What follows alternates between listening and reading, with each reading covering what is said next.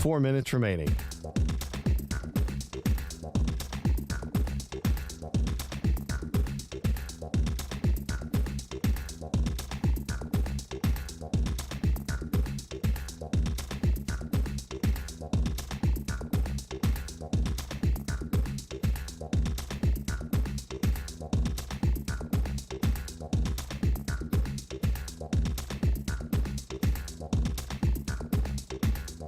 Three minutes, 30 seconds remaining.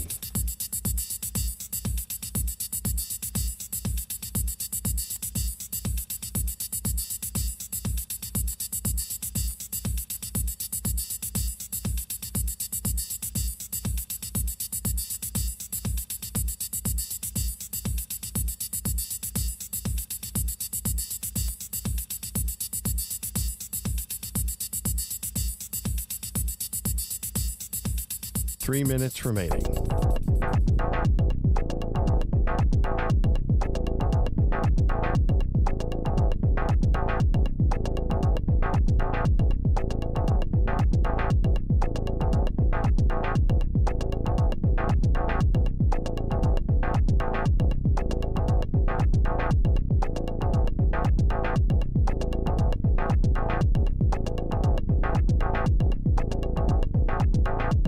Two minutes, 30 seconds remaining.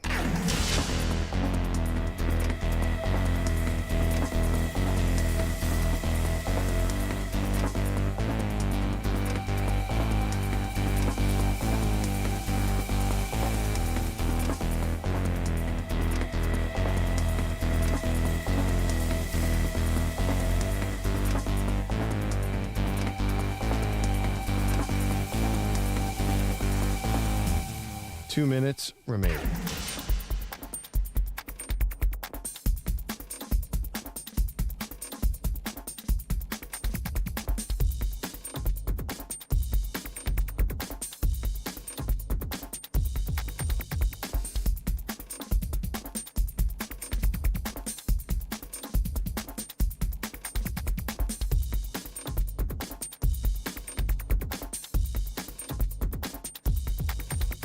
One minute, 30 seconds remaining.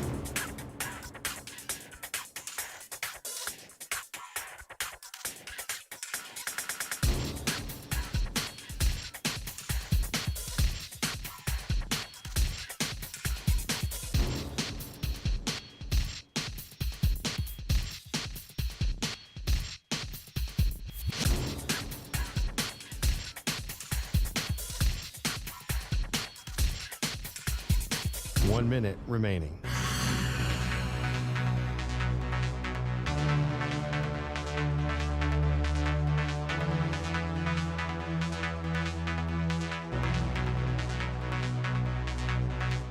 Forty-five seconds remaining.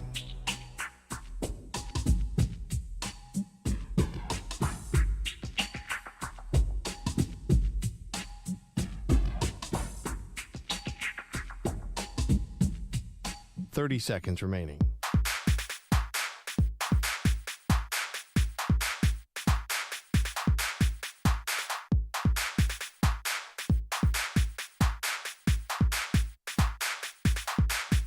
Fifteen seconds.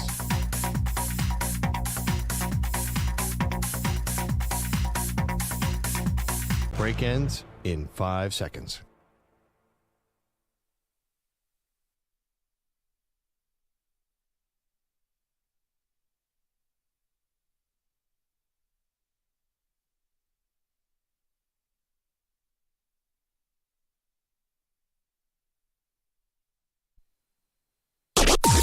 Maggie and Perloff on the Infinity Sports Network.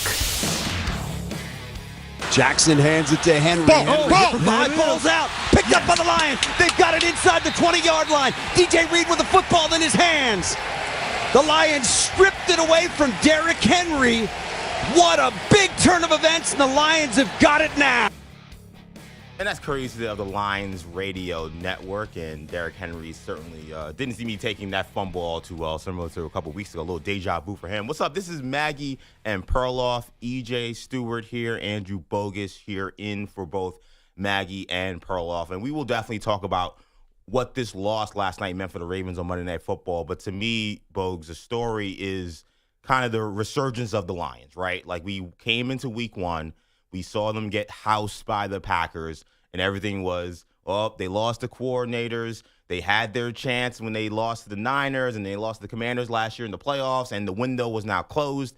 I think we now see, Bogues, that was extremely premature, because I think if you watched last night, there's no question that you were watching an elite team in the NFL with the Lions just, I think, going up and down the field on the Baltimore Ravens. Oh, wait, did we collectively get overreact to one result in professional sports? We've never done that before. Yes, what we now know about the Detroit Lions this morning is whatever happens to them for the rest of this season is not about whoever is coaching somewhere else, Aaron Glenn, Mr. Johnson in Chicago. It may come down to, again, Dan Campbell gambling incorrectly or too much on a fourth down or some other shortcoming or a significant injury down the road. But this season's not going to be defined by the changes on their coaching staff, because this team has put whatever issues in that area have been fixed, resolved, if they even existed in the first place. And they went in last night, and people that cover this team have said this, so this is not me being hyperbolic, that was as impressive and significant to win as they have had under Dan Campbell. That's how good they were last night. And I think a lot of it was because it looked a lot like the old Lions, so to speak, right? Or at the very least, the Lions that we've come to know under Dan Campbell. It was trick plays. It was the offense making explosive plays up and down the field. And it was a defense that may have given up some yards, but made some crucial takeover type plays. They were hitting the quarterback, multiple sacks on Lamar Jackson. To me, this looked a lot like the Lions, and I know maybe we could look at last week and say, well, last week looked a lot like them as well, but the Bears looked like such a mess. I think maybe some people didn't really know what to take from that. The Lions having to win last week, couldn't go down 0-2. So now you're facing an elite team on the road, a team that, by the way, a couple years ago blew them out.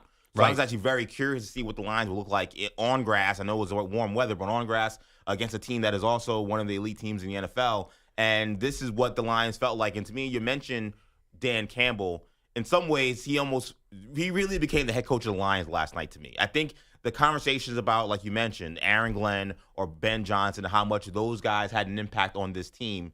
Seeing Dan Campbell, even him holding up that play sheet, and I guess he always holds it up, but it seemed like he almost was in there. And Troy Aikman, I thought did a good job last night, basically illustrating that Dan Campbell was telling the coordinator, telling Jared Goff on second down, basically, when they're going to go for it on fourth down, given the yardage and the situation. So to me, Dan Campbell, this game was a lot about him. This was about him taking over as the true leader of this team and showing that those guys that left, they left, and we'll see what their journey is. But the Lions story is far from over. Yeah, and you know what? I certainly agree. How could you not? That they looked like the Lions with the fourth down gambles and the creativity, and Aiden Hutchinson leading a very impressive defensive effort. But it also felt they also felt like what the Ravens want to be too, because a lot of that game last night was about physicality and was about beating the guy in front of you. And they controlled the line of scrimmage on both sides of things. Montgomery and Gibbs were tremendous, and a lot of those runs were right through the middle of the line. It wasn't,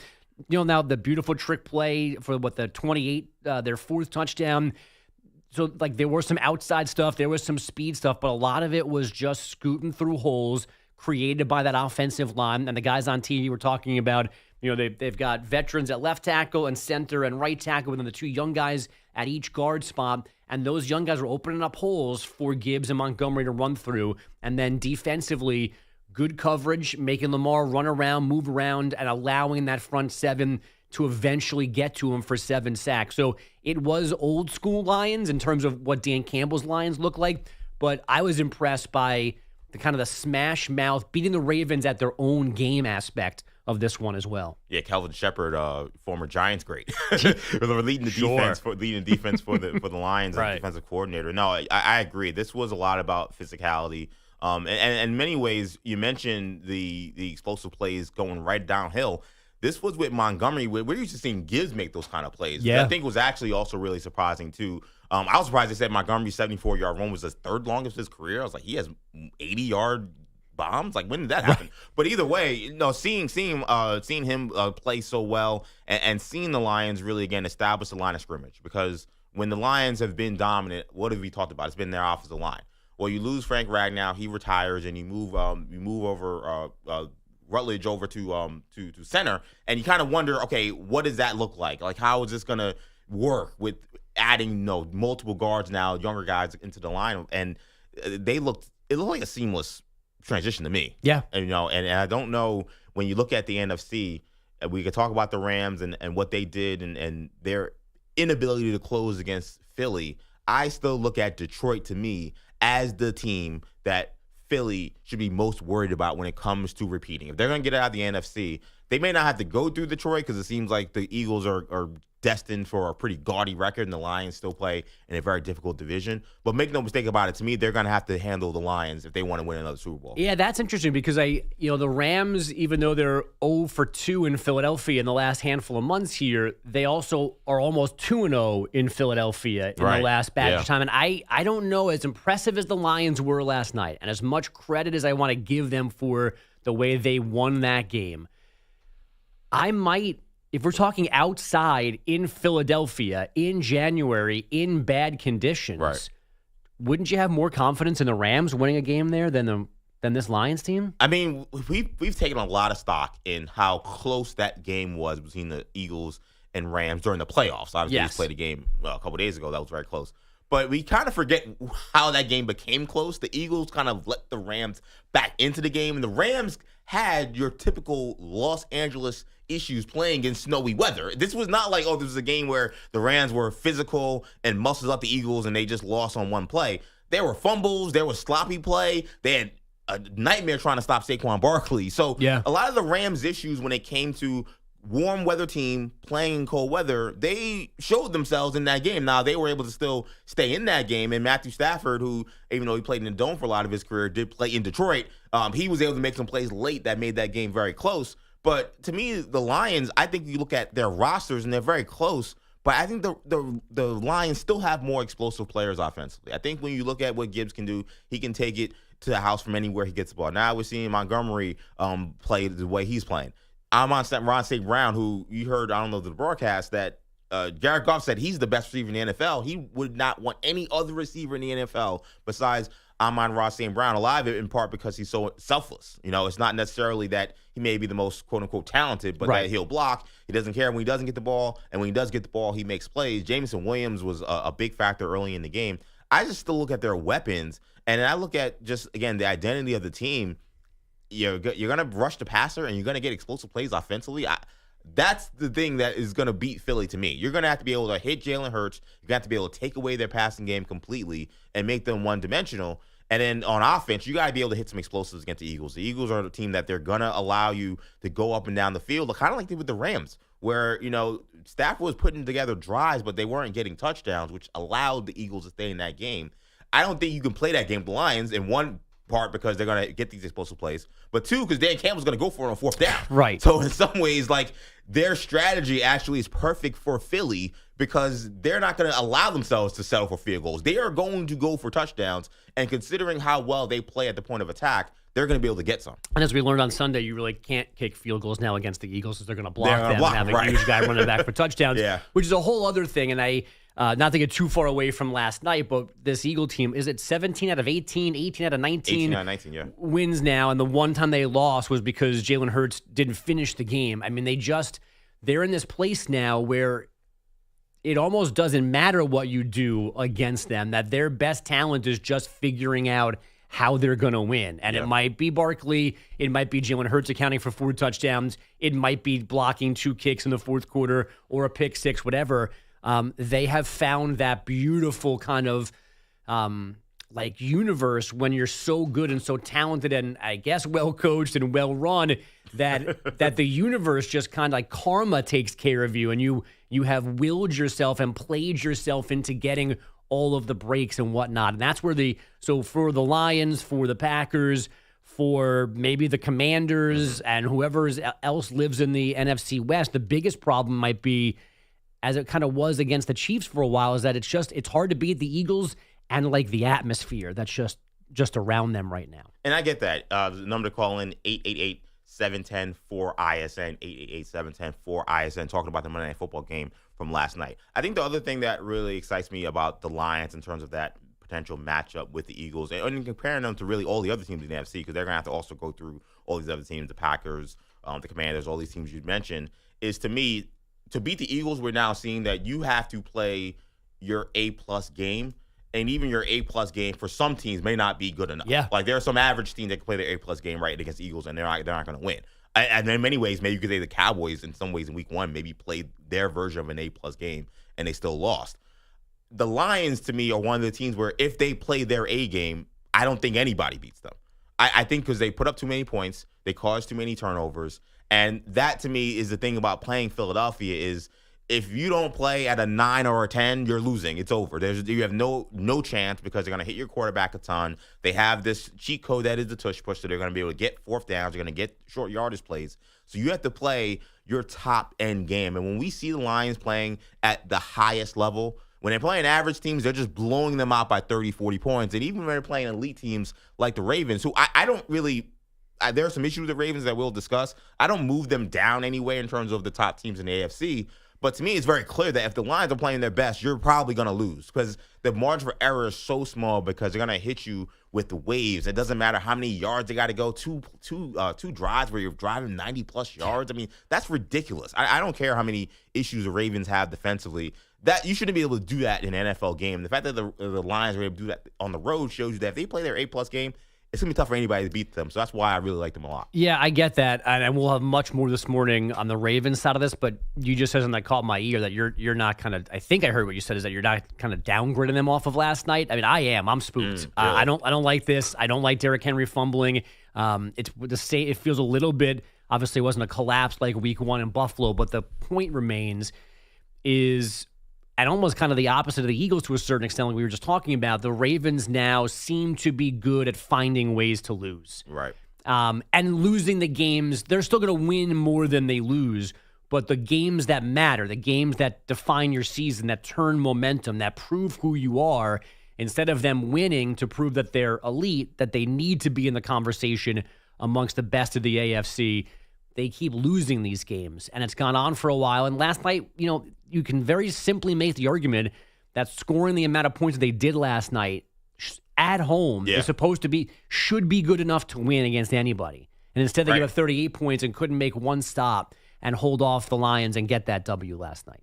888-710-4ISN, talking Monday Night Football. Andrew Bogish in, EJ Stewart in for Maggie and Perloff. We will get to the Ravens. One thing I will say, though, and it's the thing I think that most Ravens fans will point to and the Ravens will point to, is they do have some significant injuries on defense. Yes. And their defense last year took a long, long time to come around. It basically wasn't until the last month of the season where you started to see the Ravens actually look like the Baltimore Ravens. It's a little discouraging that they came into this year and you would think, okay, maybe some of the kinks they worked out after losing their defensive coordinator, that they would be able to get right back on the horse and now second year they'd be good. That hasn't been the case, but when you're losing Nnamdi Madubuike and you're losing Van Noy and Jair Alexander, who has struggled, but he's been injured. He didn't play last night. You lose those guys, I think you have to give them some rope defensively. I know there are concerns, and I do understand them, but I think that's why I probably don't downgrade them, because I've seen them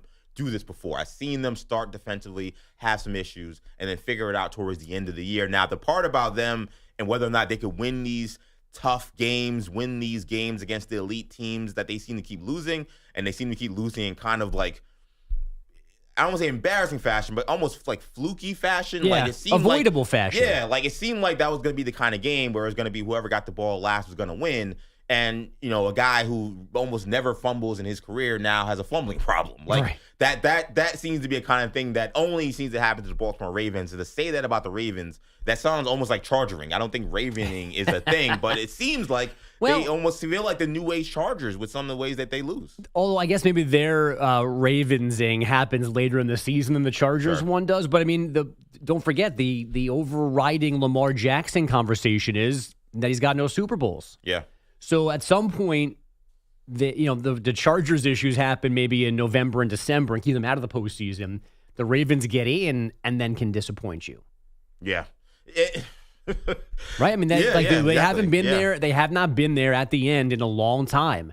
And you can say that they've underachieved. They have not exceeded expectations and then lost an AFC title game. Usually you're going, they're losing a home game or to somebody that they shouldn't win, or even just a winnable road playoff game, and they don't get the job done. So there's too much stuff that has not gone their way, and some of it is out of their control. They have been absolutely overrun by injuries that nobody can bounce back from. You're not built to survive that many injuries. And this year, there are significant ones, and the Medidoccrity one in particular, that they don't know when he's back or if he's coming back. It's a neck, too, which is always a little wary. At least Van Noy has a return date attached to him. But then also, too, we love to talk about how good their front office is.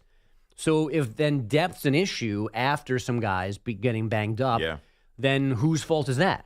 Well, that's the question about the Ravens, because it feels like, and I can't speak for their fan base, but it feels like there's been a lot of people who have settled for this regime, for the Ozzie Newsome, for the John Harbaugh regime, without really much conversation about their job security or just their job performance in general. And to see a Baltimore Ravens team give up 38 points, give up a 74-yard run, give up multiple 90-yard drives, and think about what their identity is supposed to be, it was alarming. That part, at least, I could say. Or even last night when they get the ball back, is it 28-24 or 31-24, and they go 3 and out, and Lamar is under pressure all 3 plays. I think one was actually a sack, one was just he got back across the line of scrimmage, but then the offense there in a spot when the game was still undecided did nothing and gave the ball up immediately. Yeah, I think the guy got coached. I mean, Lamar taking these sacks, it seemed like nobody was wide open. I mean, Todd Monken I think he's one of the best offensive coordinators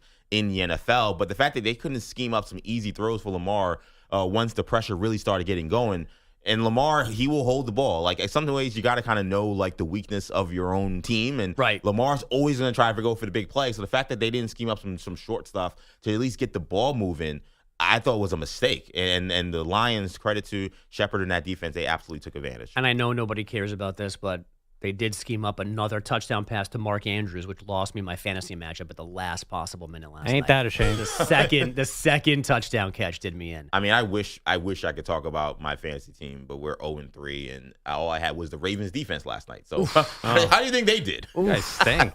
Yeah, exactly. I won. I beat Emmanuel Barbari. Yeah, they got to hit the transfer portal or the waiver wires. So who's the better GM, EJ or Jerry Jones? His Cowboys are banged up. They are struggling. Elijah. And does it get any easier coming up here soon for the Cowboys? We'll get to Big D when we come back. It's Maggie and Pearl without Maggie or Pearl this morning on the Infinity Sports Network. You're in a 5-minute break.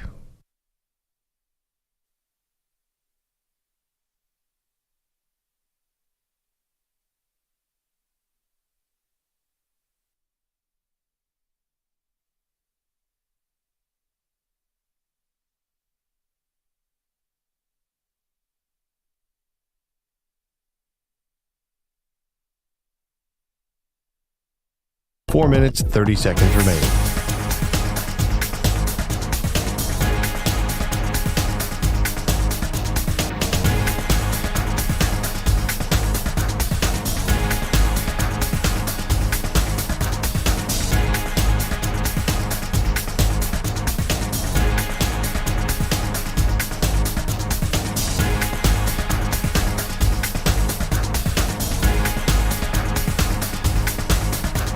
Four minutes remaining.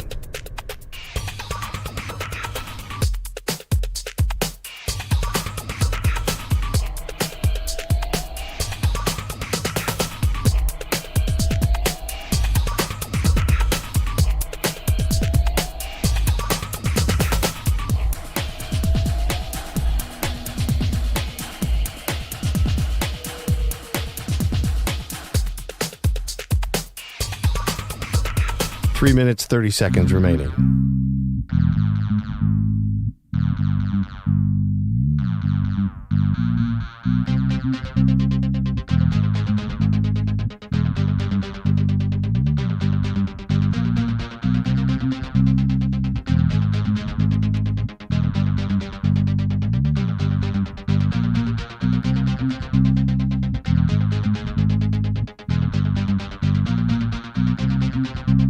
Three minutes remaining.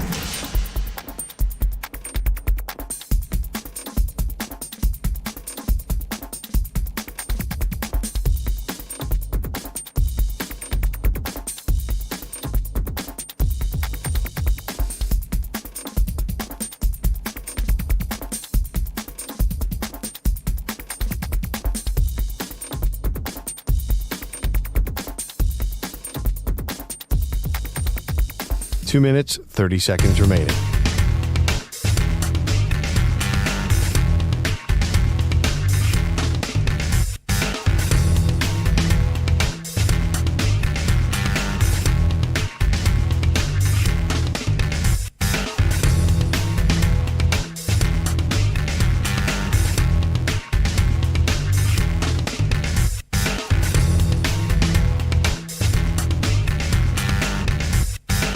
Two minutes remaining.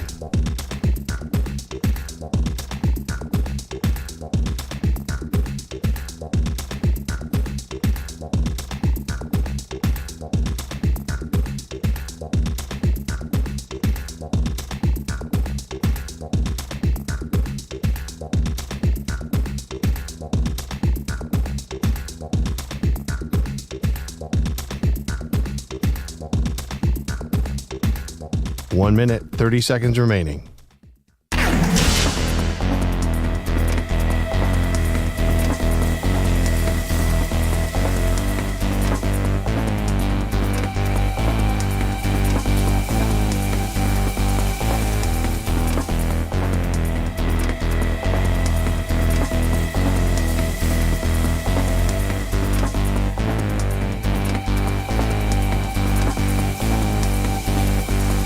One minute remaining.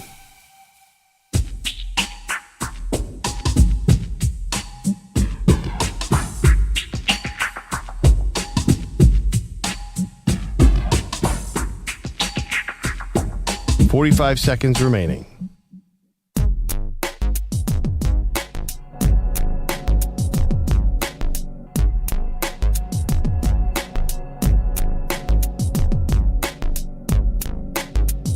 Thirty seconds remaining.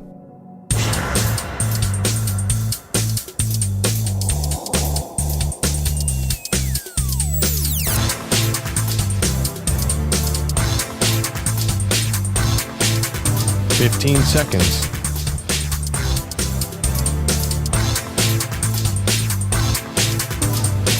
Break ends in 5 seconds.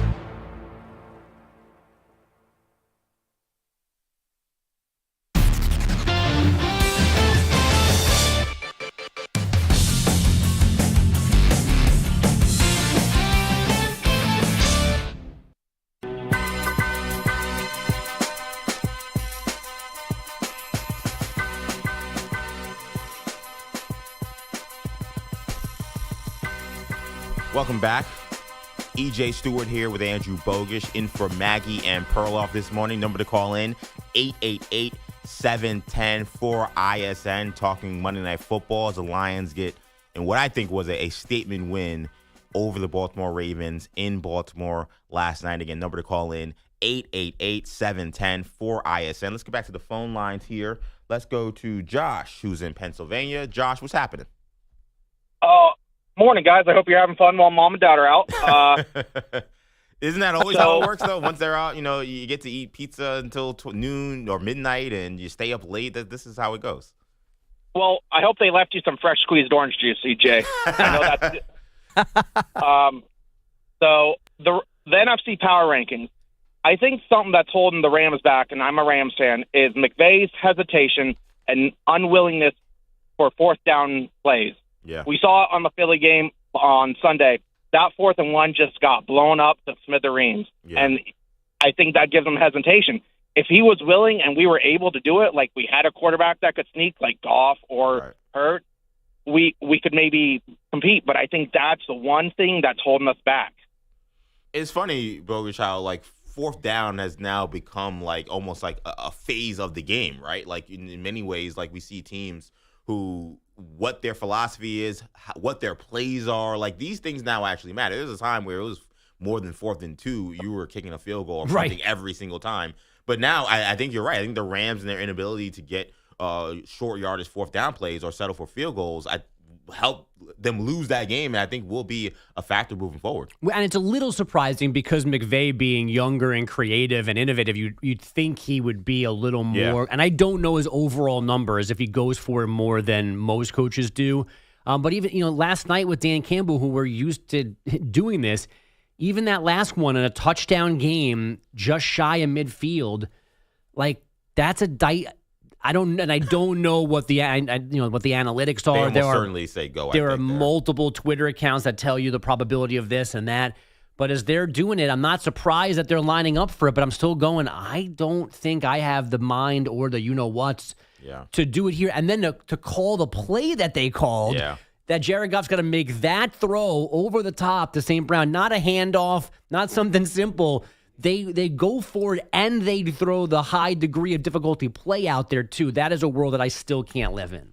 It's the world we're in now, Bogues. I mean, it's not right or wrong. This is about my shortcomings as a potential NFL head coach or play caller. But you know what, to me, a lot of this, too, comes down to your personnel. It should, at least in my opinion. Now, it doesn't for enough teams, where I think teams just go by the analytics or the play sheet to say, okay, this says go, therefore I go. I feel like the reason why the Lions go so much, or at least the reason why they're successful as much as they are, is because they have better players than you.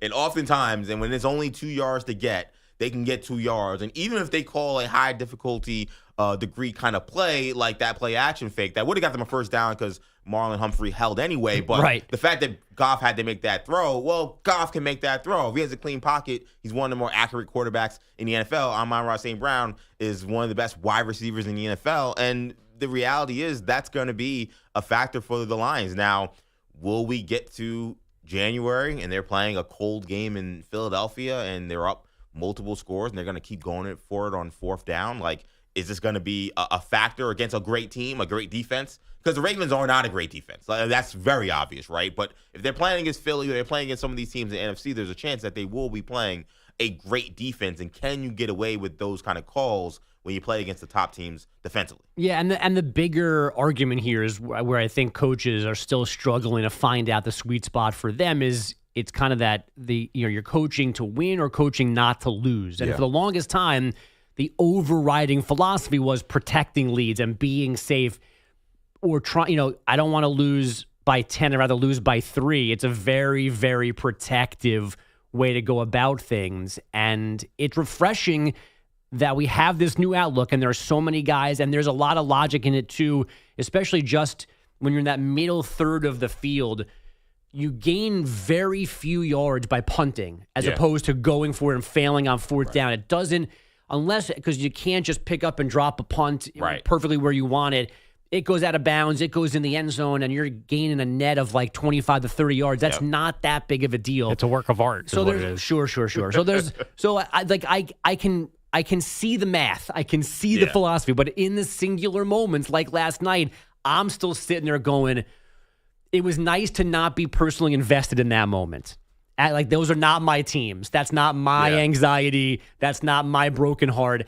But it's also the flip side is the way that the Lions respond to Dan Campbell choosing to go for it. Yep.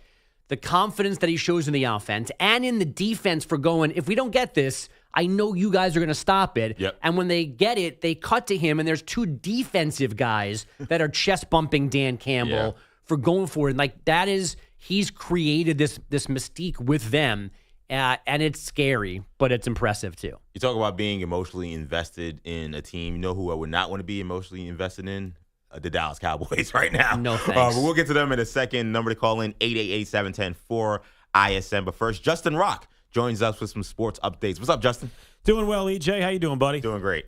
Thank you guys so much for having me today. Hey, folks, a reminder, don't miss any of the action this football season with Prize Picks, where it's good to be right. Download Prize Picks and use code PRIMETIME and get a $50 bonus credit instantly when you play $5. Must be present in certain states. Visit prizepicks.com for restrictions and details. The Lions and Ravens Monday Night Football. We were expecting an entertaining ball game, and we got exactly that. The Lions pick up over 200 yards on the ground and through the air. The Ravens squander another fourth-quarter lead in Detroit's 38-30 victory. Dan Campbell, as we were just talking about, no stranger to rolling the dice on fourth downs. Did it 3 times on Monday, converted all 3. Bogish a few moments ago called them you-know-whats. ESPN's Troy Aikman stealing a Bill Rafteryism to describe the Detroit head coach. Yeah, and 4th and 2, and the Lions, Troy, look like they're going to go for it. They're 2 for 2 on 4th down tries in this game. Yeah, maybe they tried a hard count, draw them off sides, but didn't appear to be any hesitation from Dan Campbell. Not surprised. He's got big onions. I mean, this is a bold move. Even with a first down, they cannot run out the clock because the Ravens still have all 3 timeouts. Now, I had an FCC Peopleati dump button thought when Troy Aikman said this last night. Really? Well, because obviously when Raftery just goes, onions, we know what he's talking about. I just said, like, have the onions. But, like, he specifically said that Dan Campbell has big ones. And I didn't know big onions. if that stepped into a weird realm of inappropriate. Well, how do you know that perhaps in the production meeting they were talking about how his maybe anatomy? How he buys produce, and maybe they're talking about actual gotcha. Vidalia onions. Layers. Onions have layers. Yeah, They do. Big Shrek guy. Because there's a lot of rules. There's a lot of rules that are like logical or not. Like like you are allowed to say when you talk about bathroom stuff, you can talk about the bathroom, but you can't say that you did something on someone. That's a problem. Like pissed off, but not. Right. You Yeah. can't change off to on in that Right, sentence. That's exactly. that's the line. So it's one thing to go, man, those are some onions when somebody's talking about like being risky or confident. But when you say Dan Campbell has big onions, it just like I perked up for a second. Now it's funny because like I didn't know why it sounded weird to me. But it did sound weird, right? I assumed it was just because it was Troy Aikman. Maybe. But then you're making the point that yes, he did add like some adjectives and some things that made it different than how Bill Raftery does it. So that does make sense to me. But then my other head thought, well, this is, I don't know, it's 11 o'clock at night at this point, or 10 o'clock, or we and passed. they were on one last night, those two guys. Harbor hours? Yeah, they were on one. Henrietta. Troy was having some fun last night. Yeah, Henrietta Troy. I was going to cut that too. Yeah, no, I have that. I emailed that to myself too. Yeah, we'll those have guys. that later. And I don't know what it is, but it feels like they have hit a new gear as a combo. I don't know. I agree. I like them on Fox, but there was a time where early on when it was them in the Manning cast, I would have given the Manning cast a lot more time. I didn't until like the fourth quarter to see what the Manning cast was doing. I went right back to Troy and Buck. I had no interest in continuing. They with the felt a Manning little cast. bit more corporate when they were on Fox. It Yeah. seems like over the years, as they've gotten more and more comfortable on ESPN, Joe and now Troy has followed suit in terms of just letting themselves be who they are and just trying to have fun and enjoy themselves during the broadcast. And I feel a lot of times as a broadcaster, if we're having fun doing what we're doing, it sort of translates to the listener. And I think it's been great for the broadcast on Monday Night Football. Yeah, I'm wondering, because I think Buck has always had this in him. I'm wondering if Troy was the slower adapter to being like loose and fun. We and say that, like but relaxing a little bit. That's true, but then Troy, when he gets in these like interviews with like local media or just radio shows, whatever, he says a lot. Like It's true. He lets the chopper ring a little bit. So it is surprising that I agree. As a color analyst for a lot of his career, he was very buttoned up. That guy is gone. I don't know if he saw the Jay-Z meme and thought, you know what? I look like Hove. I might as well just start talking like him and just say whatever I want. I don't know. Come on, Daddy. Justin, what else you got here? Oh, Derrick Henry had another costly fumble in the fourth quarter, his third fumble in as many games, and understandably, Derrick was dejected post-game. Crazy right now. 3 games straight. That happened in my career. Straight fumbles in critical moment. Yeah, ain't a good feeling. I apologize to Rocke Nation, and I just want to keep working and get this fixed. How great was he falling down the bench after slamming his helmet down? It was sort of like Odell Beckham a couple of years ago when he got so mad coming off the field he tried kicking the field goal net and the net just toppled on top of it. It gave that vibe. It did. Yeah, but in some ways, I actually appreciated it more because I like when you're so perfect in your crash out. In some ways, it almost feels like not rehearsed, but almost like performative. Like this was very clear. He was like outside of his body. He was outside of his mind. He could not believe he had fumbled. This is a guy who's one of the more coordinated. It was the most I felt like Derrick Henry in my life. Yeah, no, seriously. This is one of the most like coordinated Slamming the athletes helmet in the on world. the bench and then just like awkwardly falling and sort of like planting himself on the bench to make it look like he did it on purpose. Because I Sounds can't like Justin fumble in a had big him. spot. No. But I can fall. Sounds like Rocke had him in fantasy football and he lost this weekend. I actually do not have Derrick Henry. I think I'm good after the fumbles, but I do still want. I can relate to Derrick Henry as someone who is extremely uncoordinated trying to do things in a bit of frustration and then just completely whiffing and making myself even more embarrassed than I was prior to it. Cut yourself some slack. I saw some celebration video of you going crazy with the Brooklyn Cyclones, man. I see some coordination in that jumping around. They gave me my champagne bath celebration, which was very unexpected but very cool. Are we still calling this the Sally League? I threw a Sally League. Not in the final call of the championship game last week, but it's gone a little more corporate with just South Atlantic League, but it's still colloquially called the Sally League. So the Mets might not make the playoffs altogether, but the baby Mets in Brooklyn are champs. Yeah, the champions. And the Rumble Ponies are still playing? They are still playing. They are playing Game 2 of the Eastern League Championship Series tonight. Hey, all right. 2030 might be up for the Mets. Bright. Let's go. Sit tight. The best thing I can say to Mets fans out there, you hope with the way things are going that in 2 to 3 years you look back on what has happened over the last 3 months and you can laugh about it. Easier to say now than, easier to say then than now. Yes, or the other side is perhaps these minor leaguers that are actually winning something would then be traded for aging players who will lose for the Mets as they do most September. That is one way to look at it, EJ. Yeah, I hope that's coming from a Mets fan. I didn't even say that. I mean, this is the world we're in, guys. I'm wearing a Mets chain, but this is the world we're in, right? 888-710-4ISN. Justin, thank you so much. We do have to get to the Cowboys. Appreciate you guys. Thank you. We do got to get to the Cowboys because Jerry Jones. Because they're the Cowboys. Yeah, and because Jerry Jones keeps talking. What did he say next that scratches your head? Your guess is as good as ours, but we'll tell you in a bit. It's EJ and Bogish in for Maggie and Perloff. You're in a 5-minute break.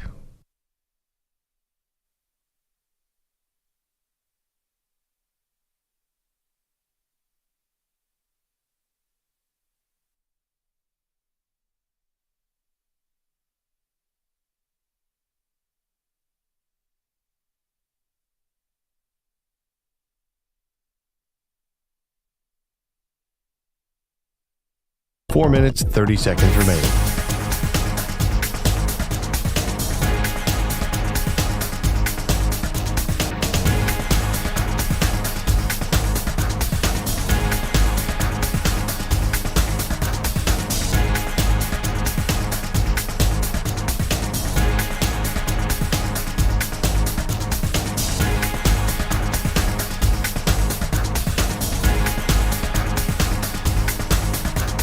Four minutes remaining.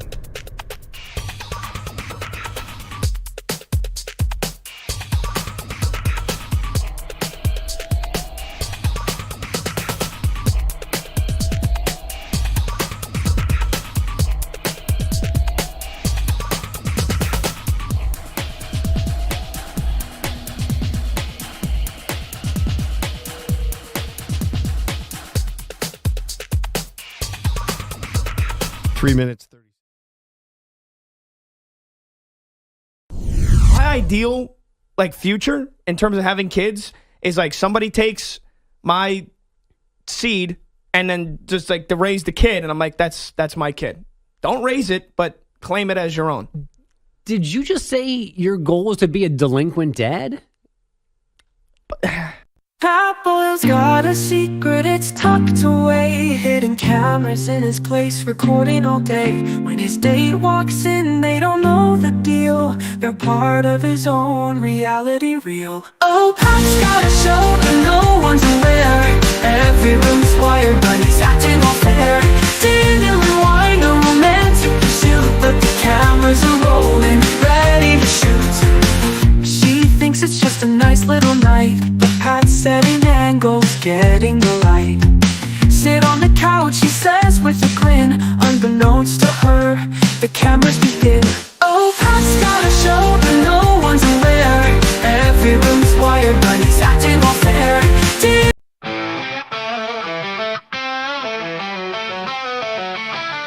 Pat's out on the town trying to find the one. Swiping right and left, but he's just having fun. Dinner dates and why he's keeping it light, but there's a bigger question keeping him up at night.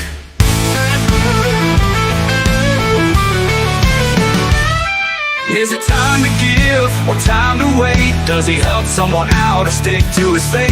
He's living the life, but what does it mean when you're asked to be part of someone's baby dream?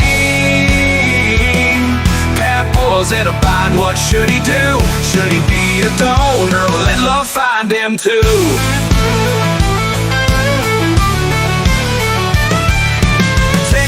Coming from all his matches, but the sperm bank's all for man it catches. Could his DNA bring joy to a stranger's home?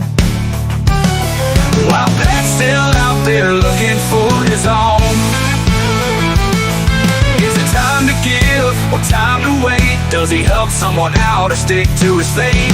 He's living the life, but what does it mean when you're asked to be part of someone's baby dream? Pat boils in a bind, what should he do? Should he be a donor or let love find him too?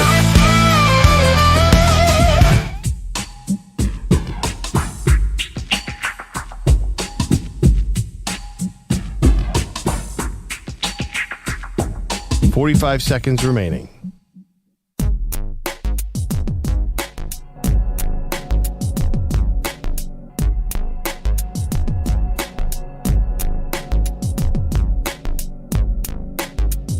Thirty seconds remaining.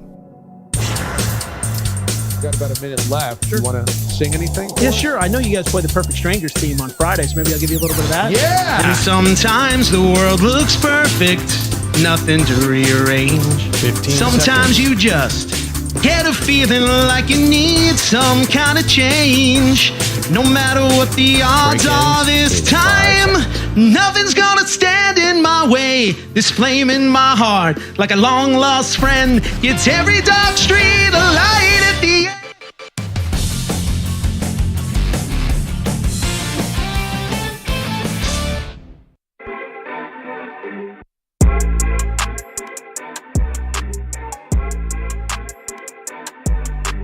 It's all bad for the Cowboys. What's up? This is EJ Stewart, joined by Andrew Bogish. Listening to Maggie and Perloff.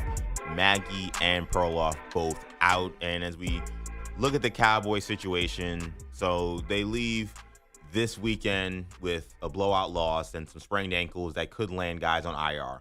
CeeDee Lamb sprained his ankle. He could be out as much as 4 to 6 weeks. Tyler Booker, their rookie guard, also injures his ankle. Both guys could be on IR, and you're coming into a game now where you have a Green Bay Packers team that is probably a little bit, after feeling themselves, maybe a little humbled and definitely focused considering all the conversation around Micah Parsons. It doesn't feel like a great time for the Dallas Cowboys, which is something we've been saying for years at this point. Yeah, no, and let's all be honest, most of us enjoy saying it. Yeah. And don't want it to end anytime soon. And there's no reason to think that it is going to end anytime soon, the way it's being run and the way that Jerry keeps publicly telling us it's going to be run. And there's definitely an argument to be made that they deserve all of this because they have, although this is self-sabotage and self-inflicted wounds, and here they are. Now, the only good thing about this current rash of injuries is that everything is relatively short-term. Yes. A month's a long time, but the schedule isn't terrible. And if you get CeeDee Lamb, and there's now 2 offensive linemen out, I think Connor Reed has a high ankle sprain too, right? Yeah, all ankles. Right. Yeah. So they're all back, end of October-ish. So there's time to recover. But what are you recovering from? And really, how capable are you of recovering to an extent where you're a true threat in the NFC? And I don't think they have that ability. Yeah, holding down the fort is going to be, imperative, right? Like, this is the season. Like, the season for the Cowboys is these next 4 weeks without CeeDee Lamb, without Booker, and without BB. I think they can hold on simply because the Panthers and the Jets are on this schedule. Right. Like, it's not an easy schedule, but there are 2 wins that will likely just be handed to them if they show up to work. Yeah. So if you get those 2 wins, you get out of this stretch, and if you get these guys back in 4 weeks, if it is just 4 weeks, okay, you get out of this, you're 4-5 at that point? The season's not definitely over. You're not in a great position, but you definitely have a shot to make a run. Now, the schedule's going to get a lot harder after that, but then you hope with all your horses that you can go on a run and somehow sneak into a wild card spot. It's Green Bay, at Jets, at Panthers, home for Commanders. That's the stretch that they're the next 4 games with these multi-week absences. The problem is, they were kind of healthy when they played the Giants, and they made the Giants look like the greatest show on turf. And then the Giants played horrific offense a week later against the Chiefs, to the extent where Russell Wilson was just for fun throwing the ball 5 yards to the back of the end zone under duress when he wasn't throwing interceptions. So the Cowboys are not a good football team. Yeah. And they don't, the Vikings are coming off a remarkable effort on Sunday without J.J. McCarthy, because they have Brian Flores' all-world defense to rely on. And they're not going to get Isaiah Rodgers multiple return TDs, but they're going to get good defensive efforts. They're going to make it hard for the other team and give Carson Wentz a chance to do something, score some points on offense. The Cowboys don't have that to lean on, nor do they have it once everyone is back in 4, 5, or 6 weeks. Yeah, that's not happening. If they're going to turn this around, it's going to be on the arm of Dak Prescott. That, to me, is very clear. 888-710-4ISN. Let's go to Mike, who's in Dallas. What's up, Mike? Half of the Cowboys team aren't even playing together. The defense is completely clueless. Dak hasn't even got hurt yet. I'm thinking they're tanking for Archie Manning's kid. Well, that would be bad news for the Cowboys if they're tanking for Arch. Mike, have you seen Arch this year? I mean, he's been a disaster for most of the season. Yeah, that's part of the plan. So Arch is tanking, and they're tanking to meet somewhere not in the first pick. I mean, Arch is not going to be in this draft. Everyone keeps telling us before the season started. Arch is going to be the number 1 pick, and then who's going to be the second quarterback taken? I don't even know if that's Arch. Mike, thanks so much. Mike, thanks so much. I don't think Arch is going to be in this draft. I think a large part of that is because of his play. I don't believe for a second that if he wasn't the best quarterback in this class in terms of how well he would have been playing, that he would not have been in this draft. I think he would be there. I think what we've seen from Arch, as highly touted as he was coming out of high school, as much hype as there was coming into the season, he's just not a top-end quarterback right now. Now, does he have the physical traits? Yes. I mean, he's big. He can run. He has a strong arm. He definitely has some arm talent, but it's clear that there's fundamentals and maybe some yips things that don't allow him, to me, to be considered a top pick. So I don't think that Arch is in any way part of the Cowboys' plan, or really anyone's plan right now. Let's spin the hypothetical wheel here big time. Yeah. Let's just say Arch has a pedestrian season. Yeah. Like, there are flashes, there are struggles. He looks like a first-year starter in college football. Yeah. But as their season's winding down, the Cowboys have had a disastrous campaign, and they're in position to pick second. Mm-hmm. And we know Jerry Jones is going to love the idea of drafting a Manning, right? I mean, there's no way he wouldn't. When you're general manager, of which I am. And what if the Manning brain trust somehow illogically thinks the Cowboys are a good landing spot for Arch? Yeah. Because he doesn't have to play right away because they still have Dak there. Mm-hmm. Is there any way that, whether it's the Cowboys actually or anybody else, that pleases the Mannings, that the teams at the top of the draft affect how they handle Arch's future? Arch Manning. I don't think so. There is this vision and this idea that regardless of how well or how poorly Arch plays, now we're talking like if he plays okay, if he has an okay season and he decides to enter the draft, but that's the only scenario where we could be having this conversation. There's a scenario that he could somehow be way overdrafted than he would be if he was not a Manning. I don't see that. Like, when we think about Peyton Manning, who he was as a college prospect, I mean, he was as elite as they come. They were talking about him as a generational prospect at Tennessee. And I know we kind of forget what Eli Manning did at Ole Miss, because Ole Miss as a program didn't win a national title, didn't play. I don't think they even played in the BCS Bowl with Eli Manning. They didn't obviously win the SEC, but he put up big numbers. He was third in the Heisman Trophy voting. Like, he was also an elite player. I think if Arch Manning comes out, and we're not talking about him in any Heisman conversation, Texas goes to the playoff and maybe they lose in the first round. Maybe they just miss the playoff. I don't think that somehow, because he's a Manning, because he was a former number 1 recruit, now he's going to be the number 2 pick in the draft. Now, I know I don't really love this QB draft. Right. It's not definitely one of the better ones, but I don't think that an NFL team is going to mortgage their jobs on a guy that is basically a hope and a wish. Well, just shut up and let me answer. He's 100% going to get overdrafted by being a Manning. I don't know how many spots of a bump he's going to get for being a Manning, but he's going to benefit from being Peyton and Eli's nephew. Like, oh man, so, I don't think so. I mean, I don't know how he doesn't. It's just human nature to think. To think. I don't trust NFL execs, all of them. Some people will be able to do it, but there will be more than one team just by human nature they're gonna like this love affair and this like Hollywood script of we're getting the third Manning. Like we're doing this. It can't not help him when it comes to his draft stuff. Here's what I'll say. I think to me, if Arch is truly an elite guy, if he truly is one of the top quarterbacks in the draft, then it won't matter and he'll get drafted wherever he is slotted to be. So we're talking about him being one of the top 5 picks. Like I think if someone likes, I don't even want to mention DJ Lagway because he's been so terrible, but someone likes someone else more than Manning, I think they will probably still take the guy who they think has the most potential, but Arch will still be taken high. I think it will be more likely though, if we're talking about him being, let's say he really should be a 3rd round pick.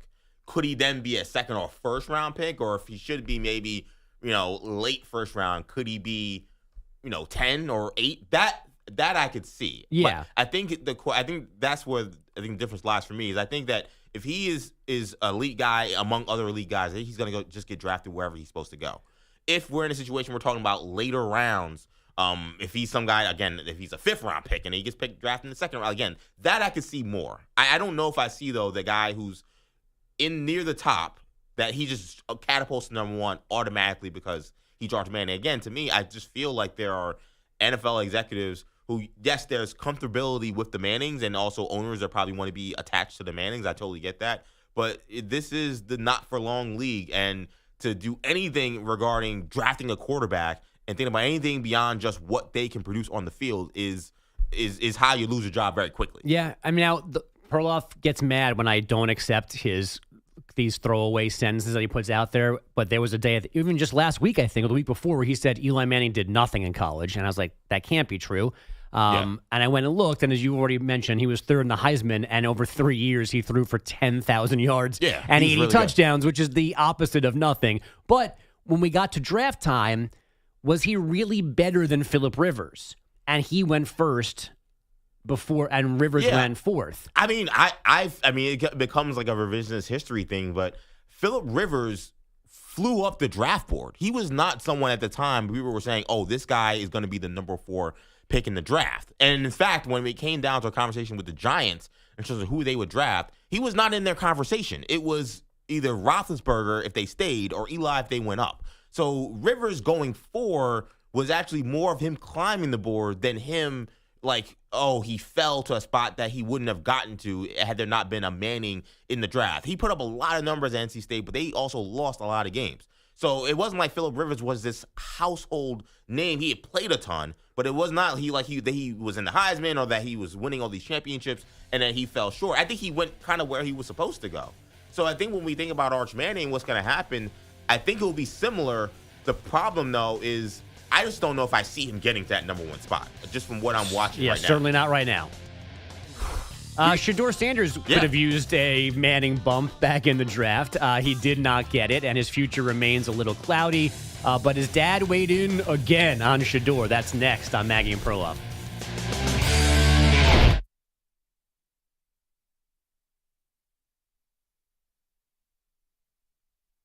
You're in a 5-minute break.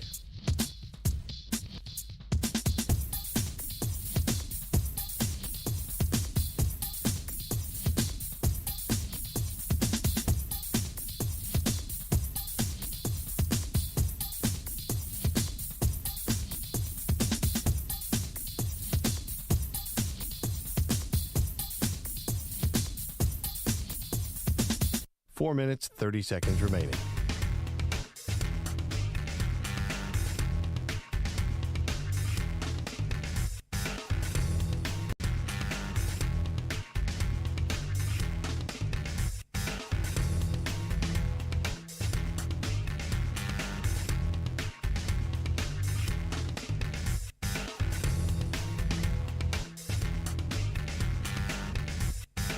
Four minutes remaining.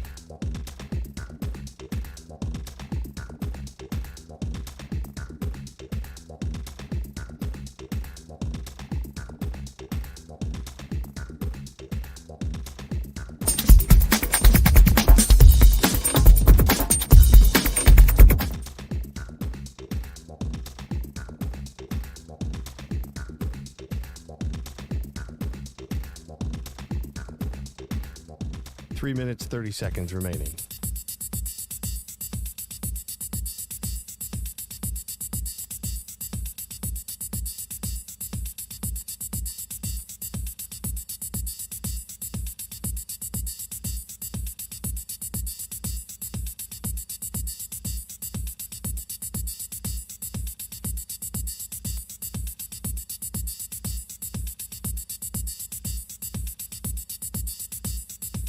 Three minutes remaining.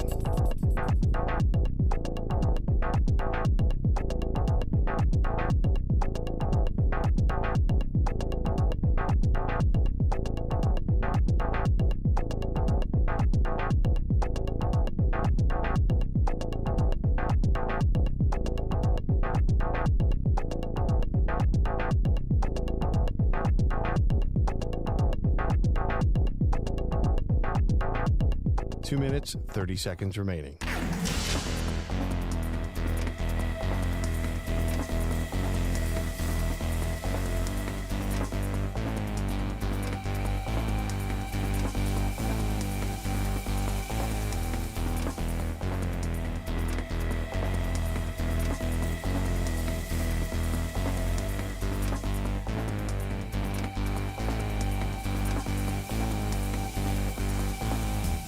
Two minutes remaining.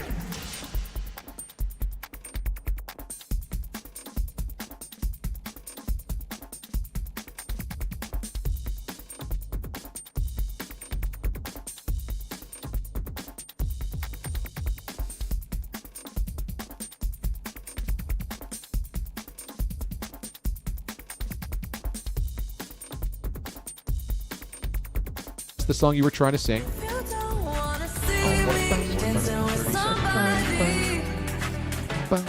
I like doing it. Too. Here comes the drop. Here comes. Don't show up. Don't come out. Don't start caring up.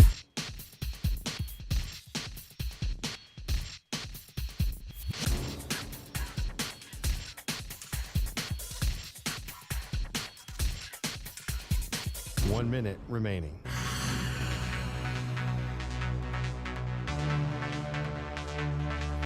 Dua Lipa, Don't Start Now. That's the song you were trying to sing.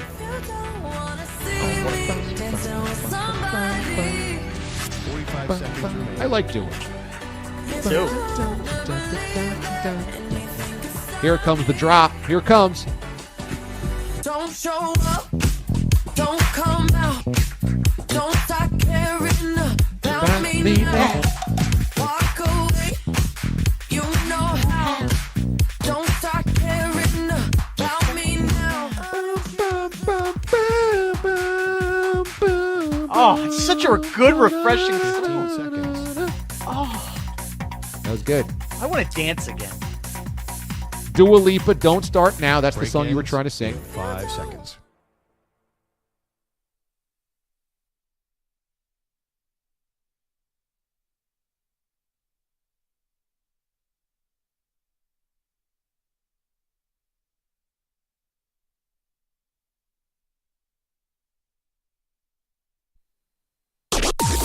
Maggie and Perloff on the Infinity Sports Network.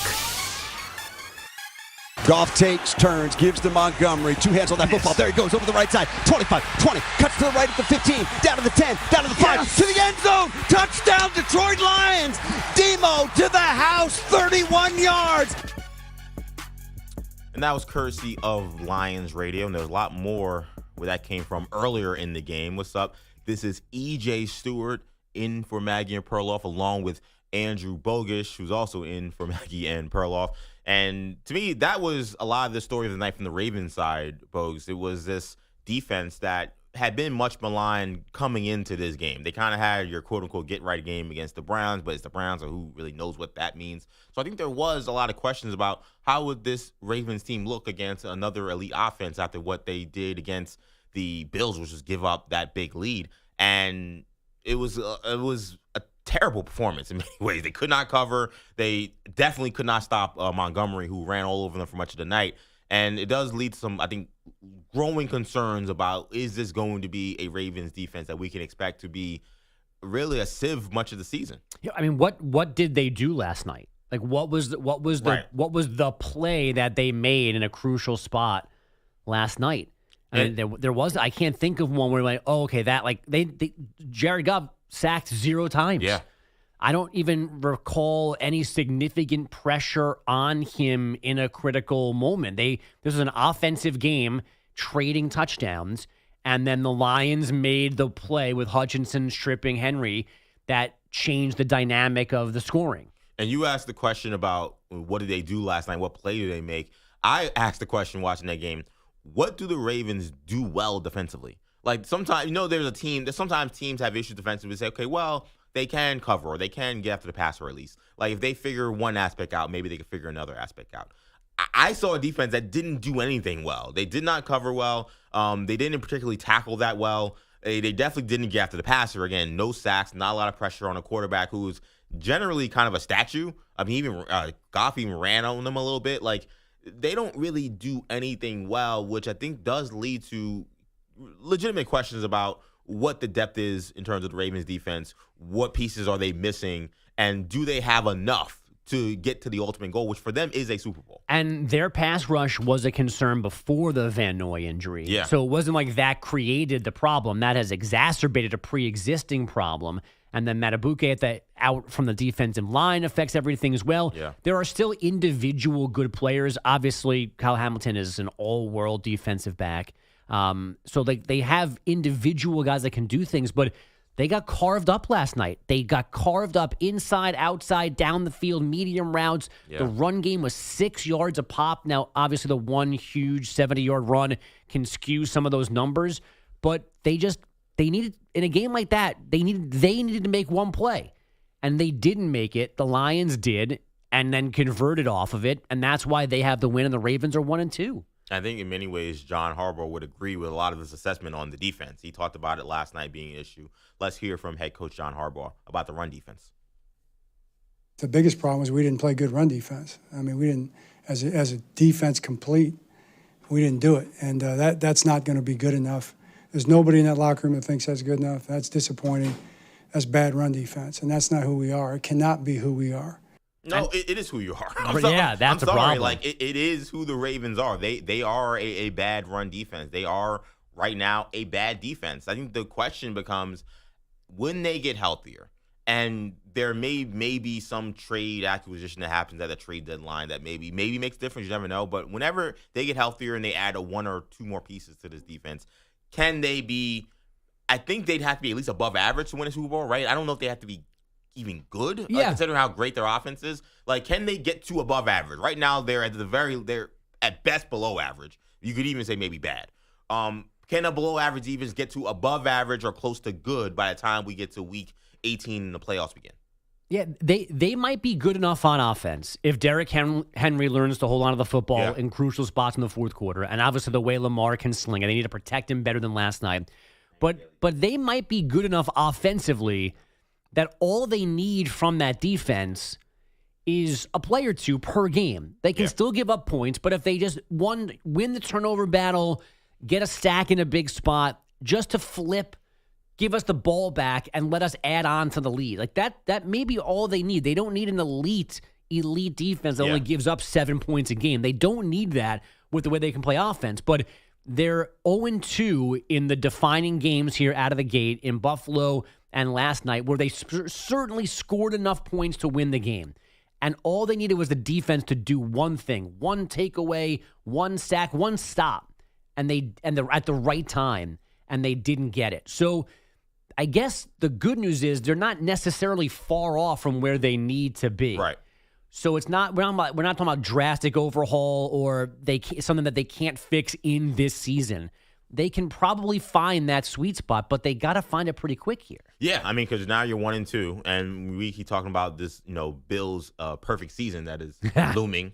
Oh, yeah, big time. Let's go. With their weak schedule and the AFC Who do they East got next? Being their division. The Saints. Yeah. I mean, they're going to have somebody they're playing. I believe it's pronounced Aints. Yeah. They're playing Florida Gators next week probably, right? The way the Bills are going to be able to rack up wins.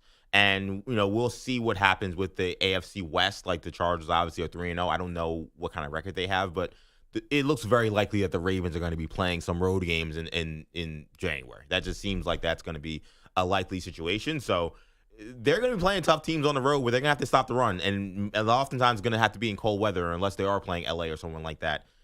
This defense is a problem. So I'm very curious what you guys think about it. 888-710-4SN. Yeah, and especially it wasn't just the elusiveness of Montgomery and Gibbs last night. It wasn't bad tackling, which you can maybe coach your way through. This was just they were losing individual matchups. Yeah. And they were holes, and those guys were running through them into space and then showing the shiftiness and the speed to tack onto those runs. But it started with the defensive line and the front getting manhandled by the Lions, and that's alarming. Yeah, I'll never see it coming. Yeah, this was the Lions' larger men moving the Ravens' smaller men and just pushing them back 4 or 5 yards. Yep. And then letting Montgomery eat. And that was the thing that was depressing, too, I think, if you're a Ravens fan, was they actually kind of contained Gibbs a little bit. Like, Gibbs didn't have the monster runs we're used to seeing. Early in the game, he actually was struggling a little bit. It was Montgomery who kind of got the running game going for the Lions. So the fact that, their top gun in Gibbs, you're able to kind of maintain a little bit, but then Montgomery runs all over you. That not too many teams are going to have a running duo that good, but you could see the signs that this is going to be a problem. They had problems stopping James Cook in week 1. Yep. So I think that run defense definitely an issue. Let's hear one more from John Harbaugh, who said run defense wasn't the only issue for the defense for the Ravens last night. Yeah, we'll go back and look at the number, the calls, and we sent some number 5-man rushes. We had a couple 6-man rushes. We got to get better pass rush. I mean, there's no doubt about it. Yeah, the pass rush, non-existent. Jared Goff, 0 sacks. Kyle Hamilton, who's the best player and the leader of the defense, also says the way they're playing is quite a concern. Definitely not where we wanted to be. No excuses can be made at this point. If it's not one thing, it's another, and we just got to patch everything up right now. I'll give them one excuse. Yeah. And it's a blanket excuse that I think every team that is struggling or not playing the way we expected them to play right now. The way we go about training camp is obviously much different. And It has made September this weird version of something in between training camp and the regular season. Yes. Now, the Ravens, as we've been discussing for the last hour plus, the Ravens have real issues. They need to get healthy. They might have scheme issues. They might have talent issues. But there is also some saving grace to a lot of teams, especially good teams, that are just working through things now. The issue is when we get to November, is this still a problem? Then look out. So there is that, is that this has kind of become like bizarro training camp in September. Yeah. So there is definitely reason or, a valid way to give teams a little more leeway and not get too carried away. But things that we've seen in the past that are happening again this year, like a sketchy, incomplete Ravens defense, that's more real problem than any kind of like September fog or whatever. And when you think about what the Ravens were last season, they also got off to a 1-2 start. They actually started 0-2 last year. The points they gave up, 27 points to the Chiefs in week 1, 26 points to the Raiders at home in week 2. They won a game against Dallas in which they were up big, and remember, Dallas came back and made it a game. They gave it 25 points in that game. They did beat Buffalo. They beat them by 25 points. That was a blowout. But then they gave up 38 in overtime to Cincinnati, 23 to Washington, and then 31 to Tampa. Those were wins. Right. 3 wins in a row where you're giving up 20, 30 points. So this was a defense that kind of struggled at the start of last season that is also now struggling at the start of this season, they did turn it around. We did see that. And I think they played well in the playoffs, too. I didn't think that their defense was terrible in Buffalo at all. I thought they were okay. Can they get back to being okay? That's really going to be the difference. And with health being so, like, it's something you can't really predict. It's a little tenuous. Like, that would scare me that, like, there's been no improvement under Carr in year 2 as a defensive coordinator. There's been no improvement in terms of how they start a season. And, yes, you have the issues with training camp and preseason being kind of weird, but this is a veteran group. It's not like this is a team that's a bunch of rookies or a team that's bringing in a lot of new guys. Like, they have one rookie starter in Malachi Starks in the secondary playing safety. Everyone else is essentially back, or they've brought in veterans that you would expect to help the depth and help their situation, and that has not happened at all. No, and that's where you have to be concerned here about this. The saving grace, of course, being Lamar, but they just need a little bit more from that defense. Not a ton. They just need a little. They need to have an impact, a small impact on the game. And I've been racking my mind for 11 minutes. I don't know that they made really a single significant play last night. They didn't. The Lions were never really, the score was tight. The game was tight. The game could have flipped with one good Raven defensive stop, but they just could not come up with that play that flipped the momentum of that game, gave them a chance to get farther ahead, or just as, again, they were trading scores just to be the first team to double up and build a lead. It was the Lions instead. They very easily could have won that game 38-30. Yep. And just like they could have held on in Buffalo with one extra play here or there. And you can have some confidence that they'll figure it out, but there's enough of a concern here that you can that you can be a little hesitant to put them, I think, near the top of the AFC right now. They're kind of, to me at least, in this prove it scenario where we've been having similar conversations for too long now, and the only way to get through it is to actually get through it and change the narrative, and that's on them. And you know what? I think I'd feel a little better if we weren't dealing with non-question marks at quarterbacks that they're going to have to face. Like, there are teams that they're going to have to face potentially with the Chiefs with Patrick Mahomes and Josh Allen, the Bills, the reigning MVP. There are not question marks about how those guys are going to play offensively. I mean, maybe there's a couple of Chief questions currently right now, maybe. But, I mean, in terms of playoffs, like, besides the Eagles in the Super Bowl, who really has bothered Patrick Mahomes? I guess Luna Anarumo in one game. Like we kind of know what the Chiefs are going to be offensively once the playoffs roll around. We know the weapon Josh Allen is offensively. So it feels like, if you were playing, and the Eagles are a beast, but we know Jalen Hurts' passing kind of goes up and down.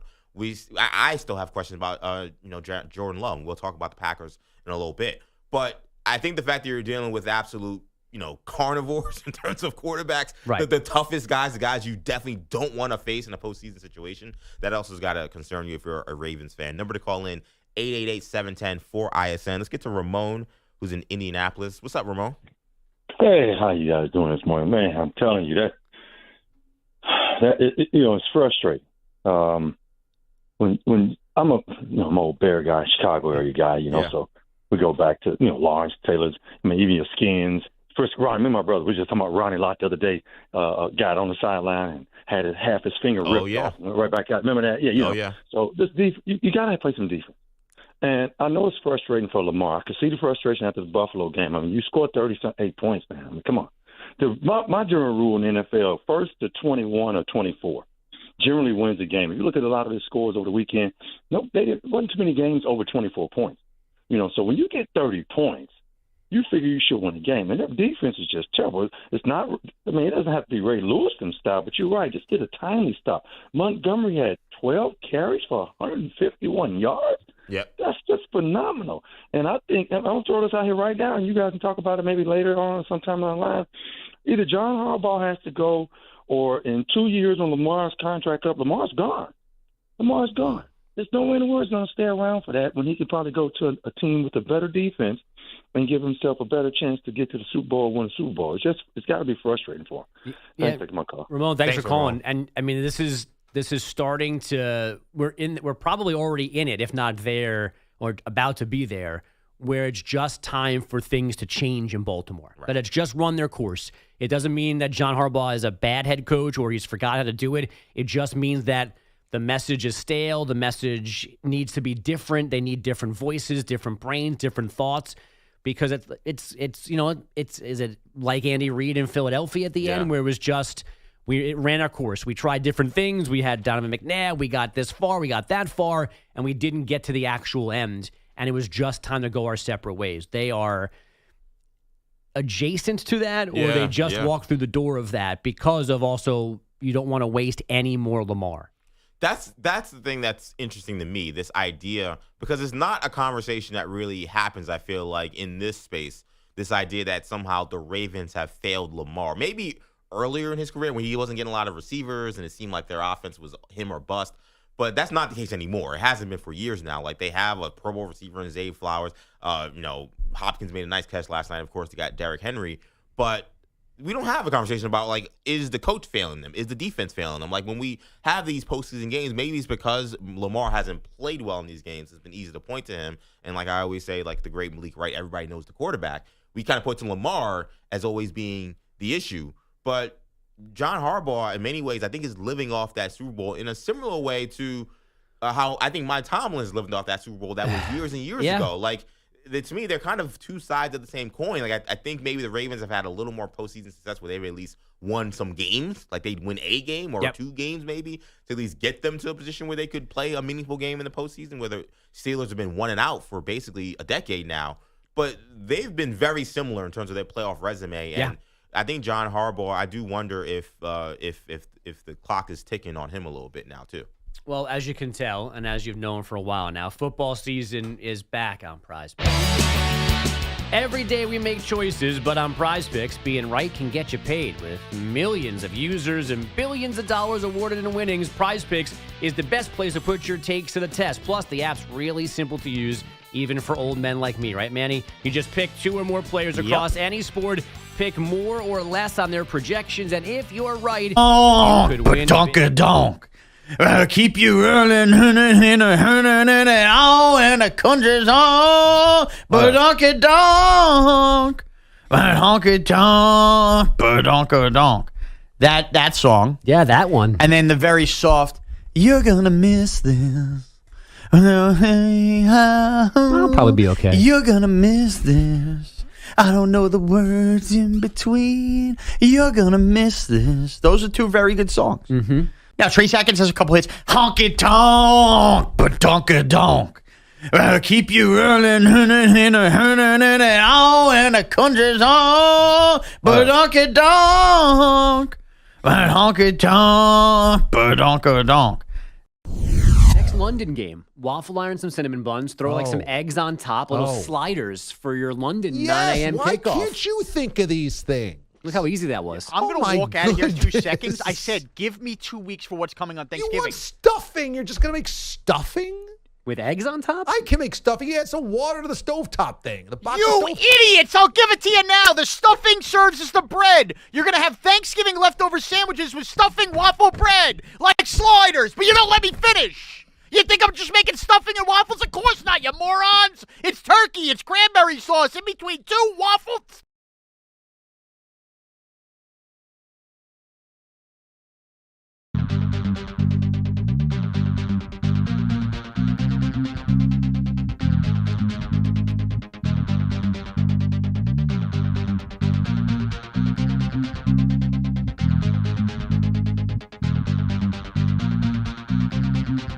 Three minutes remaining.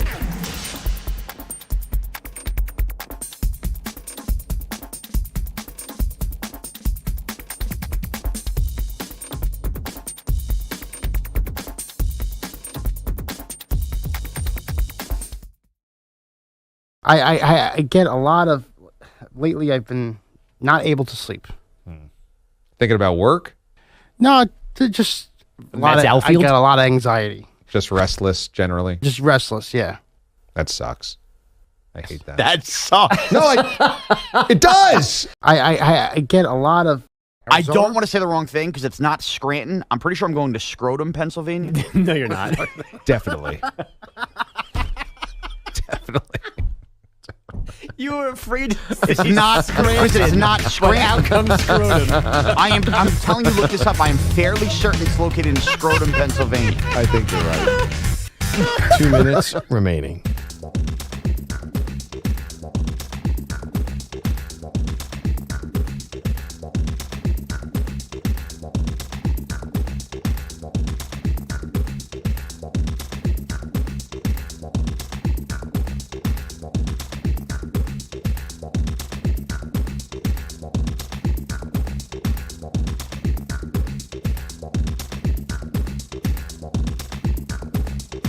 One minute, 30 seconds remaining.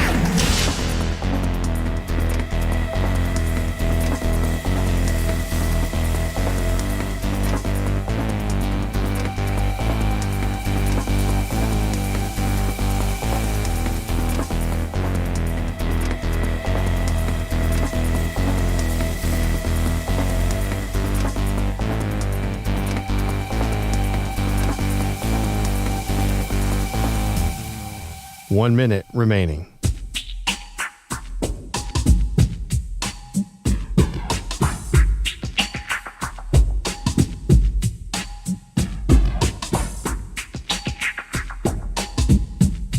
$45 seconds remaining.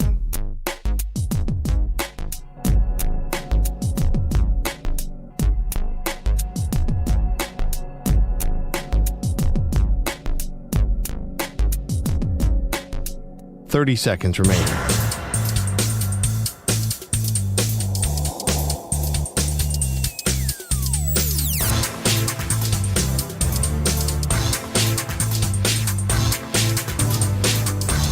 $15 seconds.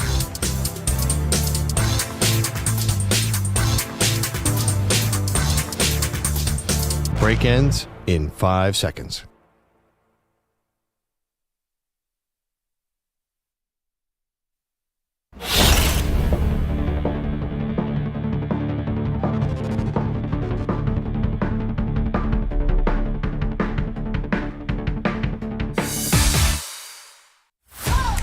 Daily. Do you believe that? Deion. You believe that?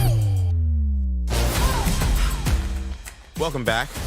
EJ Stewart, Andrew Bogish in for Maggie and Perloff. You hear that music, you know we're talking about one Deion Sanders, and talking about his kid, Shedeur, on the New Heights podcast. Shedeur recently saying that the scout team games are like his games. He says that he's like playing 6 regular season games a week, which is a quite interesting way to look at it.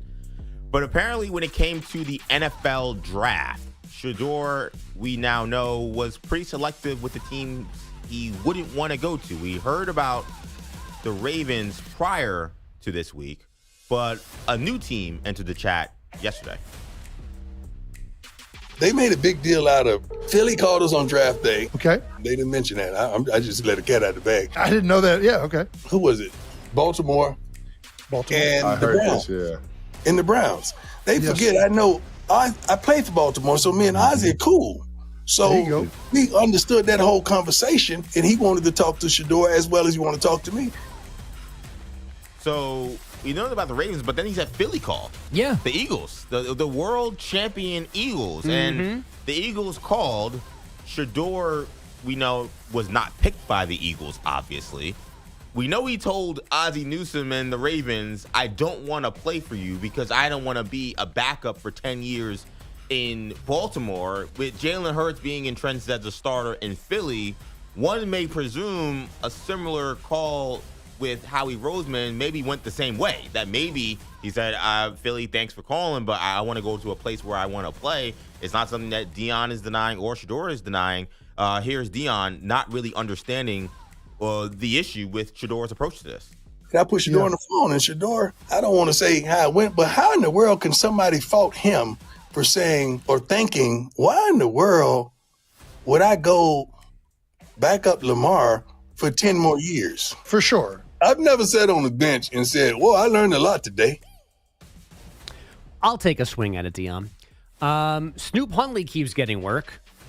Tanner McKee is a very popular quarterback for backing up Jalen Hurts right now because of what he's done in garbage time and in preseason games.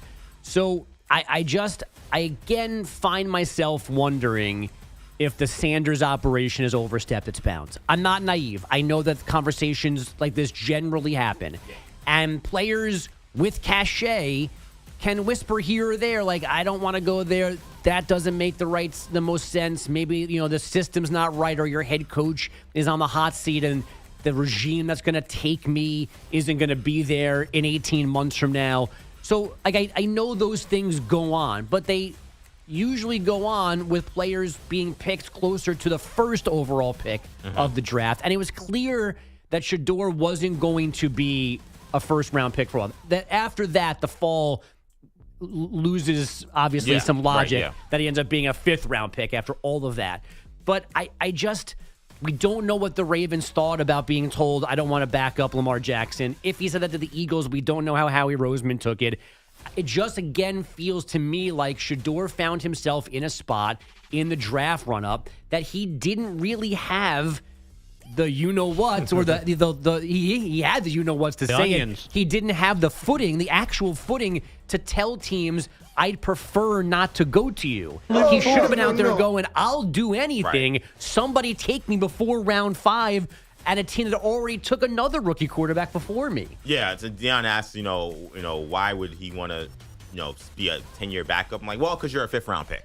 That's the answer. The answer is, well, it's the 5th round. You haven't been taken yet. Yeah. And most of the guys that are here, they would gladly and welcome an opportunity to be a 10-year backup in the NFL, because that is what the NFL sees you as. And it's funny because we kind of forget this narrative or this story, and I'm not sure, maybe it's because it was overblown, simply because so much at Colorado and with Shedeur was overblown.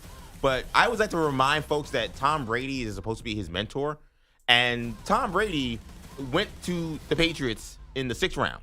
And what did he do when he went to Robert Kraft? He went, shook his hand, and said, Robert Kraft, you just made the best decision of your life. Right. And went there with a team with an entrenched starter that went to a Super Bowl and did not think of this as like a death sentence to his career, or that he somehow was never going to see the field ever again. So with Shedeur, I agree. I just wonder when it came to this process if he really, if they failed him, if by not having a real agent, by not having a real team around him. Deion, we know he was dealing with his health situation, so he's kind of in and out. It seems like he kind of just left the decision to Shedeur. He says he gave Shedeur the phone and said, basically, tell him whatever you want to say. And Shedeur was like, kick rocks, Baltimore. I don't want to go there. I mean, that to me isn't smart. Like, to me, that should have been a conversation with the agent saying, hey, listen, we're sliding. I don't know where you're going to go. This is a good spot. We got to take this spot and just move on. Right. But Deion, because he's the one running the show there, now we have this story about him not wanting to go to Baltimore. He may not want to go to Philly. The Philly thing is very surprising to me, only because that is a place that worships backup quarterbacks. Like, if you think about the history of the NFL, you think about the history of the Philadelphia Eagles. I mean, how many backup quarterbacks we got to talk about? Michael Vick, Randall Cunningham, Jalen Hurts, we forget, was a backup quarterback. He was drafted when they already had a quote-unquote entrenched starter in Carson Wentz. So, like, the fact that he didn't see the forest through the trees in that is frustrating from just an outsider's view, if you're rooting for Shedeur. But if you're just kind of watching the story, it's not that surprising because of what we've heard in the other instances with Shedeur in this draft situation. Yeah, and there's a lack of awareness in these two, where I don't think Deion realizes that being open and honest and telling secrets doesn't always help their cause. Yeah. Like, most people don't think this looks good on them. And he's out there saying it like it's not like... So at some point, don't confirm that the Ravens called you and you said, I'd rather not go there. Don't let it slip on the most famous podcast going right now in sports that the Eagles called during the draft, and let us think that you also told them, hey, maybe I don't want to come be your backup quarterback, because that doesn't look good. This is why we are where we are now. Right. This is it. This is the reason. They didn't, like, I'm just reminding myself of names that got picked late in this draft. Like, I'm pretty sure Will Howard didn't tell the Steelers, no thanks, guys. Yeah. Like, I'd rather go somewhere else. Like, at some point in round 5 or 6, you just shut up and go to wherever somebody's taking you. Yeah. And you walk in there, like you said, and you middle fingers up to everybody and go, I'm going to win a job somewhere. Whether I knock you out of here or I play well enough that somebody else wants me, I'm going to make myself a starter here. They were not in position anymore to pick their spots, and they were still trying to pick spots. Well, because I think at the end of the day, they were still looking at Shedeur as a star. And I've talked about this a lot, where I think we kind of lose sight of that aspect of his story and of the Sanders family. This was such a humbling experience for them. Apparently not, though. Well, yes, you're right. It was not a humbling, but it should have been a humbling experience. But I say that only because when it came to a situation in terms of now, when you're in the 5th round, this is the worst case scenario for him on draft night, right? The idea that the goal at this point is to see where is the spot where he could potentially play the fastest should not have been, I think, part of the conversation. 'Cause I think that's a legitimate conversation to have. Like, when you're looking late in the draft, should you be trying to find a spot where you're going to play when you're playing a position like quarterback where one guy plays? The problem with that is if you're going to a spot that you think you quote-unquote can play because they don't have an entrenched starter or they have other young guys ahead of you, well, the problem is that team is probably really bad. Like, it's probably not a very good team. It's probably not a very good situation. So if you actually should have told the Browns to leave you alone. Right. Like, if you actually have to go out there and actually play for the Cleveland Browns, there then become other issues that you cannot control. You can't control what the Browns have put around you. You can't control who the Browns head coach is. You can't control a lot of different things that oftentimes do not go well when associated with the Cleveland Browns. Now, we know with the Eagles and we know with the Ravens, if things happen and somehow you got to be thrust in there, there's a good chance you're going to be playing with some good talent. There's a good chance you're going to be getting some good coaching. So, to me, the priorities were wrong. Like, the priorities need to shift once being a 1st or 2nd round pick were gone. And it seemed like the priority still was, how do we turn this and quickly get him back to being a star again, when being a star needed to be the furthest thing from his mind. He needed to get drafted, get it to a good situation, and then work his way back up to that superstardom, whether that was going to be with the Ravens or Eagles or somewhere else. And I love their confidence. Deion should believe that his kid's going to be a star and that he should be a day one starter. But this is exactly why your point is 100% right. This is why you need outsiders involved in the process as well, because you need someone that can look at things just the way they are, not about father-son and whatever. Like, you need someone to be objective in this scenario.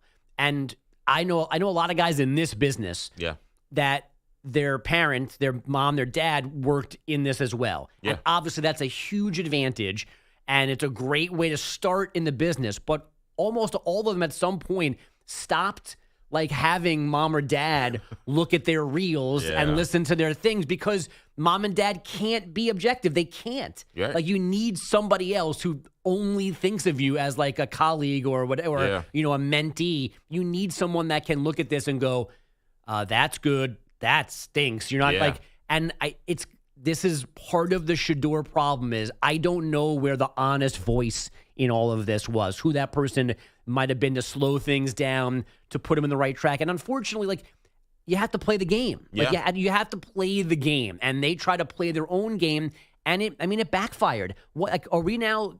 Is this confirmation of, or pseudo confirmation of how few teams actually thought about him? We know of 3 teams out of 30, and we know there were more than 3 teams that could use any form of quarterback.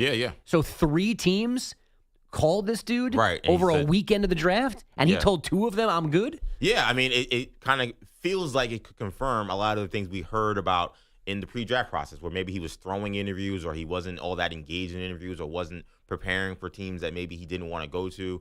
And all of that is a problem. And one thing I want to say on this before we get to Justin real quick is I thought that Deion was actually revealing are you able to play the second cut of that, cut 12, and in terms of Deion understanding the plan? I want you to hear this again, because there's one part of this I think that is revealing when Bogus talks about the parent being involved and kind of taking their own experience and using that to make a judgment.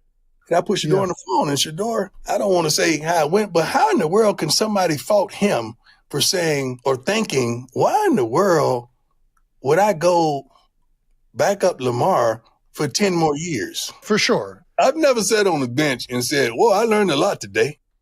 That last part. I've never sat on the bench and learned a lot today. Well, Deion, hey, I don't know when you sat on the bench. You've been as elite as an athlete as they've ever been. But let's even put that aside. You were a cornerback, Deion. Like, Shedeur is a quarterback. And if it would take me the entire show to go through the long list of quarterbacks who have sat and it worked out for their career. The guy right now who we're saying is the current GOAT, Patrick Mahomes, he sat. I just mentioned Tom Brady. We talked about Jalen Hurts. Elisha Manning. I mean, yes, Elisha Manning, Eli, right? Like the idea that somehow, there's no way he would have learned being on the bench, and I didn't learn being on the bench. Well, that's you, bro. That's not your son. That's not the quarterback position. I think in many ways that speaks to kind of just not really understanding the situation. Jackson Dart. Mahomes. Right. And even like with the Mannings, who are the ultimate example of this, there was always an agent. Right. Like Grandpa was always there. Now the uncles are involved, but there's always been an agent. Now he might have gotten overruled, whatever, but like he knew the semantics of these. He knew how to get things done, and he probably might have saved them from things along the way with Peyton or Eli, where they were getting carried away and demands and whatever. And there's always a professional opinion in the mix. It might not have gotten listened to or followed all the time, but there was always a professional there to help out. And that person seems to still be lacking around the Shador operation. Yeah, and Deion also said that he thinks Shador will find time this year with the Browns playing. So we'll see how that shakes out. Justin joins us now for updates. What's up, Justin? Doing well, EJ. How you guys doing? Doing good.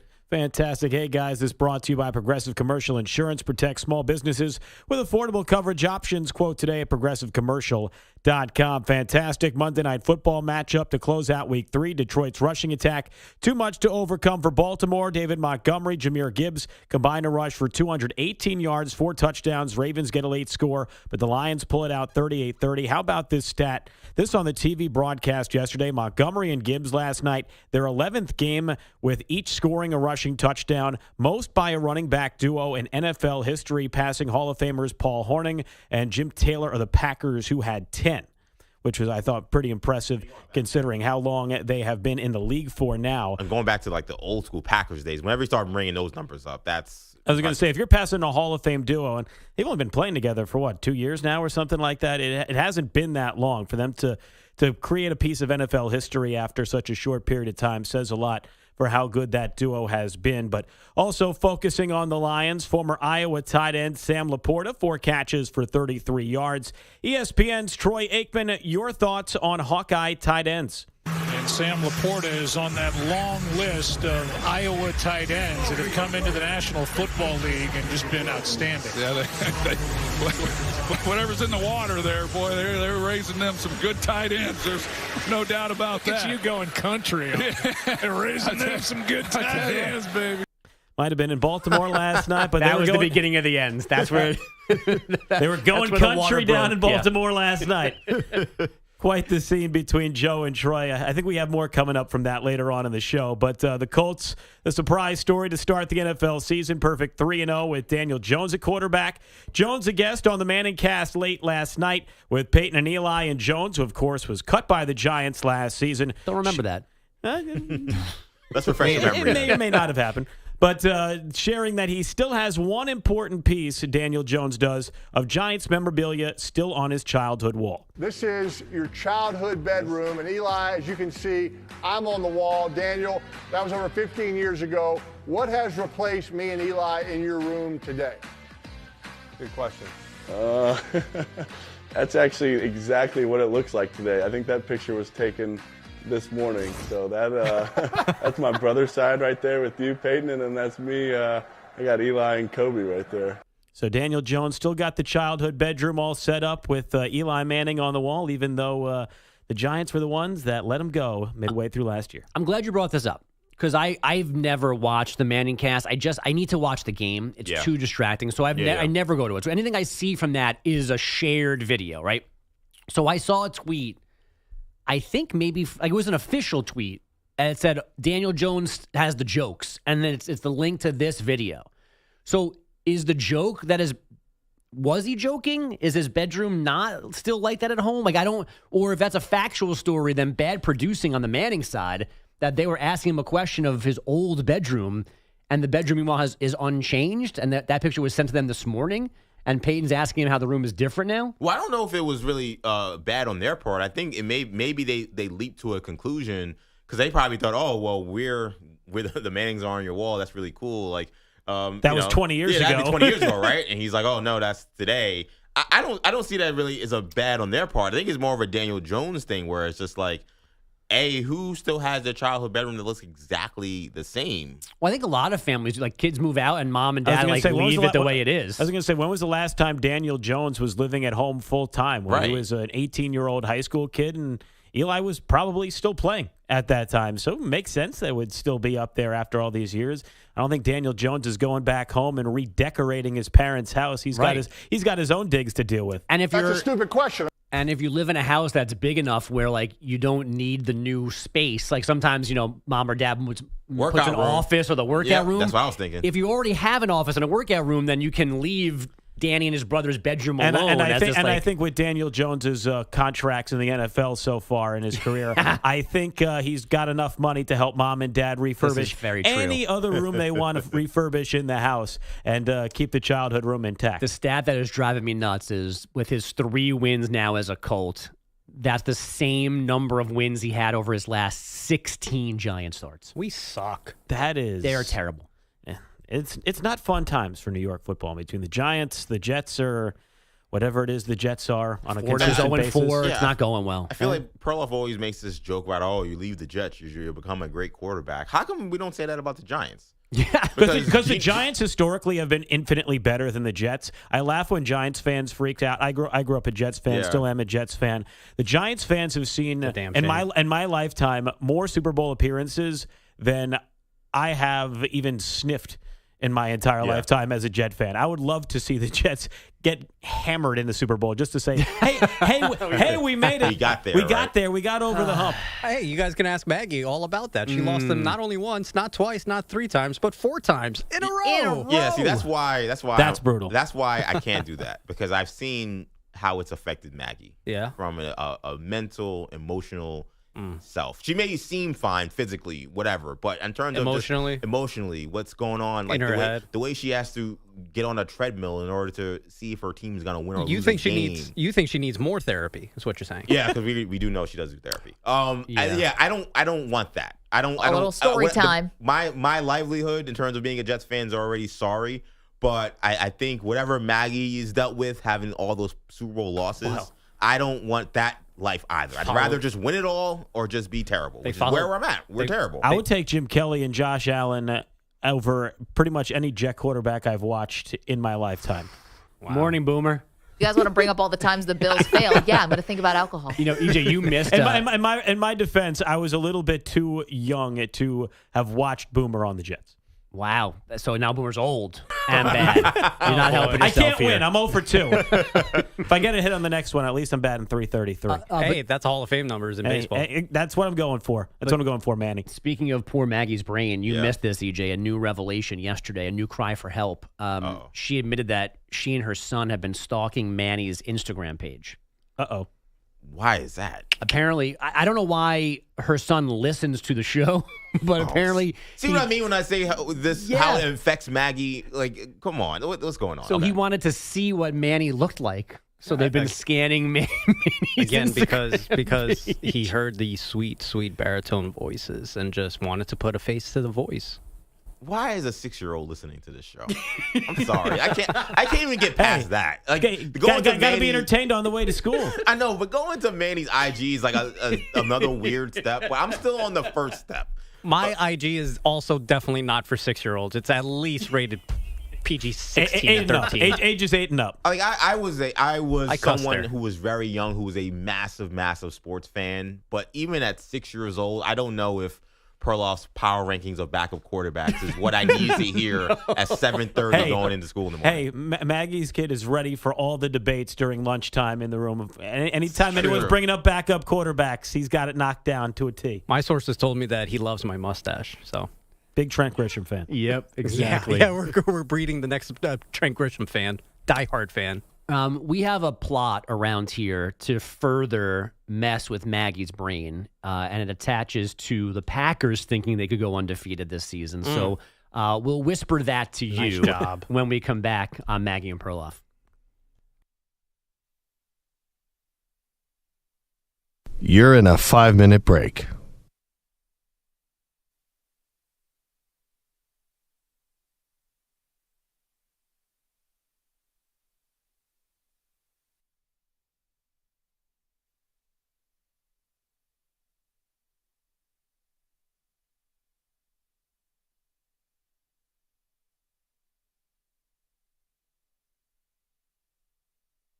4 minutes, 30 seconds remaining.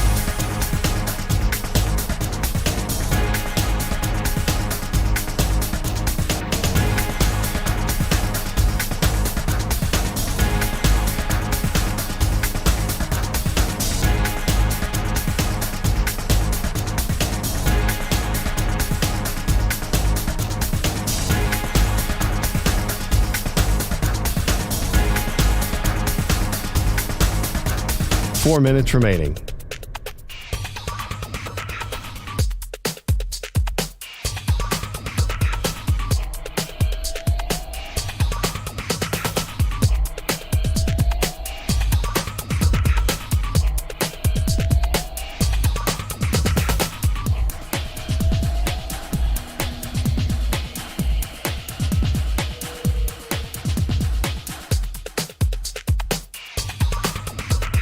Three minutes, 30 seconds remaining.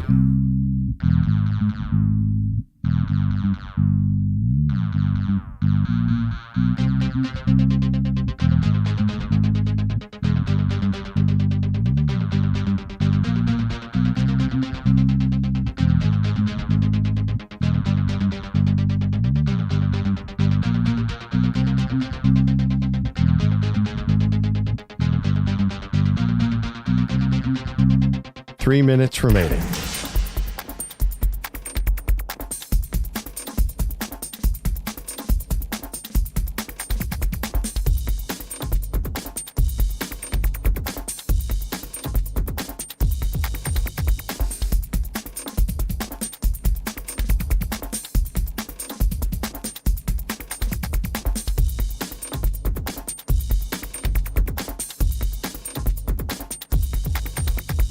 Two minutes, 30 seconds remaining.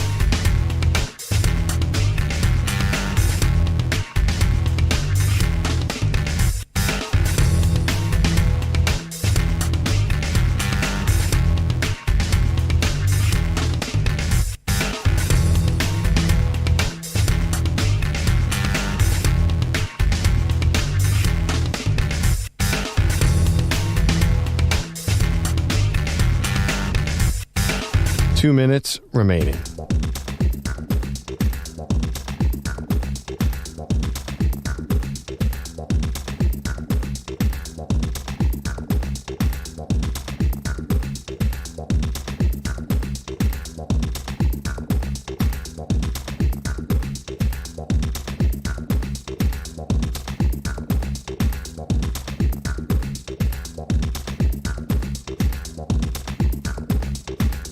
One minute, 30 seconds remaining.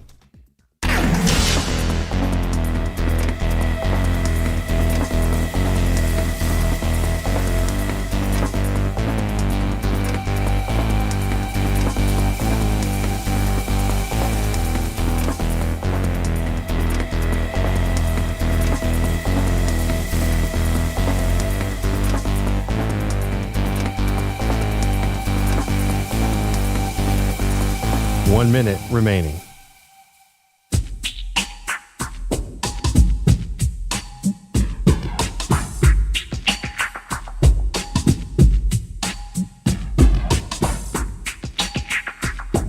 Forty-five seconds remaining.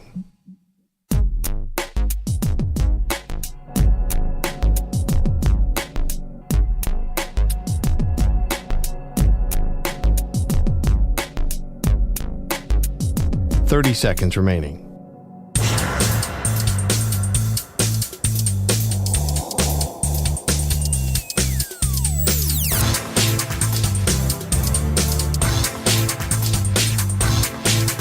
Fifteen seconds.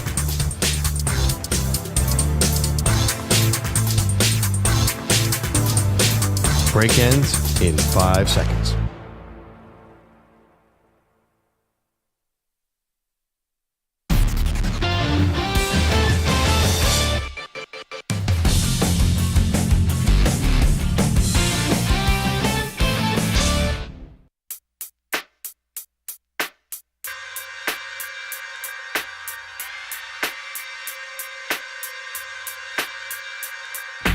This Portion of the show is brought to you by Ethos Life, the way to get life insurance in 10 minutes, up to $2 million in coverage with no medical exam, just a few health questions. Get your free quote at checkethos.com.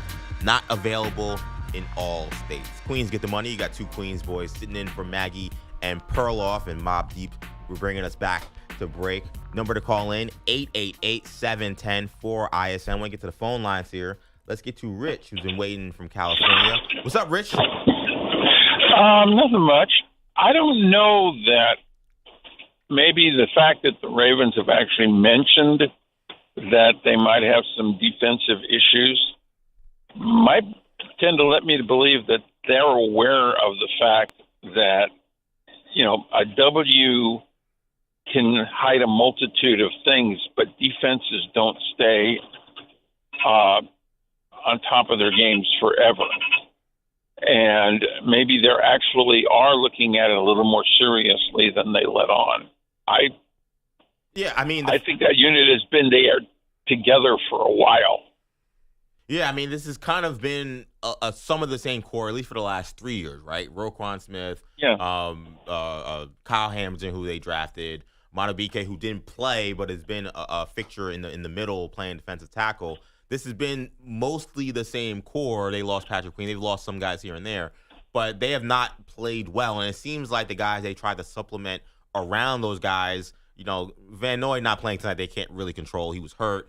But some of these guys haven't quite worked out. Like they had Brandon Stevens last year. He was a disaster. Now he's a disaster for my Jets. And Jair Alexander, who they brought in, who seemed like a massive upgrade on paper, was terrible in the first game. And then now is also injured. Malachi Starks is a rookie, so it's going to take him a while maybe to get going. So it doesn't necessarily feel like the guys that they've added to this nucleus, Bogusch, have really elevated it in any way. Yeah, I think that's the thing. I don't know if they're technically misses, but they have not hit like the high end of the projection for those guys. Because I'm looking at their unofficial 2 deep right now, and there are younger guys picked from 2022 through this last draft that are now sprinkled in as starters.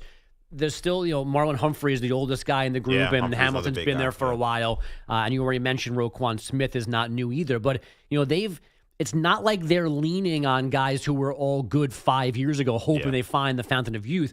They have tried to cycle in new people here, and for various reasons, it has not worked as well as they would have expected. Let's get to Derek, who's in Baltimore. Derek wants to talk to Lamar Jackson. What's up, Derek?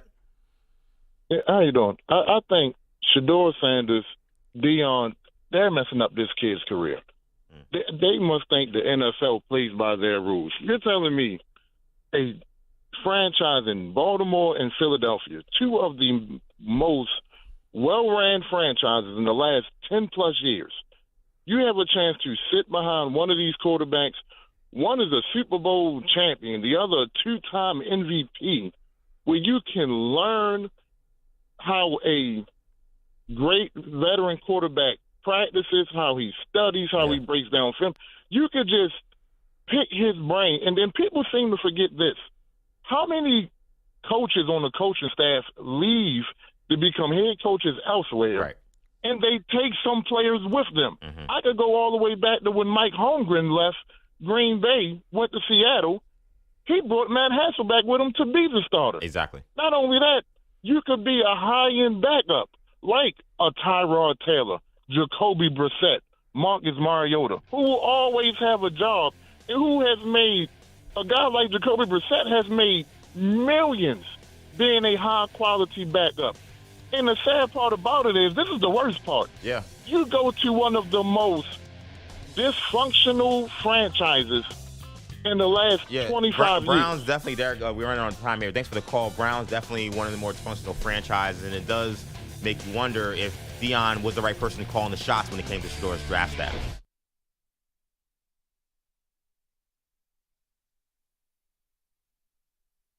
You're in a 5-minute break.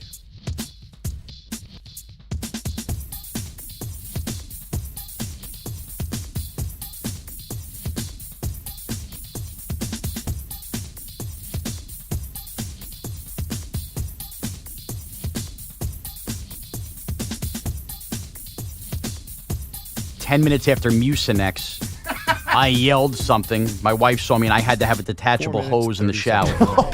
So, and that's from Mucinex.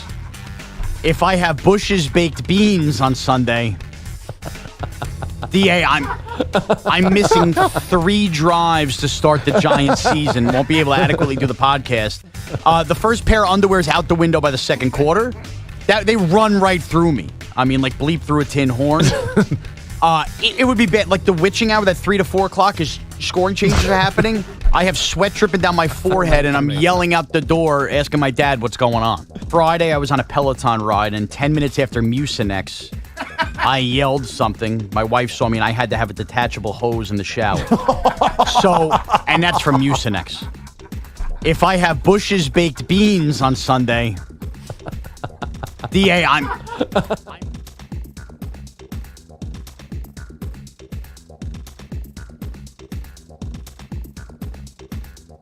3 minutes, 30 seconds remaining.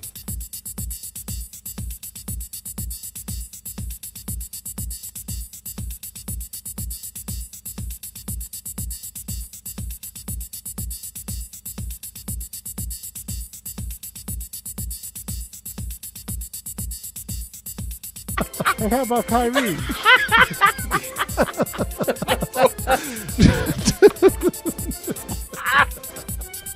So ridiculous. 3 minutes remaining. Did you ever know it was a bunch of terriers that built Levittown with their very own paws back in 1962,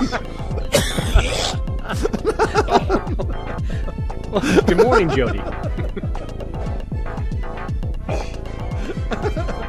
Saturday's lunch. Which lunch?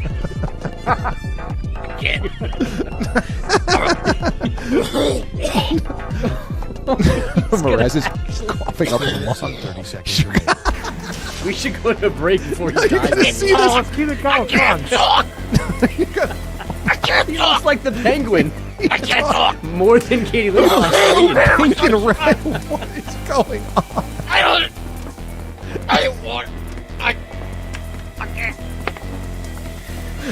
Perez has gotten up.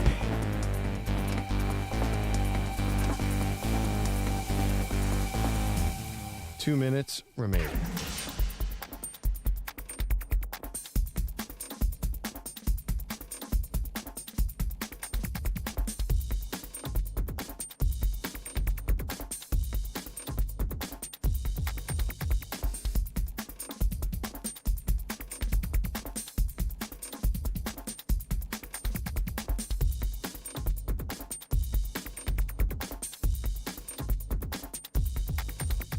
One minute, 30 seconds remaining.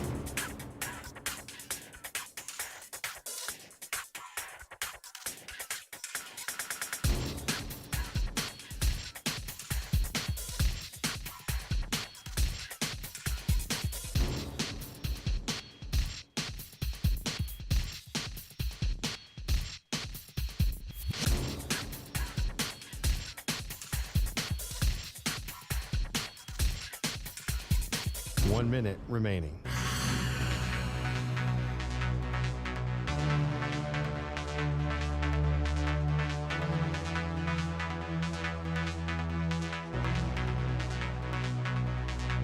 It doesn't matter if it's boiled or fried, just eat it! Just eat it! Just eat it! Just eat it! Oh! It doesn't matter if it's boiled or fried, just eat it! Just eat it! Just eat it! Just eat it! Oh! It doesn't.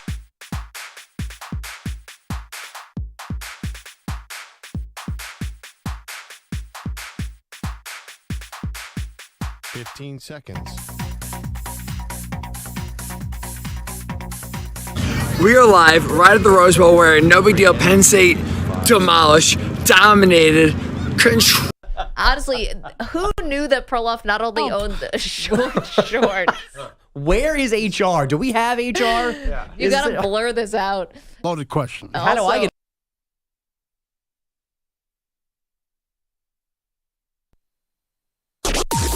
Maggie and Perloff on the Infinity Sports Network. Jackson hands it to Henry. Ball's out. Picked up by the Lions. They've got it inside the 20-yard line. DJ Reed with the football in his hands. The Lions stripped it away from Derrick Henry. What a big turn of events, and the Lions have got it now. Yeah, the Lions enter the chat as, once again, a Super Bowl contender. What's up? This is EJ Stewart, joined by Andrew Bogus. You're listening to Maggie and Perloff. Maggie and Perloff out today, so you get EJ and Bogues in today. And watching this Monday Night Football game, which the Lions, even though this was a one-score game and this was a very competitive, I thought, elite football game. I watched this game, and maybe I'm the wrong audience to say this because I'm a Jets fan, but I was like, wow, this is NFL football. Like, I'm just used to seeing like just such ineptitude and such poor play, and I'm watching these teams go up and down the field and just high-level plays being made on both sides, thinking like, wow, these are clearly two of the best teams in the NFL. And I'll be honest, I think this may have felt surprising as a performance from the Lions if you would have transported me back from week 1 and said, okay, you just watched the Lions get destroyed by the Packers, and I'm not going to tell you what happens next week, but I'm just going to transport you into week 2. And I'm going to tell you that David Montgomery is going to run for over 100. I'm going to tell you that they're going to throw for all these yards and these touchdowns. They're going to score 38 points on the Ravens on the road in Monday Night Football, and they're going to win fairly convincingly. I would have said, well, my Super Bowl pick's okay, so that's good. But I would have thought, man, that feels totally unlike the team I watched get housed by the Packers 2 weeks ago. Yeah, do you think playing the Bears and any kind of manufactured Ben Johnson drama was what they needed in week 2? If week 2 was a nondescript game, would things maybe have been a little bit different? Did that help them turn the page from the Packer game, or did the Packer loss fuel week 2 and then last night as well? That they took their immediate lumps and any hangover, any whatever, got smacked out of them by Green Bay, and now they're just simply off and running? I feel like that's a great question, Bogues, because to me, I know NFL players and players who play the game or are retired and they watch the game, they kind of hate when we do these quote-unquote narrative-based conversations about a team's performance. But I do feel like the Lions' whole season has been narrative-based, and I think it actually is a factor in what has happened in these results. Because I think if you think about week 1, I'm starting to feel like no team that played the Packers was going to have a competitive game against the Packers in week 1. I'm starting to feel like the Packers, they get the Micah Parsons trade. There's all this hype, momentum, excitement. There's just pure positive energy going into that game. I'm starting to feel like the Lions just walked into a buzzsaw. That even if Ben Johnson was on the sidelines calling plays and Aaron Glenn was holding that call sheet on the defensive side, that they still would have got blown out. I'm starting to feel like the Packers would have just blown anybody out that played them in week 1 because they were such a house on fire and they were so ready to go and they were so excited having Micah Parsons in there. The fans were awesome. It was just a great environment, and they got smoked. But I'm starting to feel like maybe that was more about the Packers being in their moment, in their feelings, than it was maybe about the Lions. And then to combine that with, not only do we got to get right after that embarrassing performance in Green Bay, but now our old homie is coming back to the crib and we got to get to 1-1, and he's coming in with his new guys. And we want to kind of show them that, hey, it's going to be a long road for you to get to the top of the NFC North, dog. Like, I think a lot of that did play into how they played in week 2. So I think when we come into week 3, having all that stuff kind of pushed to the side and the emotions and everything on all sides kind of put away, and now it's all right, go out there, do what you normally do, be yourself, do your job, as Bill Belichick likes to say. If the Lions are themselves, they're better than 95% of the opponents that they play, and they could beat anyone. And like I said earlier in the show, to me, when the Lions play their A game is just about as good as anybody else. I feel like when they're playing with that kind of balance on offense where they could run the ball over you and Jared Goff is just picking you apart with what I thought was some pinpoint accuracy in many big spots in their defense, which is going to give up yards and going to give up touchdowns. They did that even with Aaron Glenn calling the defense. They caused turnovers and they hit the quarterback. We're going to bite a kneecap off. And they bite some kneecaps off. That is what they do as a defense. And seeing them look more like themselves, to me, I look at it and say, okay, we got this kind of weird first 3 weeks of the Lions season out of the way. And when the dust is settled, Lions still the biggest threat to the Eagles in the NFC. It certainly looks pretty. I mean, there have always been good teams who don't win beautifully, but the Lions win beautifully between the creativity and the gutsy calls. And last night, just defender after defender flying around Lamar Jackson, jumping on his back, diving at his legs, chasing him down. The Lions looked the part last night. It was visually pleasing to watch them play those 4 quarters the way that they did.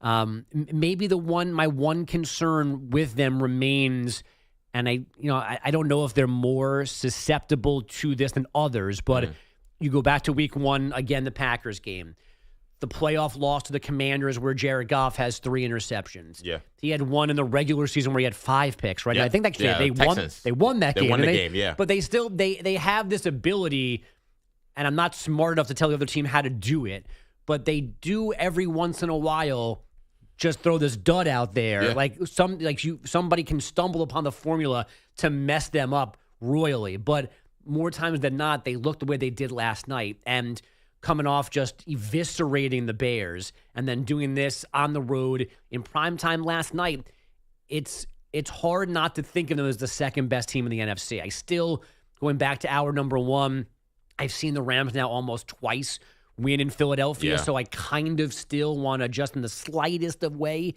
maybe make them the second best team in the conference.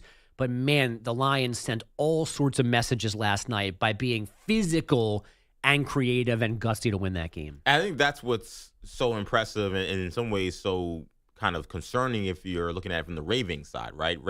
Because we think about the Ravens, you think about physicality on their side. You think about defense flying around, bodies everywhere. That's what you think of when you think about Baltimore Ravens football, particularly on the defensive side of the ball.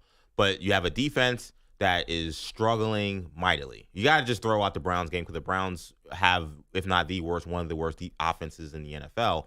You look at what happened when they played against 2 elite offenses, and 2 totally different teams, by the way. Like the Lions and the Bills attack you offensively totally differently. Like there's no running game with Jared Goff the way there is with Josh Allen. There's not a elite, number 1 wide receiver like there is with Amon-Ra St. Brown, and the Bills don't have that. So these are 2 totally different offenses that attack you in totally different ways. And it seems like regardless of how you get attacked, if you're the Ravens, you have no answer. Yeah. You don't seem to be able to attack the quarterback that's running around, the guy that's in the pocket. You can't attack a standard running game because James Cook and Montgomery ran all over you. So I asked a question earlier, like, what do the Ravens do well defensively? How do you fix this, right? Because when we think about teams and when they're struggling, we say, okay, we got to get back to who we are. I don't know who the Ravens are. Like, when we say we got to get back to who we are, okay, are they a blitzing team? Are they a team that's going to hit the quarterback a bunch? No. Are they a team that's going to stop the run first and be a run defense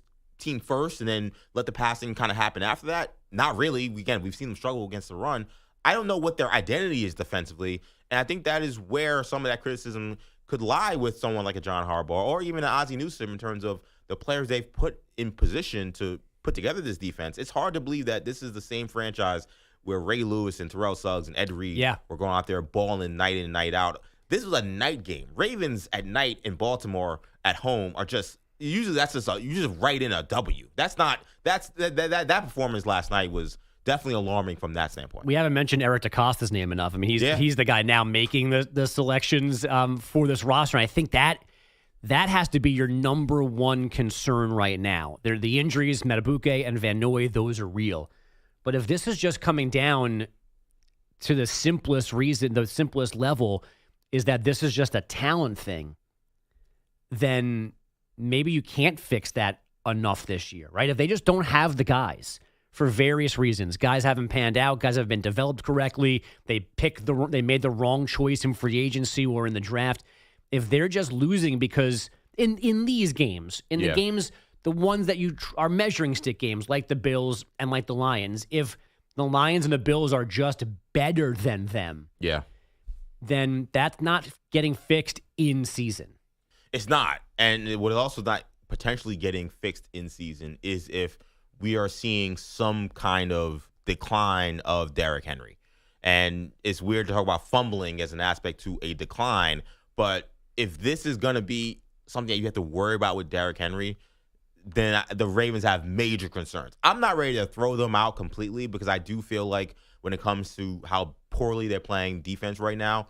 They can get better because I've seen them get better. I saw them last year be really a bottom end kind of defense for a third of the season almost, and then kind of turn around and become much better by the end. This situation with Derrick Henry and these fumbles late in games is a little scary. Like I don't know if Tiki Barber works here. He's someone who famously got over fumbling issues. I don't know what it is at this point in Derrick Henry's career where now the fumbles are a problem, if it's mental or if it's something physically he has to change. But when you think about the Ravens and how they beat you by leaning on the ground game late in games to kind of wear on you, if somehow that can't become part of the equation to them winning games, then this idea of them getting over the hump and beating these elite teams, it's just a fantasy. It's just not going to happen if they can't rely on Derrick Henry to hold on to the football. Because it's not just fumbles. Now, I lived through Tiki's issues with the Giants growing up here, and then getting to know Tiki. We've this, and there's always jokes and high and tight and whatever. A nice guy. But like Tiki's problem was the volume of fumbles. The issue for Derrick Henry right now is fumbling at the wrong time. Never fumble. But if you fumble in the first quarter, there's 3+ quarters to figure things out. Yeah. The fumble in Buffalo fueled this historic collapse. The fumble last night coming in the fourth quarter in a one-score game is where this game turned. It's where the Lions were able to put more points on the board and finally extend the lead past a one-score game. Yeah. And obviously he's not, and I didn't even think last night, not to make excuses, but he seemed to have a pretty good, he wasn't being loose with the football. He just didn't know that Aiden Hutchinson was coming from behind him with this big club. So it was not to, again, let Derrick Henry off the hook, but last night looked more aberration than the Bills fumble did to me. Like it was just a great play by Hutchinson, as opposed to Henry doing something technically wrong with the football to put it in danger. But 3 games, a fumble in each of them, and then the fumble against Buffalo and the fumble last night are the defining moment to a certain extent in both of those games. You are a loser, dude. And they're going to have more moments like this, and he needs to be on the field with the football. So he's got to figure this out. You know what's interesting, and I want to hear from Derrick Henry in a second, but this was a conversation that happened with Saquon Barkley that ended up not being a conversation because they ended up winning a Super Bowl, obviously, and he ended up being a phenomenal player and having an all-time caliber season. But when Saquon dropped the ball against Atlanta early in the season, right, a lot of the conversation that happened with Saquon was, well, he's a Giant. That's what he does. Which means he's a loser, which means when it comes down to it, he's going to screw up in the end. Which was weird because it's not like Saquon really had, in my recollection, like a moment where there was this big game, and the Giants have a lot of big games, but this big game or this big situation where Saquon fell through, and that's why the Giants lost. I don't remember that being part of the conversation. Now, they did lose a lot of games, and there was a lot of blowouts, and a lot of games where maybe he didn't play well, but I didn't think of these moments where he came up short. They weren't games that turned on one moment. Exactly. Other than the opening kickoff. But like with this, when it came to with Derrick Henry now, we are now seeing these moments, and when we think about he came from Tennessee, obviously a place where they never won a title, though they were a playoff team, and you join a Baltimore team that is they have the reputation of being chokers, of being a team that when you get to the elite teams or you're playing a big game that matters, that somehow they're going to find a way to lose. Yep. And as great as Derrick Henry had been for them last season, and we kind of forget, he had a monster game one besides the fumble. I mean, he ran for 169 yards in that game. But you almost wonder, is this starting to become a contagious thing for the Ravens, where it's like, if it's not going to be Lamar, it's going to be the defense, or it's going to be Mark Andrews, or it's going to be Derrick Henry. Somebody's going to find a way to screw this thing up because now the team doesn't believe they can actually come through in these moments. They're going to need a Pedro Serrano and Joe Boo and some rum and a Kentucky Fried Chicken bucket to figure this out. And how about this and why the offense needs to be on its P's and Q's? I'm just seeing this tweet now. It's from overnight. These are the teams that have given up the most points this NFL season. The 5th most points, the Jets. Number 4. Likely story. The Bears. 3rd most points allowed. The Titans at 94. Tied then for the most points allowed this season. The Dolphins and the Ravens. So the Ravens are on a list. First of all, they should never be on top of the most points allowed list. But they're in a group with the Dolphins, whose head coach is a dead man walking. Yeah. The Titans, whose head coach might also soon be a dead man walking. The Bears, who are very much obviously in a facelift and a rebuild and figuring things out.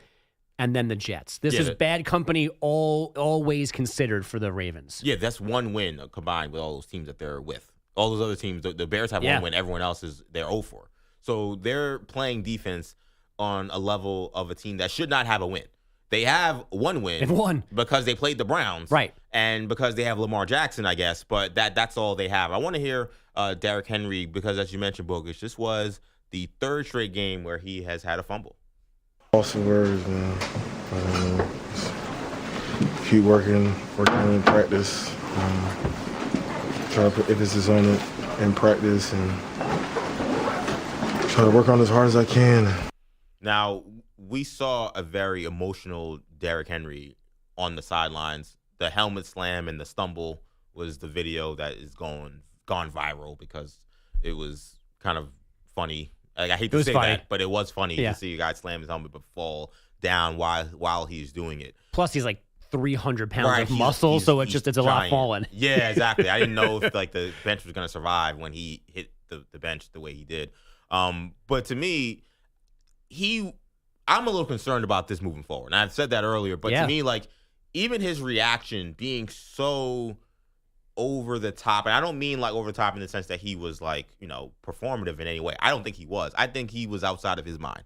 This is a guy who is normally very mild-mannered, very cool, and he was so emotional in that moment. And then there were other moments where it seemed like they kept cutting to him on the sidelines, and they still were trying to get him to settle down and calm down, and he was beside himself. I want to hear cut 30 here, Derrick Henry explaining kind of why he was so frustrated.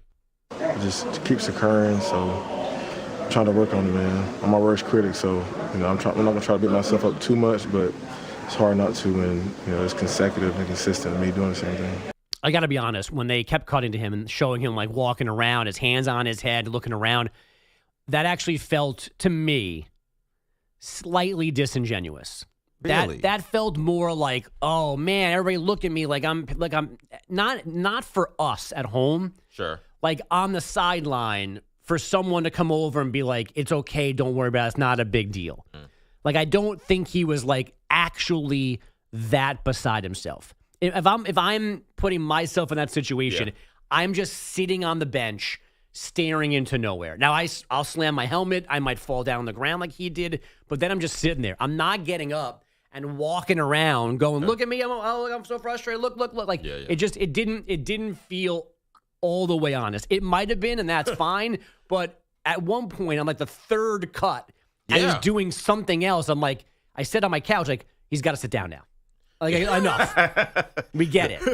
It was a lot. And you mentioned, it was like at least a third. There might have been 4 cuts to him. Like, it seemed like the whole Lions drive, every play, they were going back to Derrick Henry to see what the live reaction was. And he was still emoting. He was still doing something. And definitely new, too. Yeah, which was interesting. The only reason why I did think it was genuine was because of how beat up he was in the first game when he fumbled. Because we had a lot of sound from that first game where I was surprised he apologized to the team after the Bills game. You're a walk-in Hall of Famer. You fumble, things happen. Like, I'm like, all right, like, I don't know. I was surprised that happened. I was like, wow, okay, this must have been a really big deal to him that he fumbled and obviously put them in a situation to lose this game. Also, to me, it felt like that Bills game, there were so many other breakdowns, particularly by the Ravens defense. Like, they had a huge lead in that game. So, yes, that fumble was big, but the Ravens could have put that game away in many ways, and they didn't. Where this one, they were in a dogfight, and this was kind of the deciding play or the play that kind of shifted the momentum. So I understood if he was upset about the last one, where he could have easily said to himself, okay, I fumbled, that was bad, but the defense gave us literally no help at all.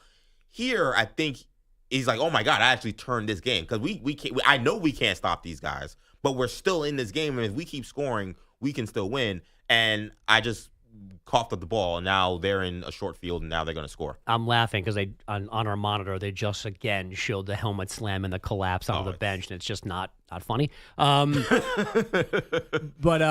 so I did not have that same I'd rather him apologize all the time to his teammates than the weird stomping, pouting, huffing and puffing thing last night. It just didn't feel right to me. But I get the apology from the Buffalo game, feeling like he let them down. You're right. There were multiple culprits in that collapse. That one play can't turn 40-25 into 41-40 in 5 minutes.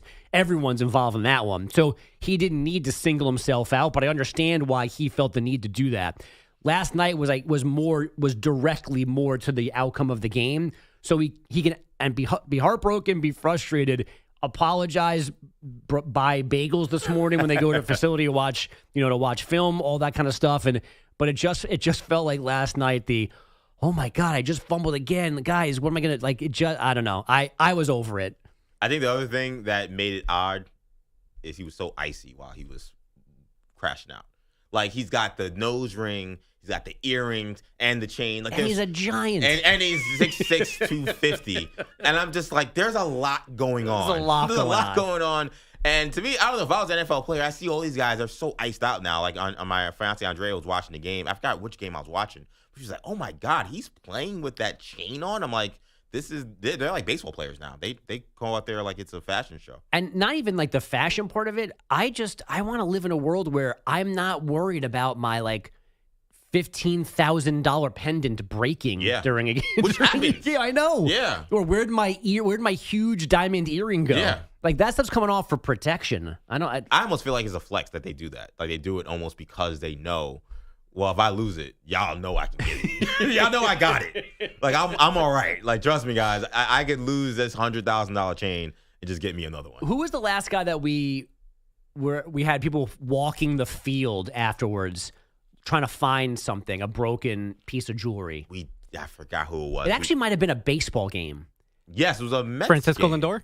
Was it Lindor? Lindor definitely lost, I think, an earring or something sliding into home, I feel like, for like almost At like a Citi walk-off. Field, Yeah. And like they were looking around. I think this was last season. And then they spent like the last... Like the overnight period. Yeah, basically, yeah. I think it might have actually been a day game, so like they were just, it was an afternoon. It was. But like they spent the last however many, hours like just walking around the field. They were like, what's going on out there? They were trying to find an earring I think he lost. 2 weeks ago, I lost my car key. I just took instead of having my big, like fat, like ring of keys, house key, I just took the key, my car key off the chain, off the hook. Oh, yeah. Mm-hmm. I had it in my pocket at Jake's flag football practice. All right. And I guess in me moving around or maybe taking my phone out of my pocket as well, just the key fob fell out. Yeah.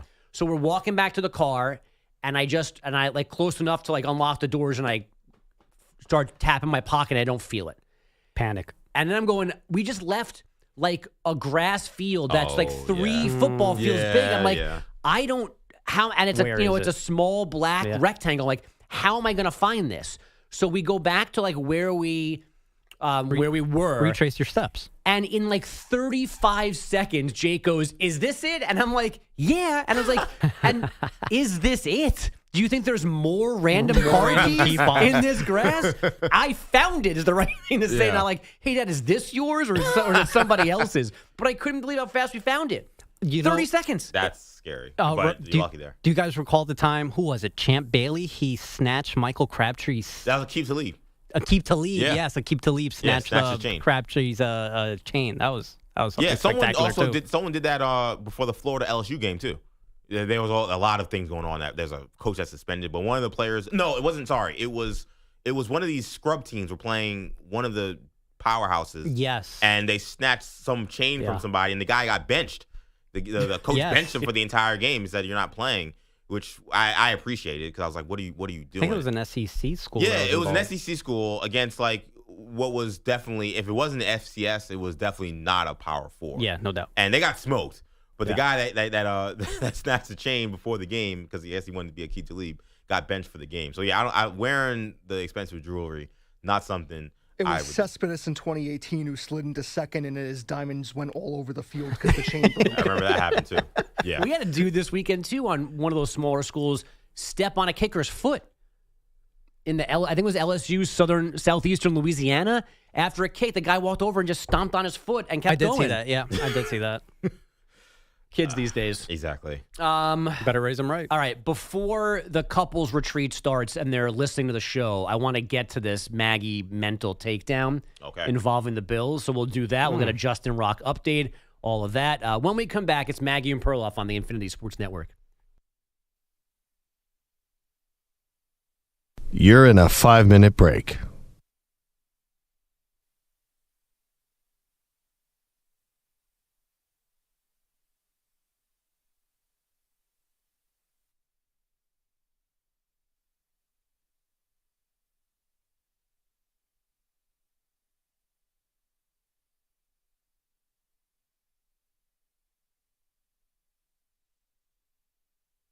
Four minutes, 30 seconds remaining.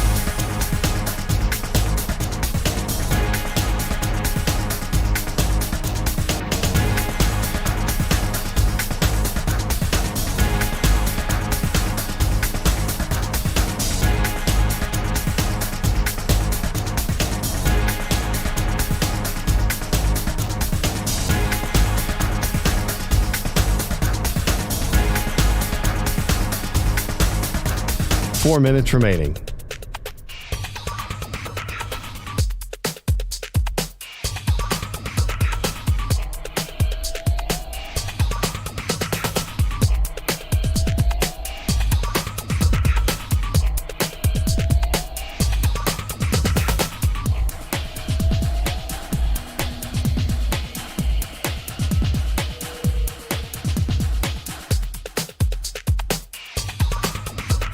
Three minutes, 30 seconds remaining.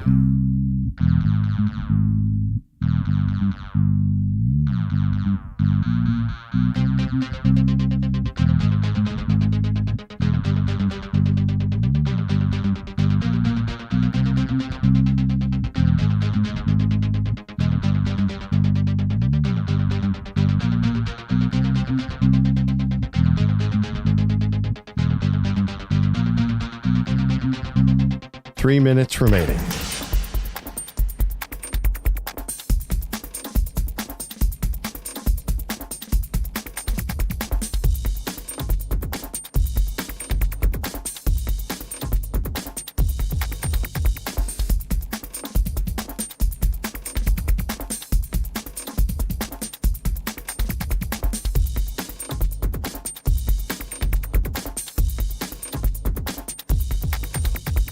Two minutes, 30 seconds remaining.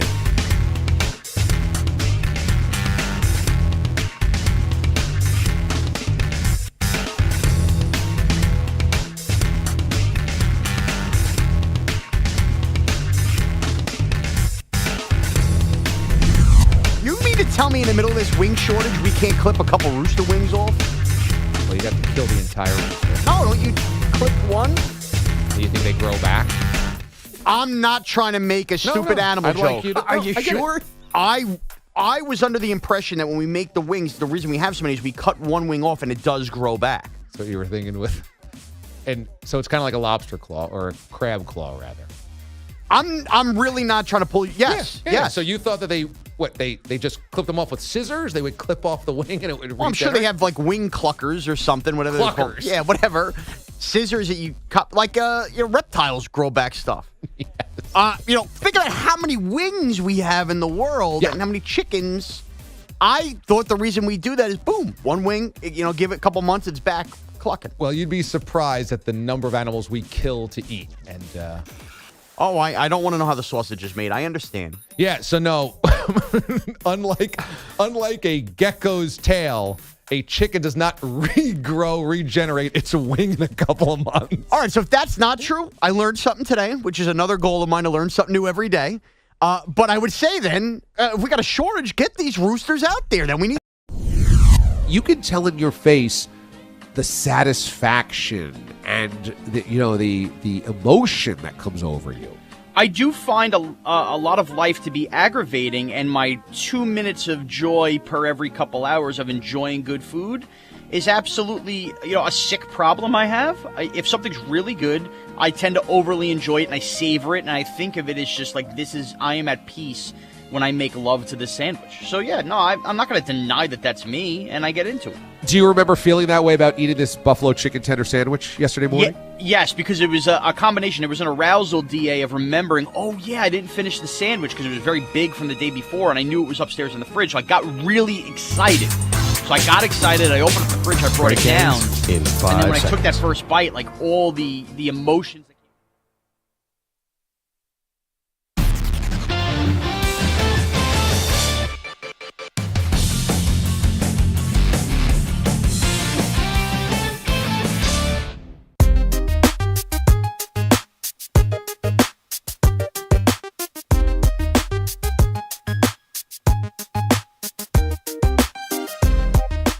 Yo, EJ Stewart, Andrew Bogish, in for Maggie and Perloff. It is the Maggie and Perloff Show on Infinity Sports Network. Number to call in, 888-710-4ISN. Now, before we went to break, Andrew Bogish mentioned how we need to talk about one Maggie Gray and the Bills' perfect season that, at this point, we can just write in as a lock at this point, right? Well, blah, blah, blah. I think that's the only conclusion we can draw right now. But this begins with the Green Bay Packers. Okay. Because they apparently, amongst themselves, after a 2-0 start, have been discussing going 17-0, and then they lose at Cleveland on Sunday in fairly inexplicable fashion. So that angered their head coach. Can we quickly hear Matt LaFleur for a second, guys, on hearing this undefeated talk in his locker room? This is cut number 14.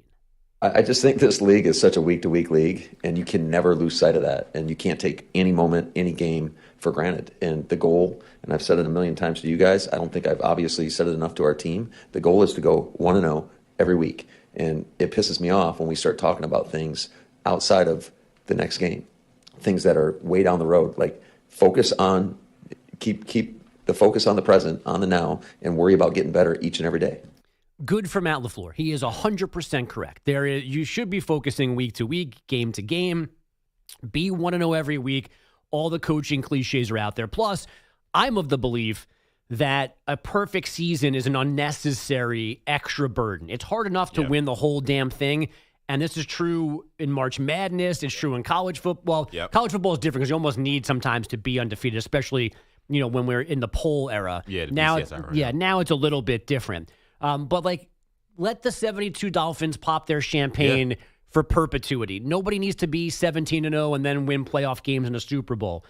Nobody does, except the Buffalo Bills. Because here we are. They're 3-0. Their next game is the Saints. They're going to play that game despite the physical danger for the Saints playing that game in Buffalo. Then there's a New England game. And then they go to the Falcons, who just made multiple changes to their offensive operation because they didn't score a point in Carolina on Sunday. Oh, and they had the Bills do those Panthers in late October. Now, there are the Chiefs. There are the Bucks. They have to go to Houston. They have to go to Pittsburgh. They have to play the Eagles in the second to last week of the regular season. Yeah. So there are some hard games on this schedule, but they are few and far between. And we can all nod in agreement that the thing that we need most around here is not just sweet Margaret Gray inching towards a possible return to the Super Bowl for her Bills. Right. But just imagine 8-0, 10-0, 12-0, 17-0, first round bye. Now we're in playoff games. I mean, get me to that. Get me to the undefeated Buffalo Bills in the Super Bowl, and Maggie is at Radio Row with Perloff trying not to jump through tables or run on treadmills for hours and hours and hours. So I think it's our duty to talk this into existence as much as possible around here. I'm still a Bucks lover. This would be way better than Maggie's drought year, whatever was the year of the drought. Yeah. That happening, nothing. This is way more important for our sake. And I think what's going to be funny about it, when it happens, is Maggie, who last week wanted to be very clear, being like, I don't like undefeated seasons. I don't care for undefeated seasons. We don't need an undefeated season.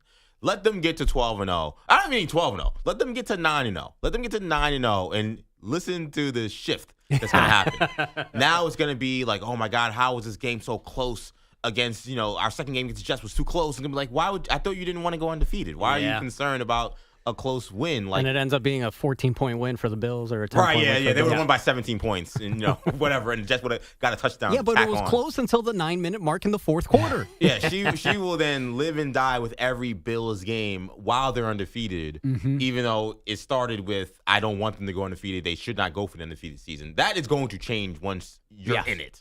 And I think Perloff started doing this about a week or two ago, where he was just sarcastically referencing the easy schedule and the chance to go undefeated.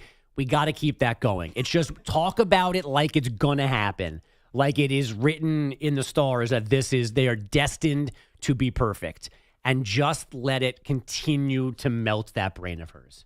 I'm going to speak into existence because I do want this to happen. Sean McDermott is the thing that I keep thinking about. And I'm like, I can't imagine him coaching a season where his team doesn't lose a game because of him. Like that to me is like unfathomable almost. But it also is unfathomable that somehow a team that once again was first place in their division came up with a schedule like this. I don't know. I guess it's a combination of they have the NFC North, but I guess having the East in terms of your division and then the NFC North NFC South rather as your other division you're playing. I guess that's how you get all these easy games. Meanwhile, the Giants, who are useless, have the hardest schedule. I'm like, it's supposed to be a quote unquote balanced schedule in the NFL.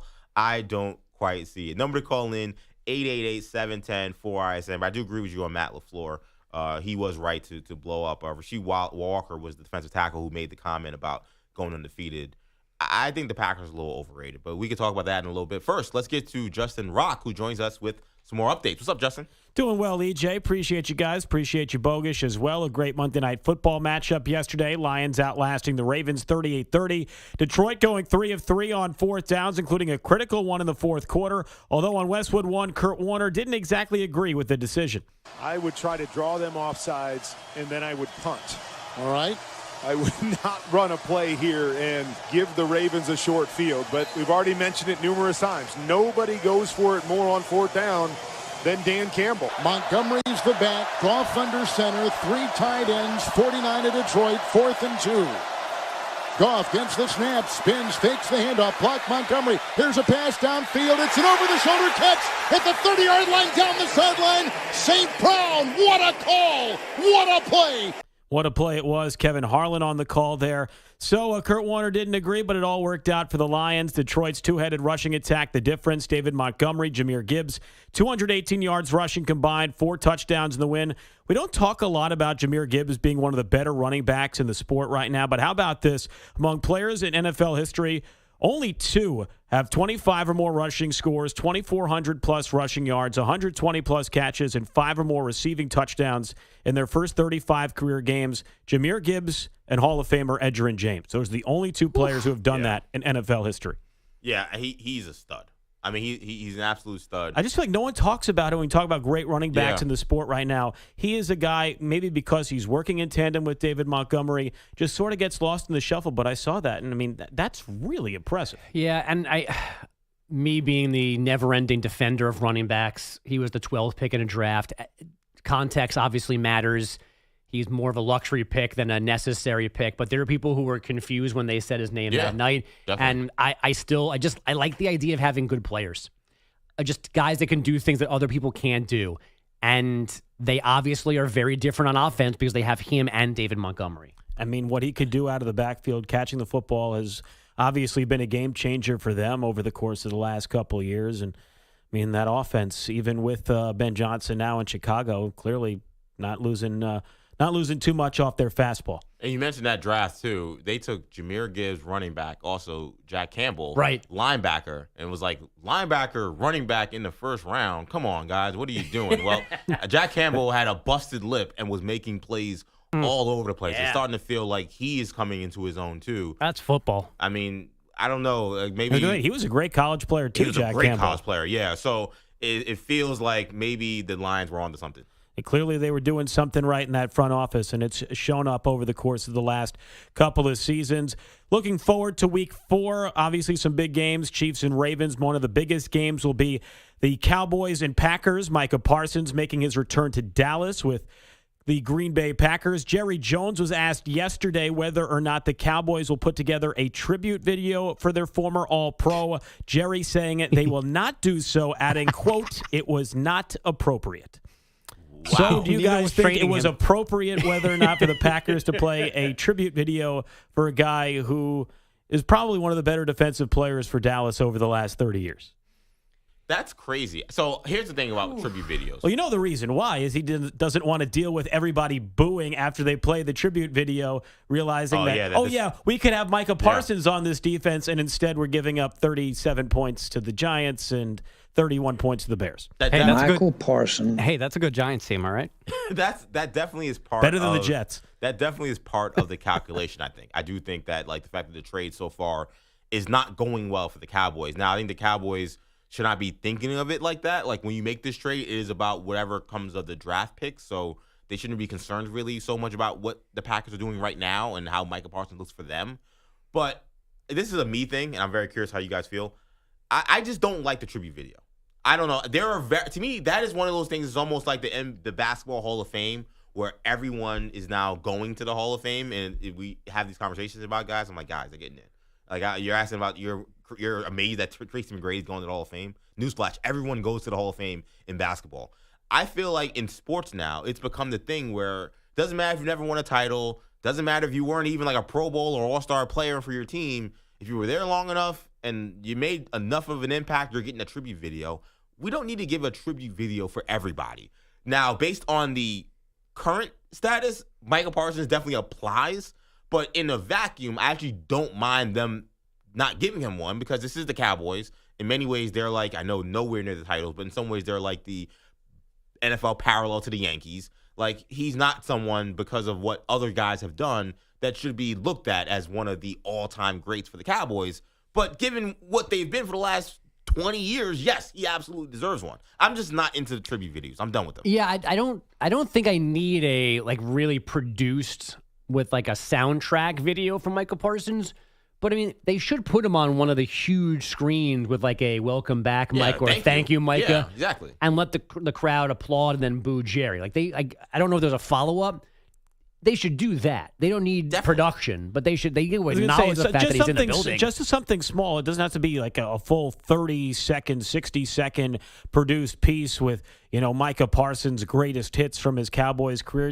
Just a little something to say, hey, we know you're on the other team now. Thanks for everything you did to contribute not only to us, but to our community. And, I mean, going into the trade, I mean, everything he said was, I want to stay here. It wasn't like he was, firebombing his way out the door. Yeah. He wanted to stay there realistically, but just didn't work out. I think the biggest lie that's been told about this whole thing is Jerry saying that, I love Micah Parsons. I have no issue with Micah Parsons. Like, didn't he call him Michael at Oh, yeah. We Michael Parsons. Yeah. Yes, the one where he kept calling him Michael, which it became more and more of the press conference. But the last one they did, where he was saying, "Oh yeah, I love Micah Parsons, and there's no hard feelings." Like there clearly are. Yeah. Like this idea that somehow this is just business, and when this is all done, Micah's gonna be welcome back. Like that's nonsense. Like, Clearly not. Yeah. There's clearly major issues there. No, definitely major issues there, and it'll be very interesting to see just exactly how that all breaks down on Sunday between Dallas and Green Bay, especially with Green Bay looking to bounce back after the frustrating loss last week. All right, Justin, thanks so much. We'll see you again one more time next hour. Should we dip our toes in some college basketball news from yesterday? I think we should. Coaching change coming out of nowhere in the SEC. Fordham again? SEC. Oh, my bad. I said thanks for that. We'll see in just a second. It's Maggie and Perloff on the Infinity Sports Network. I don't know his name. You're in a 5-minute break.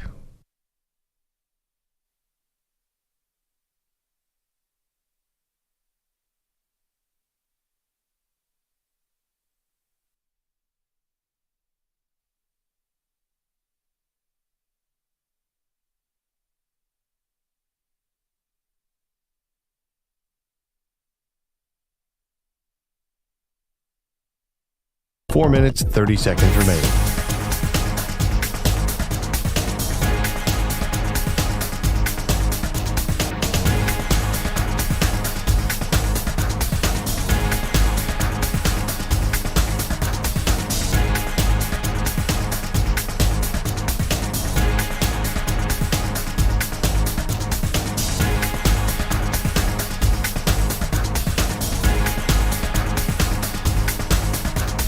Four minutes remaining.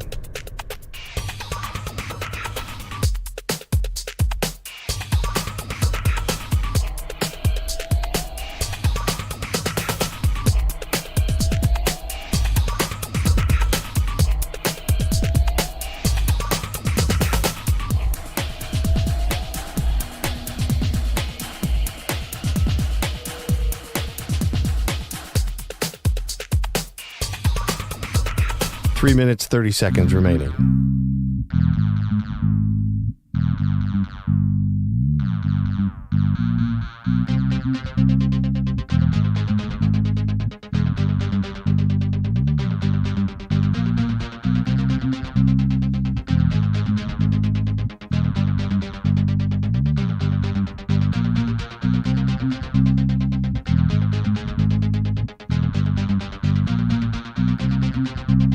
Three minutes remaining.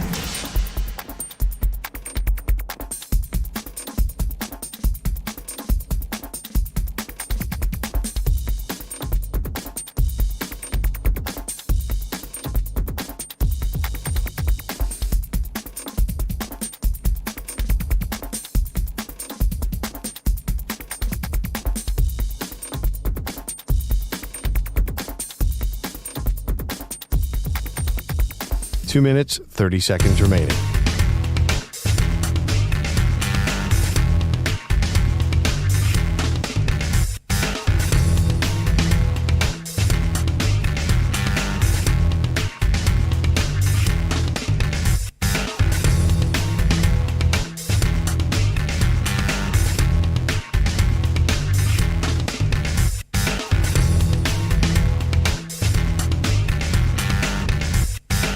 Two minutes remaining.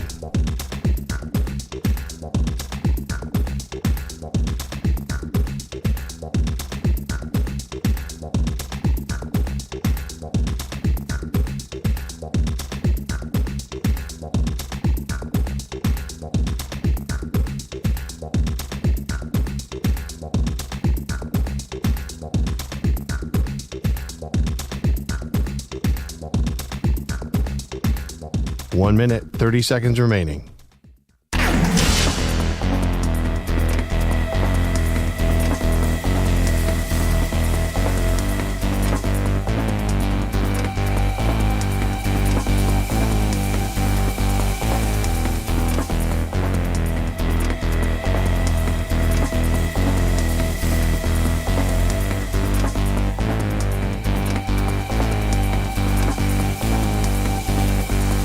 One minute remaining.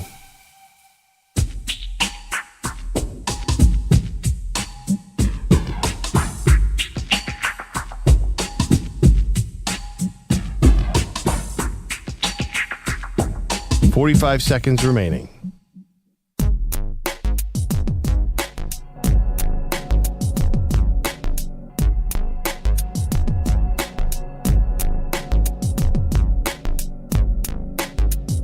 $30 seconds remaining.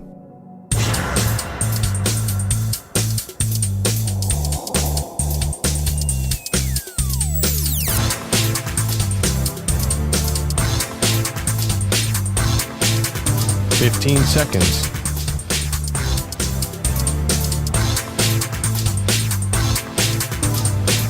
Break ends in 5 seconds.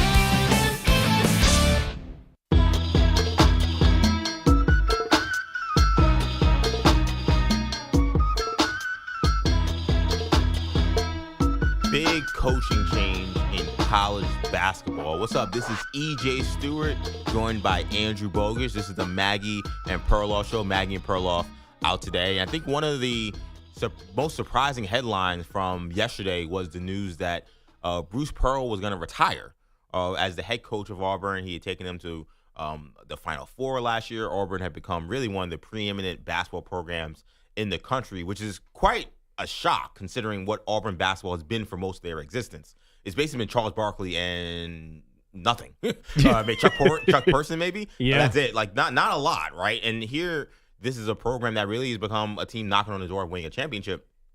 Bruce Pearl is retiring. He is very politically involved. There was rumors that he floated that maybe he would run for Alabama Senate. He has since said that that's not going to happen. So I guess he dispelled his own rumors that he created. Yeah. But he says he's retiring. He's not going into the Senate. He's just going to, just retire and go off into the sunset, so to speak. And now his son takes over the program, which that part is a little interesting because you're talking about Stephen Pearl, right? Yeah. He just became an assistant, I think, in basketball in 2017. Yeah, played for his dad.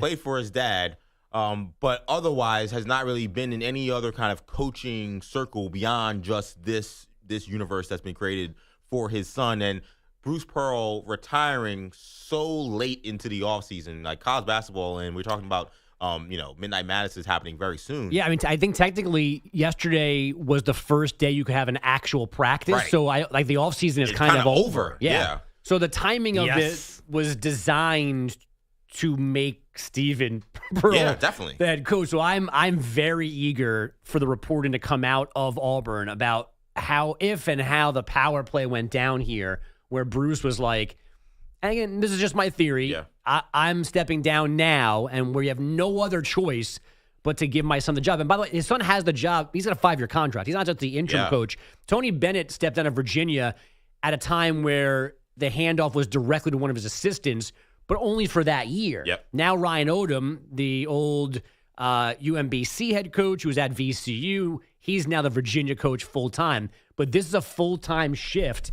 And I'll be honest, I don't know anything about Steve Pearl's ability to be a head coach. Right. But he's only been on his dad's staff, basically, and played for his dad. And it certainly seems like his dad, there's like a monarchy where the dad gives up power to his son, and now Steven's in control of Auburn men's basketball. Yeah, and I was surprised to see them go ahead with the 5-year deal for Stephen Pearl. And I think Bruce has missed at least one game. I remember, I think Stephen may have coached because Bruce was out for one reason. But I believe he has been their lead assistant, so he's definitely been setting him up for this spot. But to me, it just goes to show some of the hypocrisy when we talk about nepotism, right? Because Bruce Pearl himself actually was on social media lamenting one LeBron James and Bronny James talking about the issues of nepotism. Right. And here we are where you quit basically a day before you're about to start work. He's installing his so that your kid as head son coach. can become the head coach of Auburn, where I just feel like if Bruce Pearl retired, there's no way I think Stephen Pearl is getting that job. Maybe he gets interviewed, maybe he's a candidate, but I don't think he gets that job. All of that crossed my mind yesterday because I went to Stepinac Open Gym yesterday, and John Calipari was there with Brad Calipari, and that crossed my mind too. When John retires, is Brad going to take over? It would not surprise me because I think that this is starting to become the trend happening in college basketball. I want to get to Jay, who's in Nashville. What's up, Jay? Man, this is right why when people ask me who's your team, I don't like saying who my team is. I'd rather just say I'm a fan of the game. You know what I mean? I just love the game because I hate being a fan of one team because you get your feelings hurt every time. And this is Auburn. There's always, whether it be football or basketball, Auburn and coaches, for some reason, it's like musical chairs for no reason. Well, football I can understand, but there's something else behind that, and that's a topic for another day. But this is like totally out of left field, and like it kind of, it being a fan of one team, it kind of ties into the whole Maggie Gray scenario here. Yeah. Just hear me out because like you guys are trying to speak into existence of the Bills having undefeated. You better hope the Bills lose a couple games during the regular season. Because if they go into the playoffs, I'm telling you, you're going to be dealing with a year-round schizophrenic. Like, first of all, your Maggie Cakes is going to turn into like more games they win, the more of a schizophrenic you're going to turn into.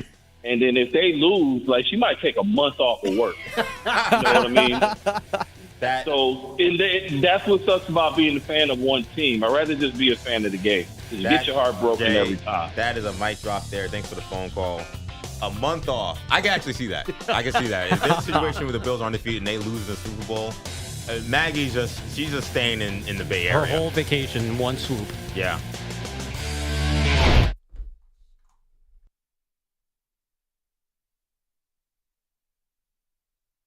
You're in a 5-minute break.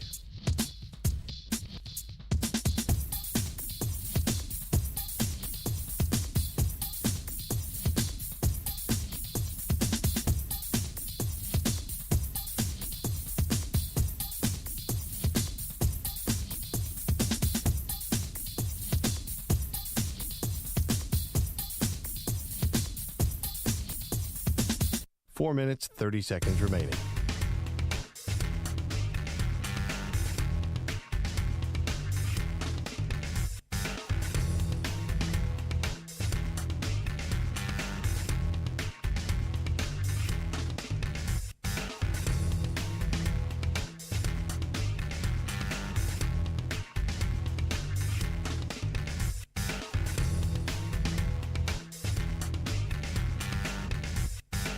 Four minutes remaining.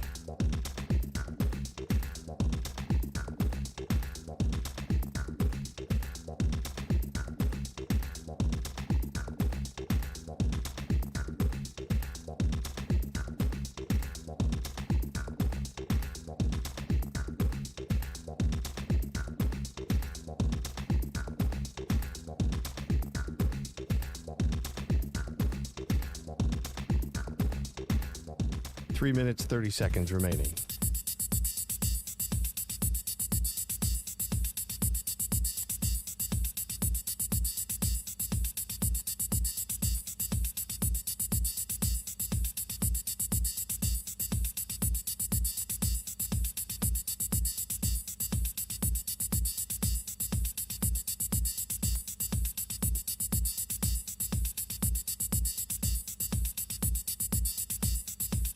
Three minutes remaining.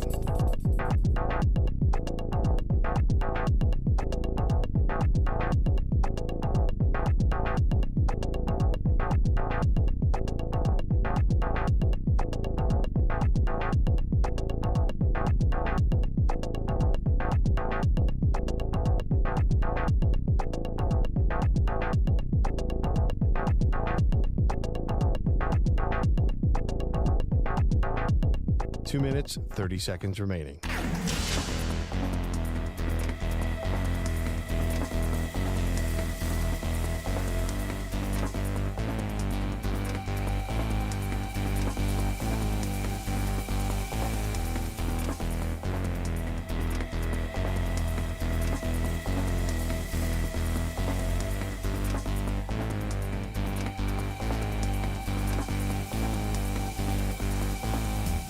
Two minutes remaining.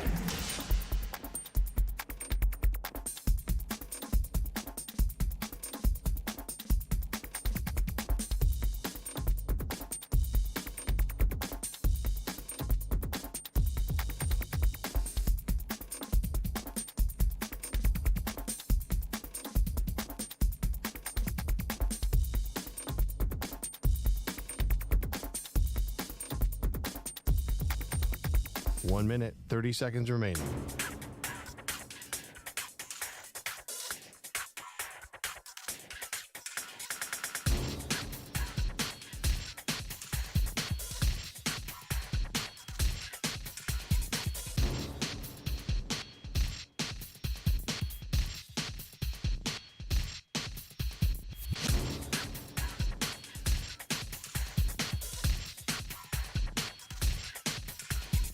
One minute remaining.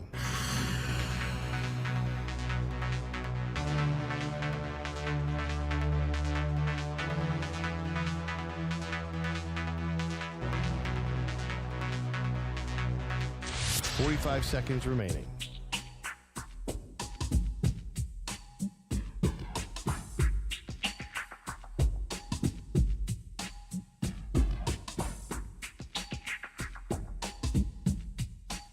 Seconds remaining.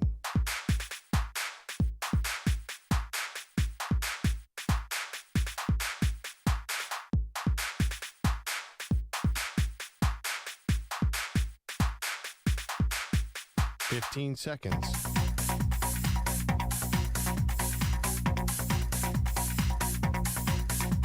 Break ends in 5 seconds.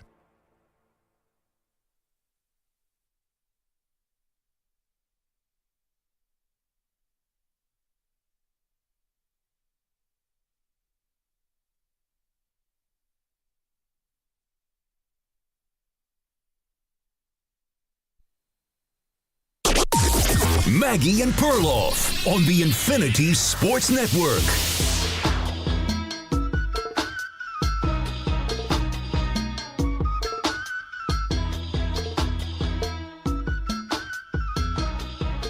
So what is going on with the Giants QB situation? What's up? This is EJ Stewart, joined by Andrew Bogish. This is the Maggie and Perloff show. Number to call in, 888-710-4ISN. 888-710-4ISN is where you can call.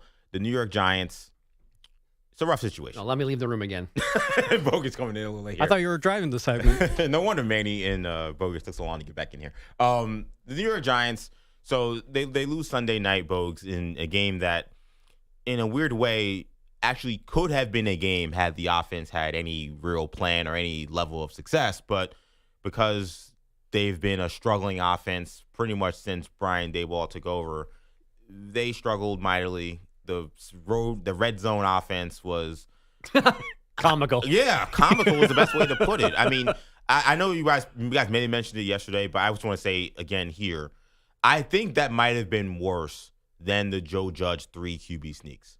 To have a game where the 3 QB sneaks, there is no hope for a touchdown when you're backed up on your own goal line. So I understand how ridiculous it was when Joe Judge famously made Daniel Jones do 3 QB sneaks in a game in which they were down and they were backed up in their own, basically by their own end zone. But the idea that you're trying to come back in a game and you're actually in a scoring position and you have a starting quarterback that dropped back 4 times and throws to 0 intended receivers. The fact that that was the result to me is something I still can't fathom, that he dropped back 4 times and not an intended receiver was thrown to. He threw the ball 3 times. Yeah, it's really great that you're back, EJ. Sorry, I missed just you yesterday. Just not to make this too personal, but I want to remind the listeners, if you have any leftover sympathy, thoughts, prayers, concerns, this is currently my life, deciding which offensive sequence was more embarrassing for the Giants or which potential Mets collapse is worse, the one they are flirting with right now or in 2007 when they were up 7 games with 17 left and didn't win the division. So this is where I currently am as a sports fan. So thank you for all of your kind words and thoughts over the next couple of days from me and my family. We don't care. I don't know about comparison. I just know that sequence in the red zone from Russell Wilson I hope I never see it again. It defies all logic, explanation. I can't. The throws were, I wish I could enjoy it. I wish it didn't involve my team, because these throws that went to no one. Nope. And the last one is 4th down. Like, you got to throw it to somebody.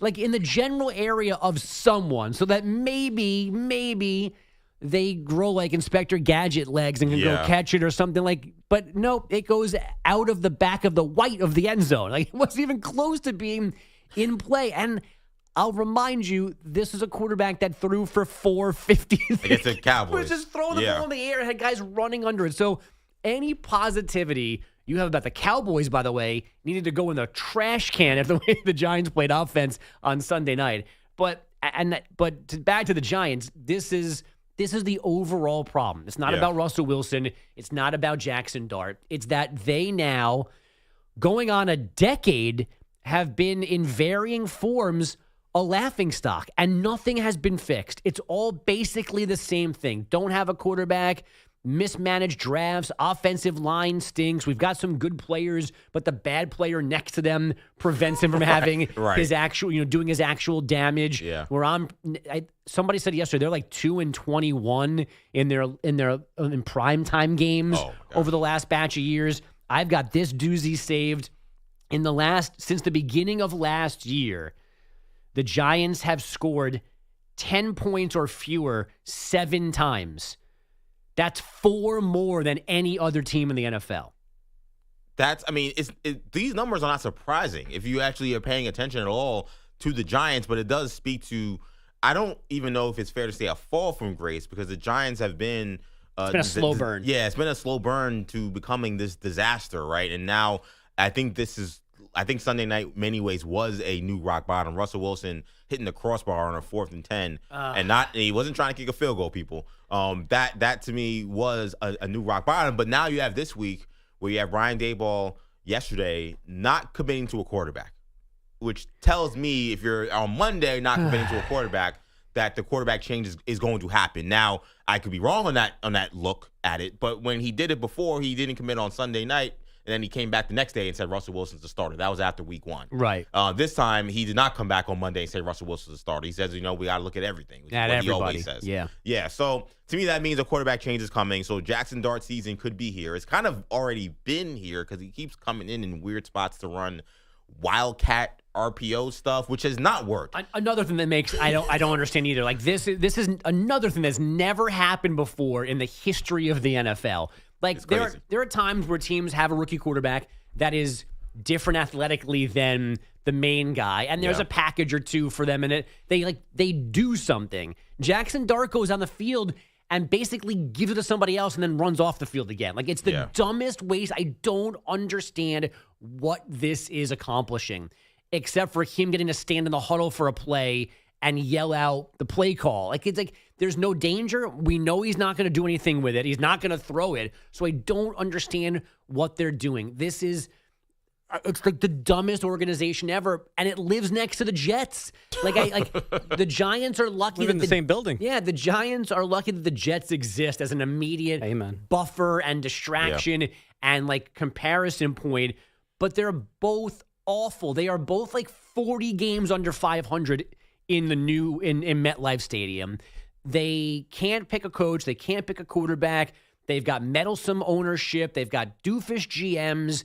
They have mismatched theories on how to build a team. I mean, they basically should be relegated. They should be Big East football teams right now.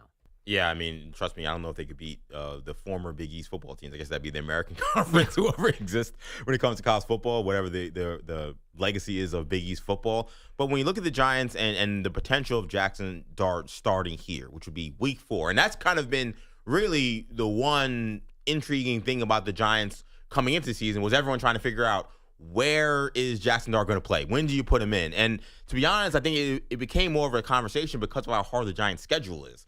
Because typically it kind of becomes very kind of cut and dry when you put the rookie quarterback in. It's after the bye, or it's after when you're starting to play a really easy schedule and they can get some easy games in.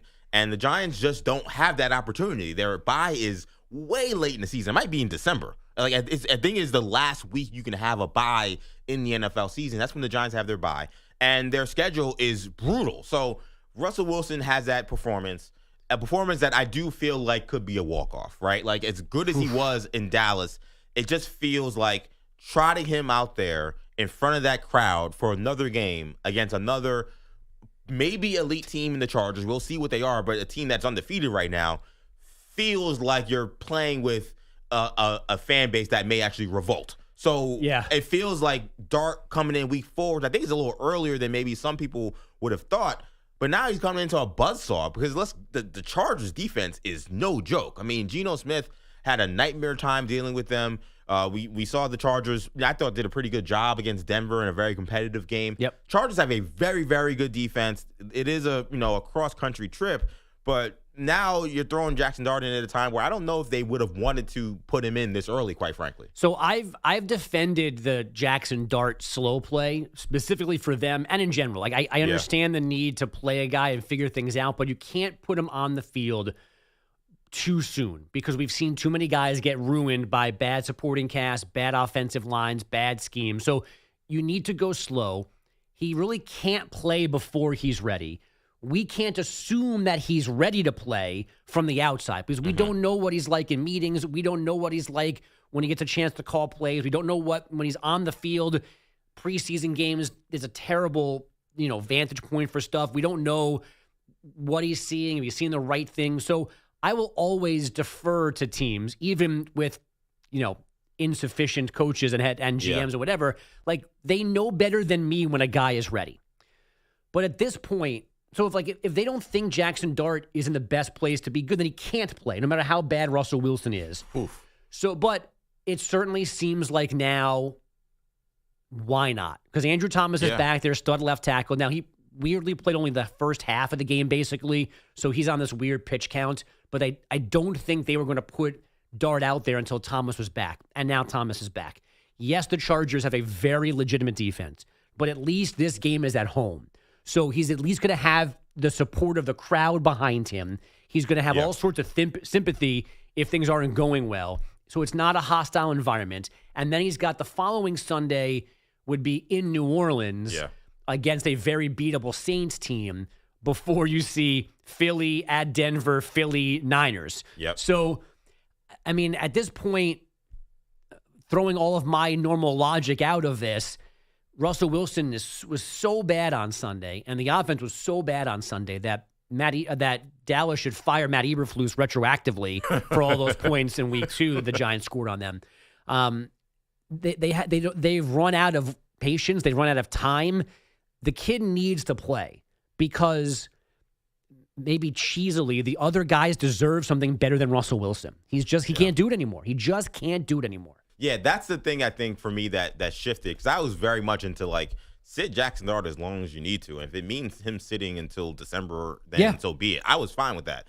But I think we've come to a place where I don't think Russell Wilson is as good as Jackson Dart. And to be honest, I didn't think we'd get here this early, especially a game where Russell Wilson throws 450 yards. But it's starting to feel like, again, against the Cowboys, that is your get-right game for any quarterback playing against them, because their secondary is terrible and they get 0 pass rush. So it is basically just target practice in terms of just picking apart that defense. So maybe a guy like Russ, who's just seasoned veteran, can make those plays, those easy plays. Nope. But I'm starting to wonder if maybe Jackson Dart, maybe that's over 450, maybe those for 300 yards. He probably would have had a great game against the Cowboys as well. At this point, I don't think Russell Wilson is as good as Jackson Dart, which is why I get playing him. But to me, I want to ask you, because you're the Giant fan here, is there any hope that Jackson Dart comes in here? And I'm not saying you're going to make the playoffs or anything like that, but can it look better? Like, can it look like a competent team, a competent offense? Because to me, Jackson Dart getting in this early also really, really becomes a true evaluation of Brian Daboll. Like, this is the guy he picked. This is the guy he's been developing. This is the guy that he's talked up. And Chris Collinsworth said during the broadcast that if you talk to anybody behind the scenes of the Giants organization, they're all super high on Jackson Dart, feeling like they have their future franchise quarterback, their star. So to me, there's some pressure, I feel like, for Dart to come in and make this not look like an absolute mess. The problem, though, that a good Jackson Dart presents, at least from my vantage point, is that buys Dable and Shane more time, and I no longer think that they deserve it. It was a valid argument that they didn't have their guy at quarterback. It was also, no matter what's going on in Indy or anywhere else in the future for Daniel Jones just couldn't be the Giant quarterback anymore. That divorce had to happen for a number of reasons. So this is not, hindsight's 2020, not rewriting history, nothing like that. But here we are 3 games into another season with these guys in charge, and nothing is really different. And having a better quarterback is not going to solve everything. It can certainly fix some things, and it can make them more competitive. But the rest of the roster is still the rest of the roster, and you can squint and look at guys and go, "That was a good pick. That's a fine pick." But other than Malik Neighbors and obviously Brian Burns and hopefully Abdul Carter and Dexter Lawrence, there's a handful of elite or potentially elite players. But they're still just from top to bottom, they're not good enough. And they've had enough time here to rebuild the roster. Yeah, definitely. And it's still completely void of an identity. Like you said before, what do the Ravens do on defense? What are they good at? What are the Giants good at? Right. We thought it was going to be a pass rush, but their pass rush has been very mid. Yeah. Yeah, they had not got after the quarterback the way we expected. The one thing I will say about Dart, and why I think there is a chance for some optimism, is I know we could pick apart their rosters and maybe retroactively say these teams were better than we realized. But it did look different when Justin Herbert got in and Tyrod Taylor got benched and, he almost got killed by a doctor, right? Yeah. It did look different when Jaden Daniels got in and started playing for the Commanders. It did look different when C.J. Stroud got in and started playing with the Texans. Like, those were franchises that looked lost, looked like they didn't have talent, looked like they couldn't manage a way out of a paper bag. And when someone who had high-end talent stepped in at the quarterback position, all of a sudden it looked a lot better. And Herbert didn't even make the playoffs his first year, but the offense just looked better. It looked like a much more respectable team. And, of course, C.J. Stroud had a lot of success. Daniels had a lot of success. I use those examples only because, to me, the quarterback is the one position that can rise all boats. So if Jackson Dart is who I think they hope he is, I think there's a chance the Giants, again, playoffs not happening. I don't think they're even close. But are we going to sit here and watch them score in the single digits every week, which is what they've done 2 out of the last 3 weeks? I think there's a chance it looks much better. I think some of these guys that maybe we thought were non-factors, maybe they start to make more plays like a Wan'Dale Robinson or someone like that. Like, I think you got to go to him because you're not going to get it out of Russell Wilson. But in terms of can Daboll get the most out of Dart and actually get this thing looking like an actual NFL team, because they just don't. They don't look like an NFL offense when I watch them play. I think there's a chance of that happening simply because I've seen it happen with other rookies before. Yeah, trickle-down economics doesn't work, but trickle-down confidence, I think, does in sports, like in football. Like, so you put Jackson Dart out there. He can move around a little bit. He can make throws. He can create things. Your offense is scoring more points than it used to. So now everybody kind of just feels better about the situation. Right? The defense feels less pressure to be perfect. There's not playing from behind. It can play base defense. It can stick to the game plan. They're not having to change things to play catch-up or whatever. The run game maybe works better. The offensive linemen are blocking differently because they know, not that they're relaxing, but they know that Dart can rescue a mistake or survive a mistake by them. So everybody does. You're right. Everybody can feel better and perform better. And if he's truly good, he can actually make the other guys on offense better because he's making the right read and the right throw. It's in the right place. Now they're catching on the run and going. I hope that is the case. Of course I do. Yeah. It makes me nervous that if he walks in and plays really well, John Mara goes, okay, let's not change anything else. Right. And then next year they're dealing with another set of, a 50-50 hit on draft picks and where's our wide receivers? Signing the wrong offensive linemen. So the problems are not all the way fixed. He's not good enough to fix everything. Right. But hopefully he's good enough to fix a good chunk of the stuff that's been plaguing them for forever. 888-710-4ISN is the number to call. Let's go to Toby, who's in Texas, wants to talk Cowboys, the one team the Giants actually really did look good against. What's up, Toby? Hey, how you guys doing? Doing great. What's up, Toby? Oh, it's like NFC East depression like therapy this morning or something. But the thing is, I think it's somewhere maybe in the Bible, hope deferred makes the heart sick. Well, I don't have any hope, so there's no depression for me. And the reason is, Jerry hired an incompetent GM himself. Right. It's the real problem is he's, I figured it out. I've been thinking about it, racking my brains. Well, he's from Arkansas, and you get habits of winning or losing, and they're a bunch of losers. The Razorbacks are a bunch of losers. They haven't won a national title since 1964 when he was there. They've been in the SEC since 1992. They still haven't won the SEC. And they had a major choke job in the College World Series. Remember that? They were down to their last. Oh, we're going down to the college. We're going to the college playoffs. Baseball playoffs. That's crazy. College World Series. Three guys come over to get a little pop foul, and they miss it. And this is the problem. If you squint at that Arkansas color, you see crimson. That ain't Crimson Tide. That's loser red. This is going to continue. Wow. No, seriously. Now you say, well, Jimmy was a winner, right? But he went from Oklahoma State. He didn't go to Arkansas. He knew he couldn't win there. He went to the U. Exactly. He built the U into a superpower, and then he took that to the NFL because he was in charge of the roster, not some businessman. This is the problem. But it's so frustrating. When Maggie was talking about we're supposed to hate the Packers, well, we kind of, I think a lot of fans who, if you didn't root for your team, you'd probably root for the Packers. They're a small town. Right, yeah. They have a corporate structure. They don't have some megalomaniacal nut job running the team. And that's why I think college, I don't know if you guys like college better than pro. College has one thing pro doesn't. It responds to fan pressure.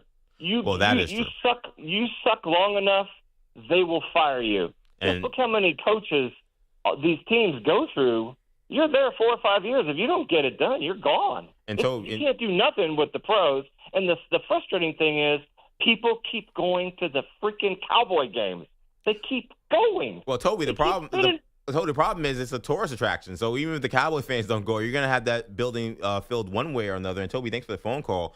And when it comes to public pressure, I would argue that, I mean, listen, I think in the NFL, there's also public pressure. It's just the problem is when you're, again, the owner and the general manager, it doesn't really matter what the fans think because it's all about you. And he isn't someone who seems to care whether or not the fans are disgruntled. And I think a lot of it being because of the bottom line, right? It's because the Cowboys are still going to be the most valued franchise. They're still going to be a team that's going to make a ton of money every year. And they still got the star. So it's not going to matter in that front. I will say, when we talk about college public pressure, it is a little ironic he mentioned Arkansas because I was waiting for the Sam Pittman is fired thing to drop on Monday after I watched the end of that game. I was in Boston over the weekend for a wedding, but in my hotel before when we got to the hotel, I actually was able to watch some games in the Arkansas games. One of the games I watched again, and the fact that Sam Pittman is still employed at this point is actually unbelievable to me because that was one of the most pathetic ways to blow a game that I've seen this year in college football, which was they lost to Memphis. Yeah. Yeah, and you had a fumble. They had a chance. Memphis stormed all the way back. You had a chance to then put the game away as they go on a really good drive, and they're now is basically in chip shot range. You fumble, or you fumble going for a first down, and then you still have a shot with all 3 timeouts. One Pittman did do right was keep all his timeouts, and then their quarterback, who weighs looks like 170 pounds, dripping wet, carries a defensive tackle 10 yards for a first down to seal the game. And I was like, Arkansas D tackle. An Arkansas defensive tackle. So, I mean, I felt bad for the Pig Suey Nation because it's not going well when it comes to Sam Pittman. If you're still rooting for the Cowboys, it's certainly not going well for Jerry Jones. I'm surprised that Jerry hasn't made himself the GM of Arkansas football as well. Seriously. I mean, I know he invests a lot of money in that program. You would think he'd just say, let me just stand by and take over this as well. Right. What do you guys need, a quarterback? Do you need a defensive tackle? Defensive end? I just traded one. Maybe he's available. 888-710-4ISN. What should we do next? The Giants are done. So that's great. We got some Dabo Swinney. We've got some Dabo. We've got some phone calls as well, plus an update with Justin Rocke. That's all still to come right here on Maggie and Perloff. You're in a 5-minute break.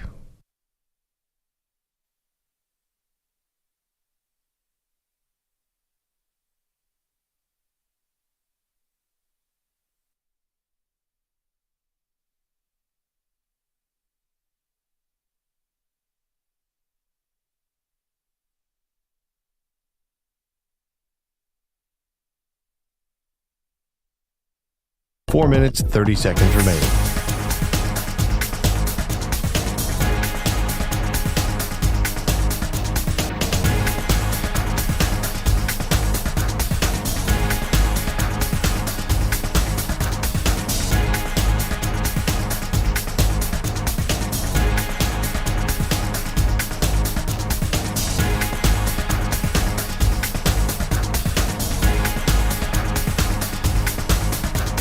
Four minutes remaining.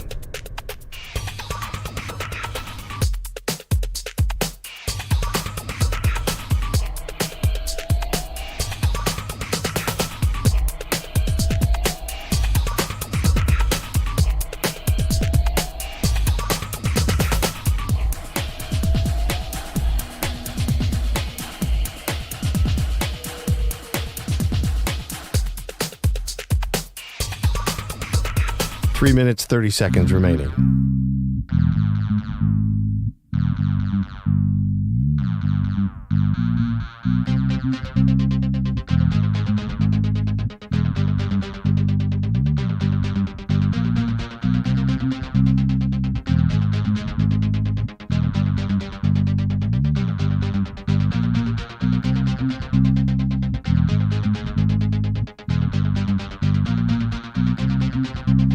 Three minutes remaining.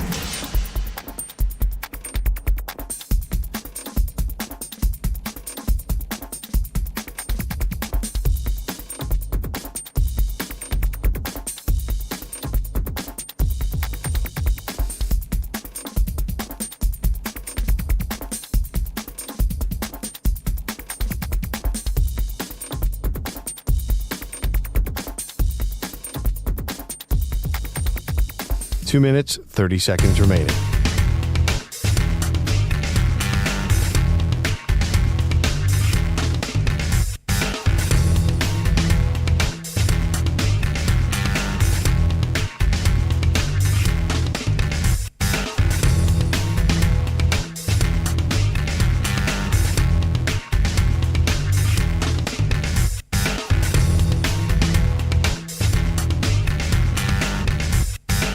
Two minutes remaining.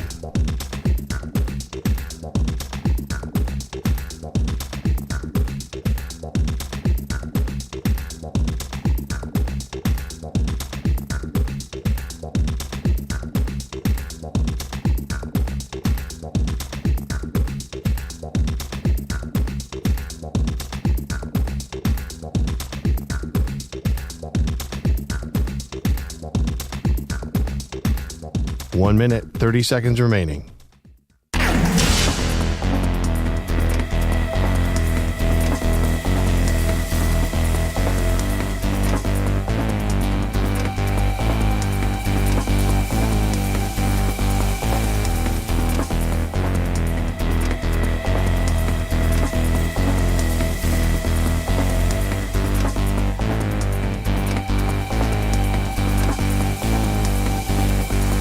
One minute remaining.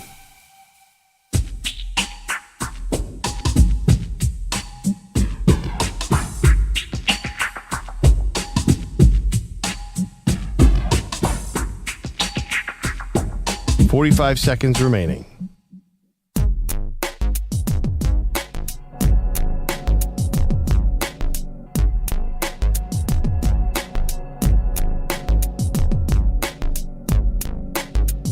$30 seconds remaining.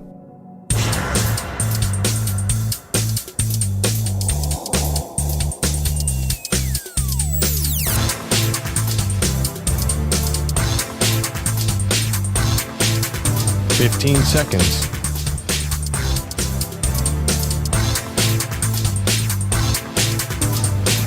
Break ends in 5 seconds.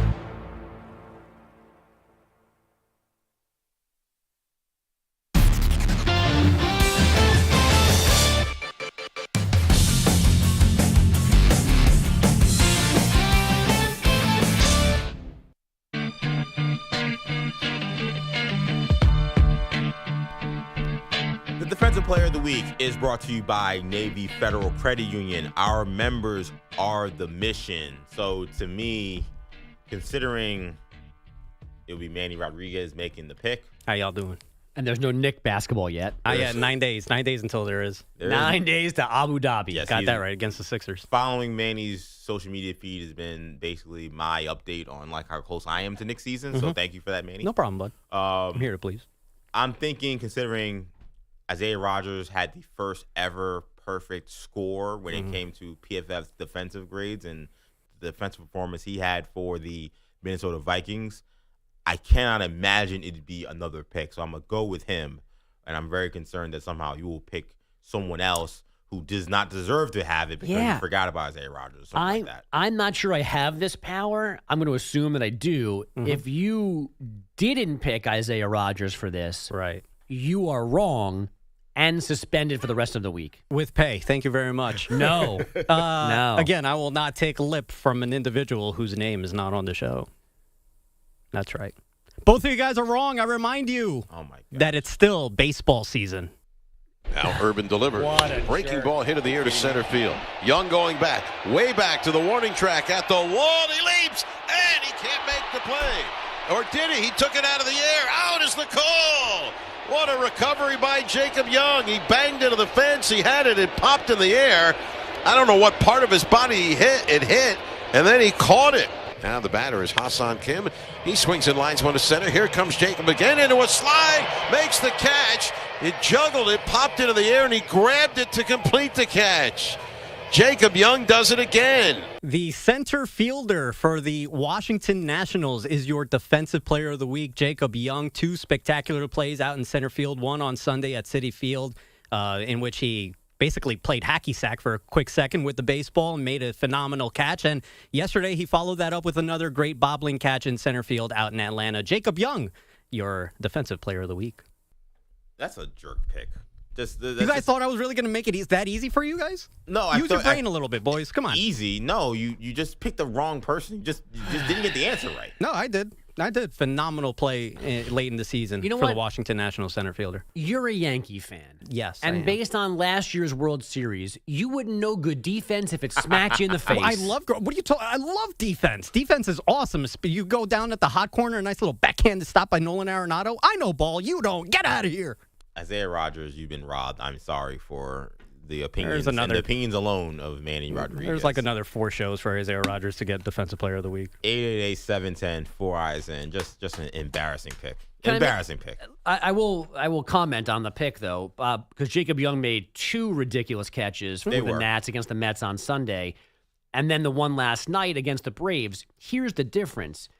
Atlanta scored 11 runs on the Nationals' crappy pitching, so his sliding, juggling catch didn't matter. Pitching isn't a defensive didn't play. do that, so his stupid, jumping, hacky sack catches did matter, and that's why they're the Mets, and that's why they break my heart. Oh, so this was a Mets rant. It was a Mets pick. We all can see through this, Manny. No, it was yes, not. It definitely was. was. The Come on dude now. kicked a baseball in the air and caught it. What are you guys talking about? Had it been in Tokyo, I probably would have picked that He thing. might have. You didn't even play It could have been one. the Yomiuri Giants playing the Sufo Kupo Bank Hawks. Yeah, right. Yes. Yep. In what stadium? In what stadium? Probably the Tokyo Dome, because that's where the Yomiuri Giants play. In my little scenario, the Yomiuri Giants are at home. Yeah. Just it's a phenomenal stadium. I can't do this anymore. When are you off next? I'm looking forward to that day. I got molar removal in less than 2-3 weeks. So Did you say mole or molar? Molar. So this is a dental procedure. Oh yeah, I all hope 4 it's of them. painful. I hope so too. I need some pain in my life. Are you getting your wisdom teeth out? Molars, wisdom teeth, one of those. I don't know. Aren't they all the same thing? Aren't I they don't interchangeable? know. They're not interchangeable, no. I think Bogus doesn't want you under anesthesia during this procedure. 888-710, I hate Manny. 4 eyes in. Let me get a quick caller in before we get to Justin. We were just talking about Arkansas. A caller made a reference to Jerry Jones since he, famously went to and played at Arkansas. That is his problem, that he came from a loser school, so therefore now he's running a loser organization. We have Levi from Fayetteville, Arkansas, wants to chime in. What's up, Levi? What's going on, EJ and AB? How y'all doing? Doing What's great. up, man? I got a bone to pick with that last caller, Huey or whatever his name is. It didn't matter. It doesn't matter. Jimmy Johnson did play for the Razorbacks. That's true. And the Razorbacks are cardinal red, not crimson. Get it right. Because we used to be the Cardinals before we were the Razorbacks. Right. Also, the Razorbacks have a bigger problem than Sam Pittman.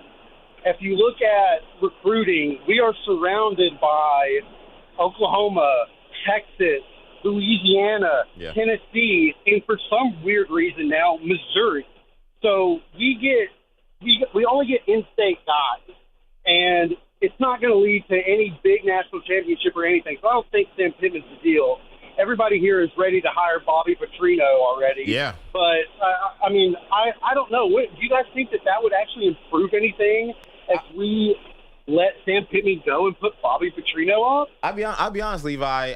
I think it would. And Levi, thanks, and shout out to defending your pig Suey Nation there. I do appreciate that, and thanks for the phone call. I do think it would make some difference because he's right. Like, there are just some institutional hurdles that stop Arkansas from being an elite team. That is just accurate and fair. But I have seen this team be respectable before. I have seen this team contend in the SEC, beat up on Alabama or LSU, a once in a blue moon type situation. It just feels like they're so far removed from that. And when you do watch Arkansas play this year, especially, their offense looks great. Like, their offense looked great against Memphis. The water got shut off in the second half, and I don't know what happened. I think they just took their foot off the gas. But the offense has been good, and Bobby Petrino has turned around a team that had one of the worst offenses in the SEC before he got there. Last year, they were much improved. This year, they've been really good. So I think Petrino would be better, but I think some of the issues that they've had, I can't make that the end-all, be-all for the excuses for Arkansas why they've struggled, because those have just been there. They're always going to be there. They're never not going to be there. And it just feels like with Sam Pittman, after initially it looked like things were going to go pretty well, it's turned sour so fast that I do think a change is needed. And sometimes going with the guy who's familiar with those hurdles would help. Now, I got nothing for Bobby Petrino personally. Same. So there's totally that. Same. But from a football perspective, purely, that would be an upgrade. And the other thing too is I do think we could talk about the geographical hurdles that they deal with, but in the NIL era, I think that is also less of an excuse too, and the transfer portal era especially, that is also less of an excuse, because if you can't get guys from the areas around your state because those guys want to go to LSU or Oklahoma or one of these other schools, and you're only stuck with getting guys from Arkansas, well, then just go into the transfer portal and find guys from Florida and find guys from Texas and find guys from California, because you are an SEC school and there are enough ball players from all over the country that want to play against the elite and want to play against the best. And if you got enough money, they will come. Well, that's the problem. If you're blaming anything other than a lack of money, you're blaming the wrong thing. Like that's the thing now. If you don't have cash, you don't have cash, and that's a real problem. Yeah. It's not about geography or competition or whatever. If you've got money, you're going to find players. Yeah. No matter who's around you, who's competition for you. If you've got cash to give dudes, you're going to find guys that can play for you. Yeah, I mean, look, I'm a Miami Hurricane fan. I talk about the Canes a bunch on this show, and things changed a little bit when, or not a little bit, a lot, when you were able to pay players and they got some guys with some big wallets down in South Florida start giving out some cash, and this time it was legal. It was not illegal like it was in the 80s and 90s when the Miami Hurricanes were, Uncle Luke was doing it anyway under the table. Now it's legal. So now the Hurricanes are back to being an elite program because they aren't playing with one hand tied behind their back. So I do get those hurdles, but the NIL transfer portal era is about who has most money in the end. Again, call in 888-710-4ISN. Justin Rocke here with another sports update. What's up, Justin? EJ, Bogish, appreciate you guys. Manny and Scarpacci behind the glass. Also going back off of that. Not Manny. I'm sorry. Not Manny. All right, Manny. sorry, Manny. I tried. But going back to also that point, certainly hasn't impacted Arkansas in terms of recruiting for John Calipari with their basketball program since he's taken over. So they've got the NIL money there. Just a matter of spreading it a little bit over towards the football I shook program. his hand yesterday. I haven't washed my hand since. Did he give you any NIL money? No, unfortunately not. I'm not a 7-foot, 17-year-old who could potentially make his. What was the conversation like with John Calipari? Hi, my name is Manny Rodriguez. Hi, John. Nice to meet you. And then I walked away because I was nervous. Wow. It's John Calipari. And then he washed his hands 6 times. And then Purell did another 10. I'm not dirty, bro. Don't cast aspersions on the air like that. What are you talking about? I can't believe that's all you had for Calipari. And I'm someone who, we talked about it last week. I definitely, relate to you when it comes to the anxiety in public interaction. I am also very nervous in those situations. I need a pill. But you had to have something like, oh, hey, like, you guys should have a good season this year. All right, good luck in the season. Like nothing even. But like, here's another. They started stretching about 2 seconds after I walked away from him. So like, we were about to get going. He was about to start his recruitment. He wasn't trying to talk to some local media snob. You can say you're describing yourself as a snob. That's interesting. I can say Calipari, I'm sure, wasn't watching them stretching on the court all that closely. Right, yeah, the stretching Hold on a second. I need to watch this recruit do his... Hey, one of the recruits he's looking at is coming off some injury, so maybe he was looking at some stretches. I feel like the calisthenics part of the practice is not the one that Calipari was. Look at those jumping jacks. Yes, that's actually how they started. That's exactly a Razorback player. I walked away, and the 12 dudes in front of me started doing jumping jacks, and I was like, all right, let's get this show started, boys. I'm disappointed. Yeah, of course you are. I mean, what other reaction would have been disappointed? I know, but I'm just like... Last 15 minutes have been great for me, huh, boys? Yeah. I'm just like, hi, I'm Manny Rodriguez. And Calipari's like, hey, okay. how you doing? Okay. Okay, bud. Okay, bud. You have one of the most common names on the planet, and you give no affiliation, as if he just should know which Manny Rodriguez you are. Please tell me you accept from the Maggie Perloff show. I'll make steps. Well, I'm talking about it right now, so you know what?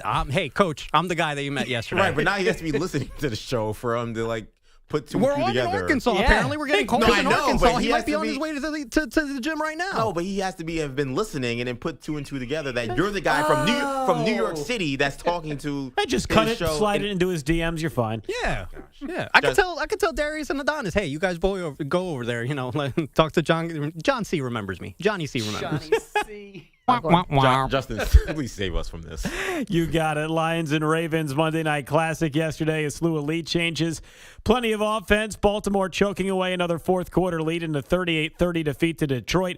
We've talked a lot about it today, but ESPN's Monday Night Booth of Joe Buck and Troy Aikman were, shall we say, having a good old time last night after Troy broke out another one-liner. Joe had the question we were all asking. He did good. That's hey, whatever it takes. Just get him on the ground. Well, he's a former brick salesman in Houston, in Tomball, Texas. Well, I hate to say what he might have been doing with them bricks on that last play. Them bricks. That's what happened to you. Third down and... Joe Buck asking the important questions. What was going on with Troy Aikman last night? He was having a lot of fun, and we reaped the rewards for it. I appreciate this version of Troy Aikman. Now, I like Troy Aikman. I think he's actually easily one of the best NFL analysts. I know Perloff does not. They're raising them some good tight ends.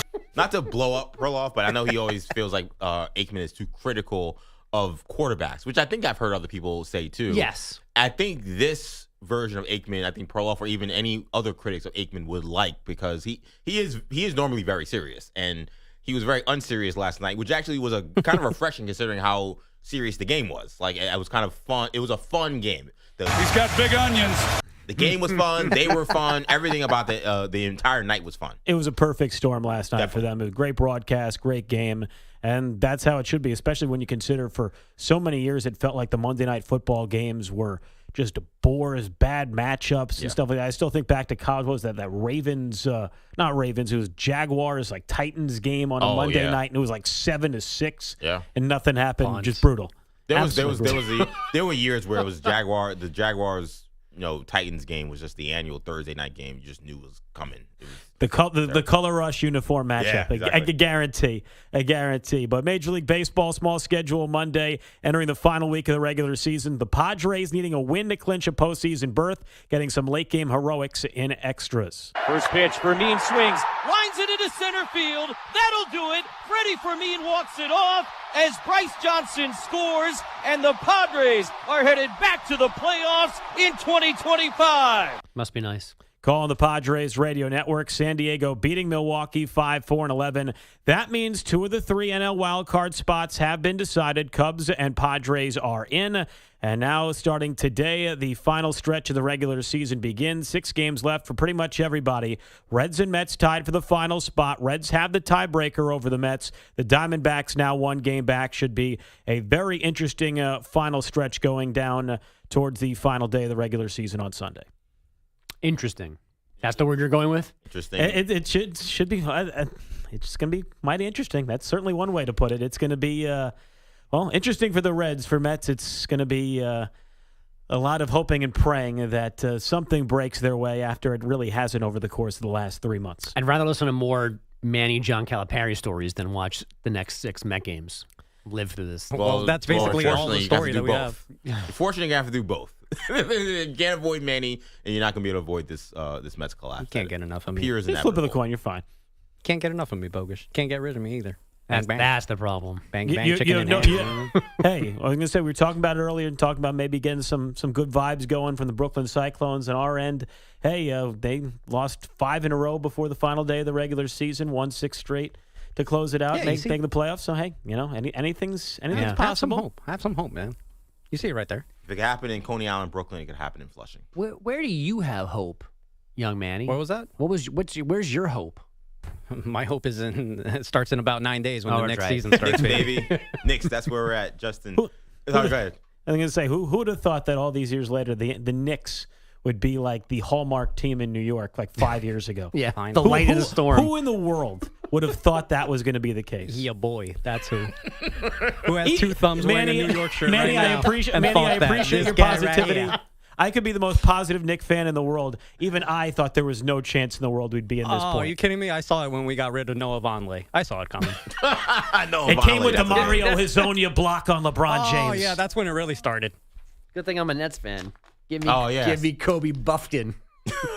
Hey, you got some Biggie Smalls uniforms, though. You got those back. That's fun. Yes. Hey, you guys are going to look good while you guys win 25 games. They better not win 25 games. That's about 23 What too are we many. setting the over-under at? How many do you want? if they are outside the top 3, which means they don't have the best odds for the draft, then they should be disbanded. I like that idea. We should go to break now. Get him back to Jersey. Yes, please. More Nets takedowns. So we still have to get the Dabo Swinney before we're done. And we got to spin the wheel, the wheel of destiny for our NFL King of the Mountain. Yep, got it right. Not Mostly. Mount Rushmore. No, not Mount Mount Vesuvius, Mount Olympus. I don't want to get the name wrong again. Just the mountain. King of the Mountain. That'll be next when we come back to close out a Tuesday edition of Maggie and Perloff on the Infinity Sports Network. You're in a 5-minute break.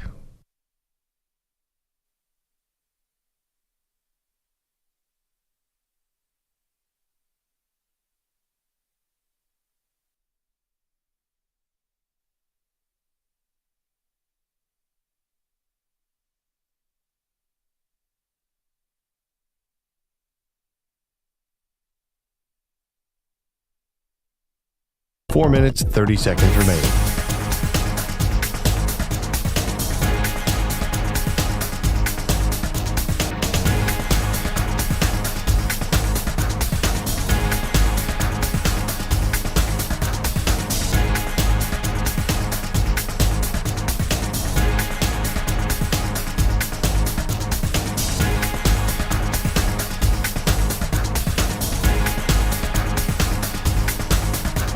Four minutes remaining.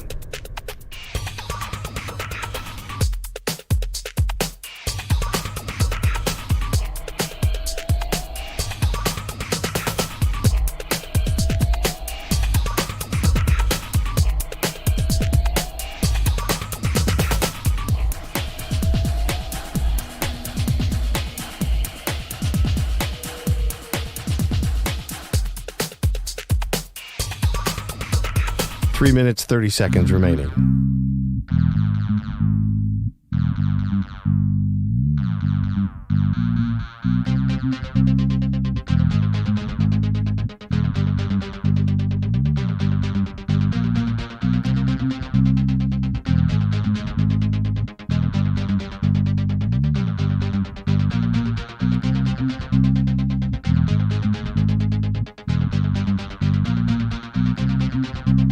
Three minutes remaining.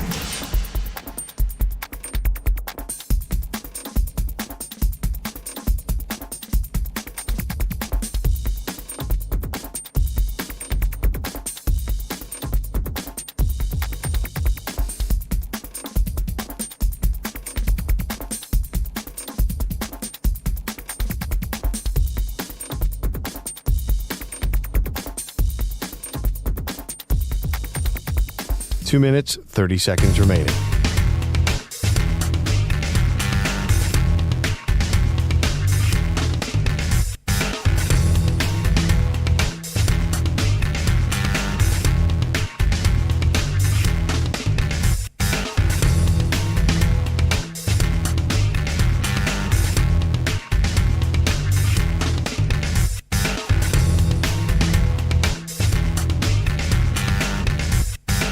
Two minutes remaining.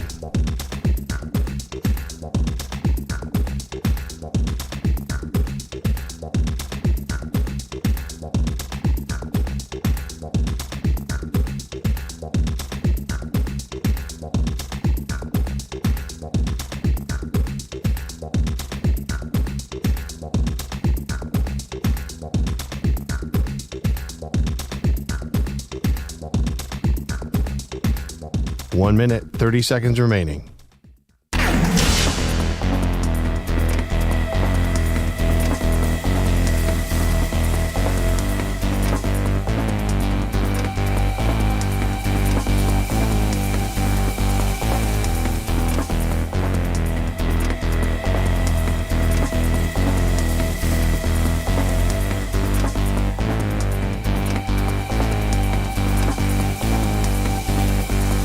One minute remaining.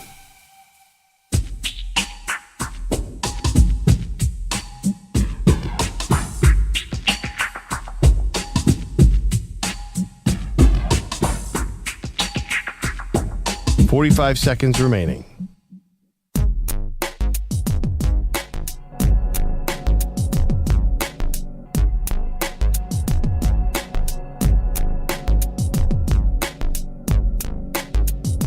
30 seconds remaining.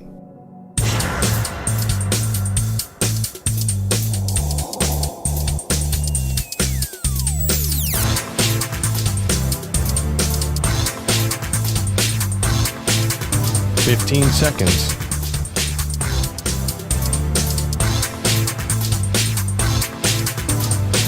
Break ends in 5 seconds.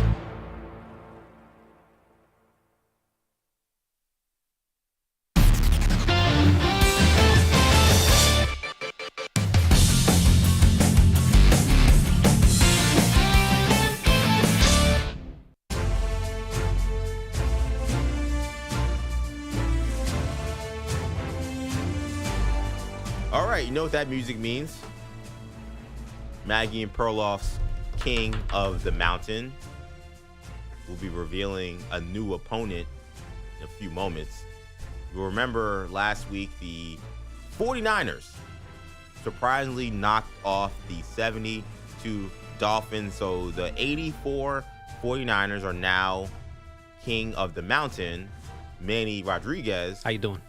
Has control of the wheel, so he doesn't drive us off a mountain here. But he's the one that will make the spin to see who the 49ers will be playing tomorrow. Yeah, all right. Let's see how he messes this up. All right, I will go ahead and click it. And we're spinning here on the Maggie and Perloff show. The wheel slows down and it lands just barely on the 1983 Raiders. Whoa. Okay, so a true 80s matchup, which I like. We had a 70s matchup with 72 Dolphins and 78 Steelers. Dolphins won that one. Then now we had the inner decade matchup, I guess you call it, with the Niners having to face the Dolphins last week. So now we're back to two teams, same decade, but also very close in years. So you're talking about 83 Raiders. That's the Los Angeles Raiders. Marcus Allen's famous touchdown in that game. They blew out the Washington team to win their, at that time, I guess, what would have been their fourth Lombardi, I believe. Or third Don't or look fourth. at me. They're a fourth Lombardi. Ronald Reagan with the famous, I've called Gorbachev and told him we have a new secret weapon. It is one Marcus Allen.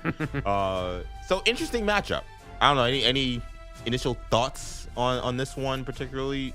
I mean, I'm probably going to lean Niners at first thought. Right. But this Raider team won 12 regular season games, then basically cruised through 3 playoff games to win that Super Bowl, which started at 450, by the way, which sounds glorious. That sounds amazing. According to Pro Football Reference. Yeah, I think I'm going to take Montana and company still to hang on with these guys.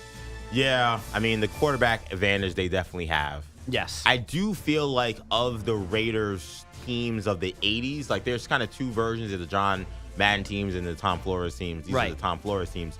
I feel like of the 80s teams, the 83 team was the most memorable one. It is the one that kind of started the Raiders really being entrenched in LA culture with all the Raider hats and straight out of Compton and all that stuff. Kind of started with this team because of the swagger, because of the attitude, because of the explosive plays against for one like a person like Marcus Allen.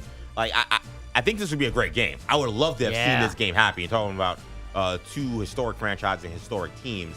I think I also would lean Niners. That would kill my mom because just a quick aside, my mom, this is her team. My mom's a Raider fan. Really? She grew up loving the Raiders. In the 80s, she's in high school. She has a poster on her locker of Al Davis holding the championship ring, like, you know, with the fist up into the camera. Like, that is how much my mom loved this particular team. So sorry, Mom, if you're listening, if I'm picking the Niners. But should be a good matchup tomorrow. I'm impressed by the spread of teams in your family. Yeah. You mentioned your brother off the air loves the Pelicans. Yes, like, New Orleans Pelicans. Yeah. We got a Vikings fan. We got a Packers fan. We have 2 Jets fans. My dad and I are very aligned, which means we've suffered a lot of pain. Okay. But yeah, we're all over the place. My mom, big Raiders fan. So she's also suffered through a lot in the last 20 years. Yeah. You pick different teams, not good teams, but you pick different not ones. Not necessarily winning teams. My brother picked the Packers, maybe the one guy who's been doing well here. Yeah. But all of us have struggled with our sports teams. Yes. All right, let's go home. Let's go back to normal tomorrow. We will be back tomorrow. Everyone's back tomorrow, even with Manny. More Maggie and Perloff. Maggie You can't get enough. and Pearl will be back. Manny, unfortunately, will be back. What the hell, EJ? Sorry, Manny. And you'll be standing in the same room as me, man. I know. No, Manny, great job today. Appreciate it. it. Scarpacci, also a great job. That's Thank a good you job. to Andrew Kaplan and Justin Rocke. Maggie and Pearl back tomorrow. We'll see you then.